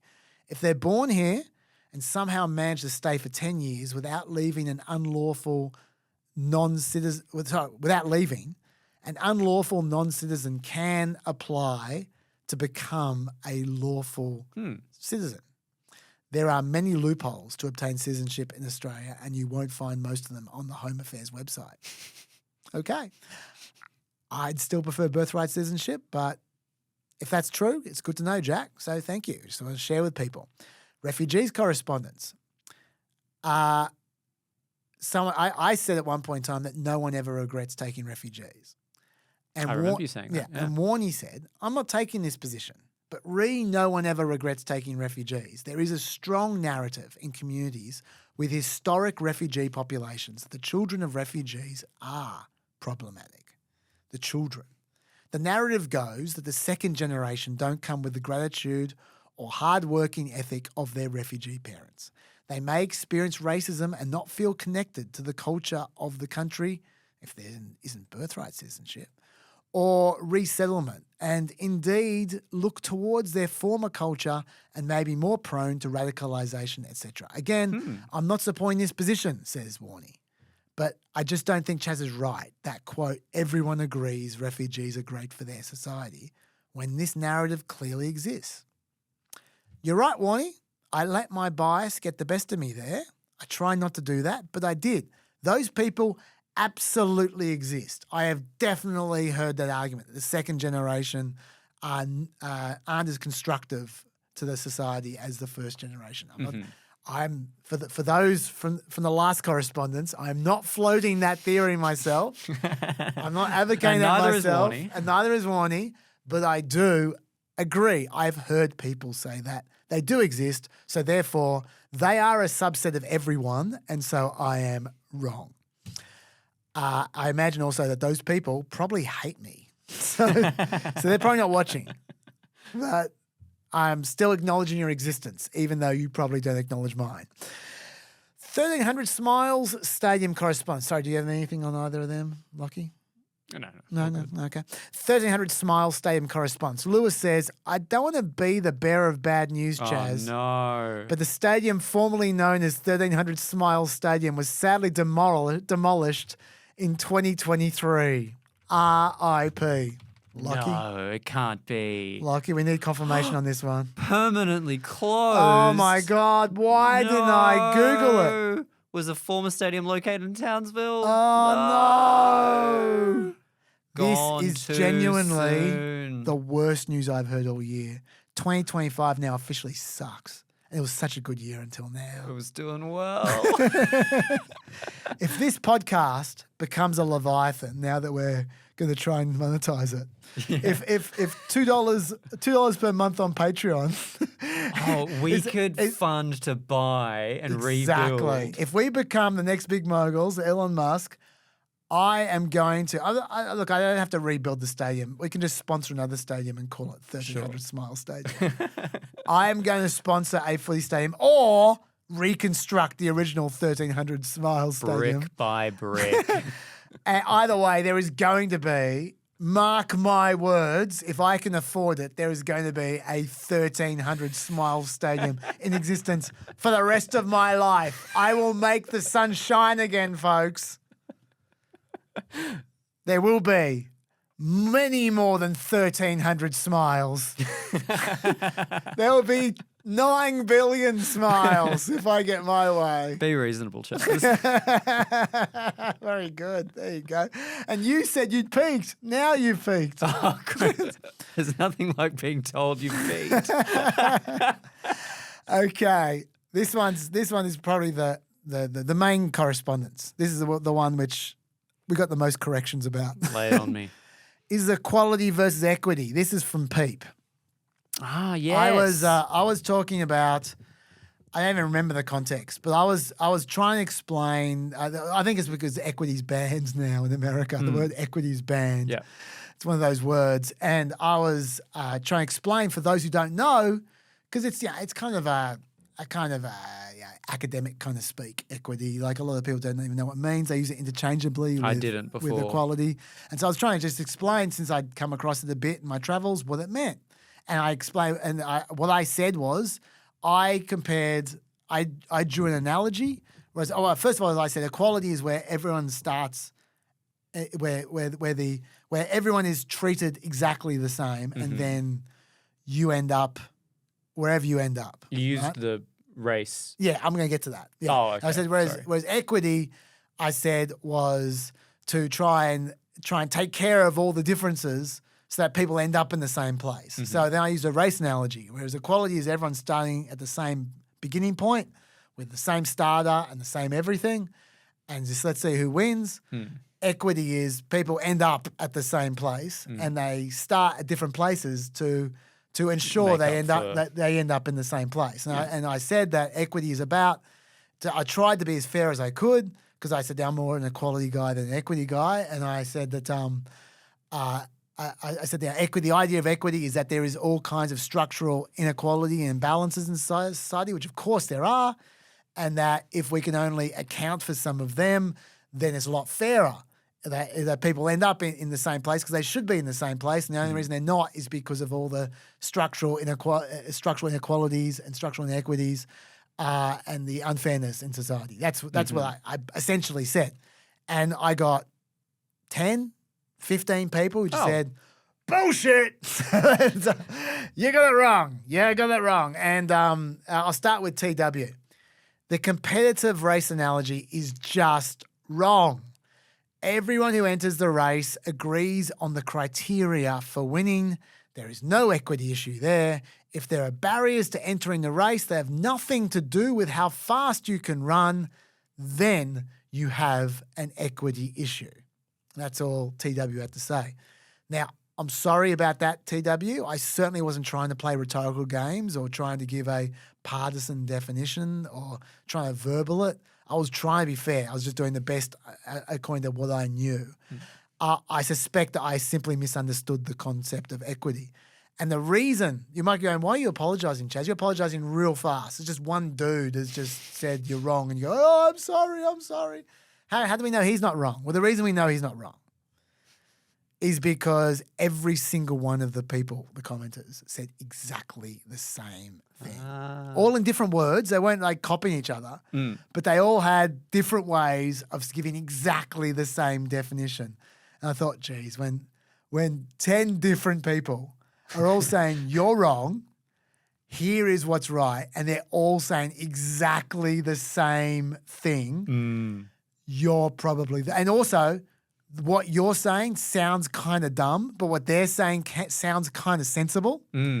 You're probably the one that falls here. So I looked up in a lot of different sources, and yeah, they're right. I'm wrong. So yes, I'm going to go through some of these to explain to you guys. Now I've just reiterated the wrong definition. I'll now explain the right definition in case you're interested in what equity is. Now, to be fair to me, though, because really that is the point of this whole segment, is just to be fair to me, I will tell you why I got such an incorrect view. Is because I've heard people use that exact analogy, the race analogy. I have also heard it. I've definitely heard. I've heard it several times, and they weren't conservatives who were trying to verbal it and trying to poo-poo equity. They were actual advocates of equity. They were lefties who were into equities. Okay, so they were liberals, right? So that was the first thing that I have heard people use that in a positive way, that analogy. The second thing is I saw a lot this ad run by Kamala Harris back in the day trying to explain what equity was. I will play it to you. She didn't use the race analogy, but I had already heard the race analogy at that point, and the language she used and the visuals she used were compatible with the race analogy. I'll play it to you now. So there's a big difference between equality and equity. Equality suggests, oh, everyone should get the same amount. The problem with that, not everybody's starting out from the same place. So if we're all getting the same amount, but you started out back there and I started out over here, we could get the same amount, but you're still gonna be that far back behind me. It's about giving people the resources and the support they need so that everyone can be on equal footing and then compete on equal footing. Equitable treatment means we all end up at the same place. Okay, so she literally says we all end up at the same place. Also word for starting word. back over here. Yeah. So the language is exactly what I was led to believe. And what for those who are listening rather than watching, what we were seeing was someone climbing a mountain, another person is further down the mountain, and the ground lifts up. Some sort of tectonic miracle occurs. Yes. The ground lifts up to pull them up to the rope, and that they grab up that the other person used, and then they end up at the same place at the top of the mountain. Okay, so it's a different analogy, but compatible with the race analogy. All right. I can understand why she didn't explain the mountain metaphor in person. Yes. To be fair, I'm not sure that she was the animator. No. Someone might have combined one of her speeches with that animation. But anyway, I'm going to go through some of the actual explanations, just a couple of them that I got. But they were all good explanations, but I just don't want to waste your time going forever. Ellis said, wanted to give you my take on equity. The aim isn't so that everyone finishes the race. It's that everyone should get to be in the race, which is kind of what TW was saying as well, recall. It means that the blind worker gets access to information differently. So to be as informed as other workers, it says that everyone should sorry. It means that the blind worker gets access to information differently. So to be as informed as other workers. It says that everyone should have the right to try out even if they don't get in. I'm a teacher and see the value of building simple steps so that all kids can have access. The workforce is different, but that shouldn't stop equal access to be a priority, even if it's sometimes inconvenient. So what Alice is saying is you don't have to end up at the same place at all, but you need to end up so that everyone at least has access for an opportunity. So that's closer to my definition of equality, that you all get to the start of the race. Like in people who can't get into the stadium for whatever reason. What stadium? The 1300 Smile Stadium, Lachy, of course. There is no other stadium. For people who can't get in the stadium because it's been demolished, they get ferried by a truck or whatever to the start line, so then they can race with everyone else. That's what Ellis is saying. I literally last week used that exact concept to describe why I thought the DEI thing about air traffic controllers is bullshit. Remember I said, who cares if an air traffic controller is in a wheelchair or is whatever, as long as they can do the job. Just give them a ramp so they can get into the building and then they can do the job. If they're qualified to do the job, it doesn't matter if they have some irrelevant disability. Just get them in a position where they can do the job. Exactly. So what I was saying was pretty much that. Harley was my favourite answer. Because there's bonus complication. I like anything which is more complicated. Harley said, a better example of equity in a recruitment process would be granting someone with dyslexia extra time to complete a written assessment, reading them the questions maybe, or allowing them to write their response with a computer to use spell check.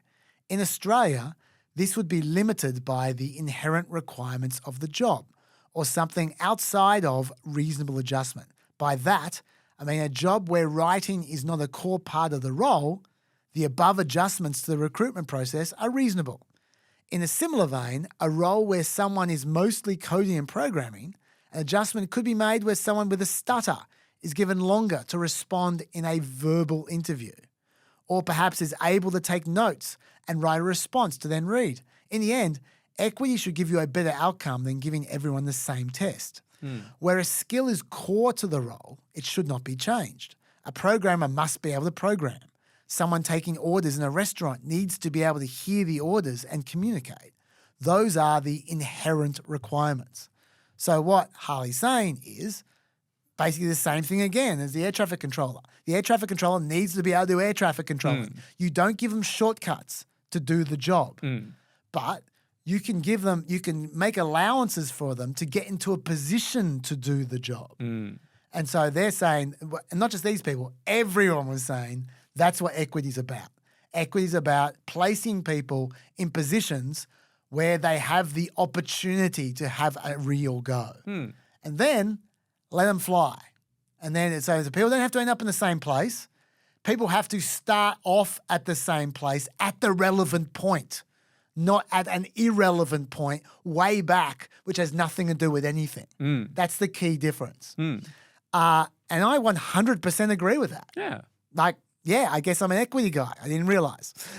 Welcome to the team. Unfortunately, the word has now been banned in America, so I at least understand it as a historical exercise. So that's nice. Thank you all.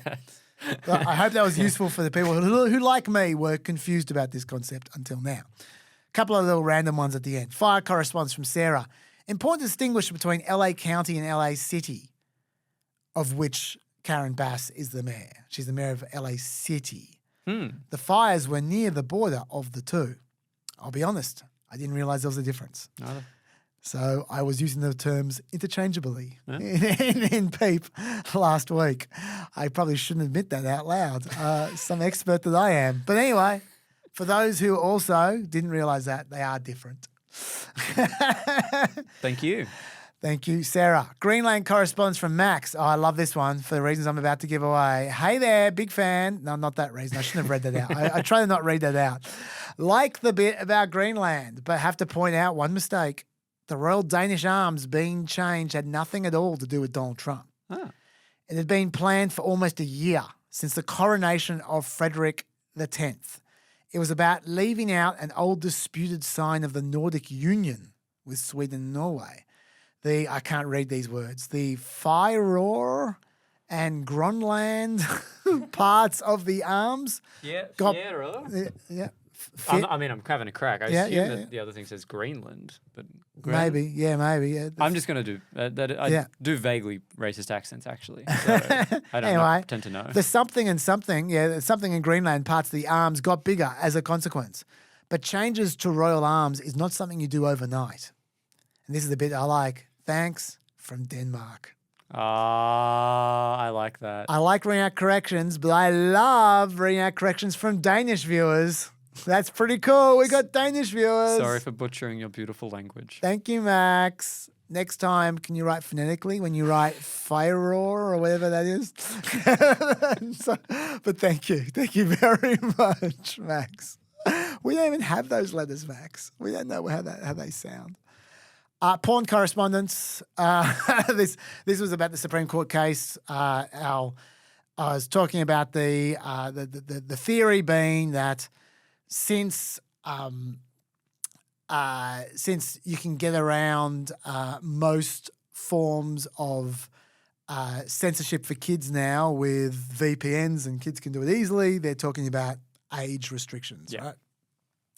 Regarding web age verification, says Michael, surely using a VPN to access material outside of a state's jurisdiction to evade age verification is just as trivial as using a VPN to evade local filtering software. You're right, Michael. A VPN is VPN. That is something that not only did I not consider, but the whole Supreme Court didn't consider. Yeah. You made them look real stupid. Inconsequential has to say, age verification is not the problem as it requires to identification. The Australian social media age verification proposal shows this. It's become an excuse for an online Australian ID system. Yep. The right to be anonymous is gone if you need to identify. Good point. So good. And Rick says, surely an argument can be made to use the same age restrictions that are in place for the purchase of alcohol online. Of course, I'm assuming that one can buy alcohol online in the US. I think that's a safe assumption. So, yeah, I don't know what the restrictions are for alcohol, but that's a good point. I know in Australia it's irrelevant.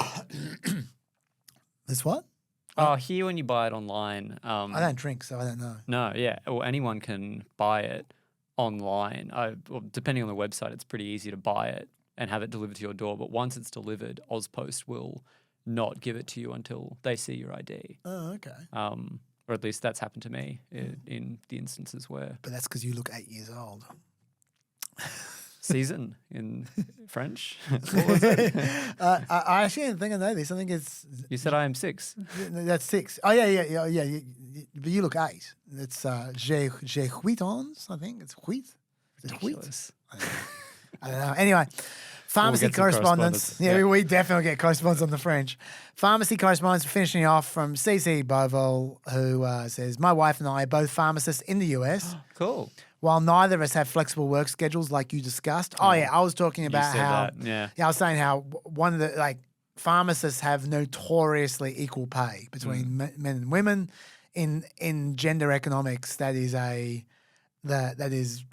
classic example that people go to. And one of the things they talk about is because of the flexible workplace of pharmacies, that might be the reason. Well, CC Bell says no. Oh. While neither of us have the flexible work schedules like you discussed, hospital pharmacy is much more rigid than supermarket pharmacy. Yeah. Sorry, shopping mall pharmacy. Fair enough. We still enjoy the egalitarianism of the profession. The pay gaps in our sector are largely dependent on years of experience, clinical expertise, and specialty certifications. Okay. Well, that shows me. to share it. I mean, look, I'm not the person who came up with that stuff about the pharmacy. I'm saying that's like 101 for gender economics when they're talking about pay gaps. They always go, pharmacy is flexible. But doesn't mean they're right. Or it doesn't mean it's the only reason. Like there may be these reasons as well that CC Bovell has just brought up. So anyway, thanks, CC. Thank you. That's probably enough correspondence, I reckon, Lachy. Whoa. We've been at it for an hour and a half. So that's a 4.5 hour podcast. That's all right. We've made it. We made it. We got there's no PEP, so this is kind of made pep up and for PEP it all. together. With Yeah. 2 4.5 hours in 1 week, I'd say that's enough content. Yeah. And so we will see you guys, unless something goes horribly wrong, we will see you at the sometime on Tuesday, I reckon. Yes. For L's PEP. And I will see you, Lachy, on Monday night or Tuesday, whenever. In the office. Just I'd around. say. Just around. Just shooting the shit. I'll see the rest of you next Tuesday. Till then, stay peppy.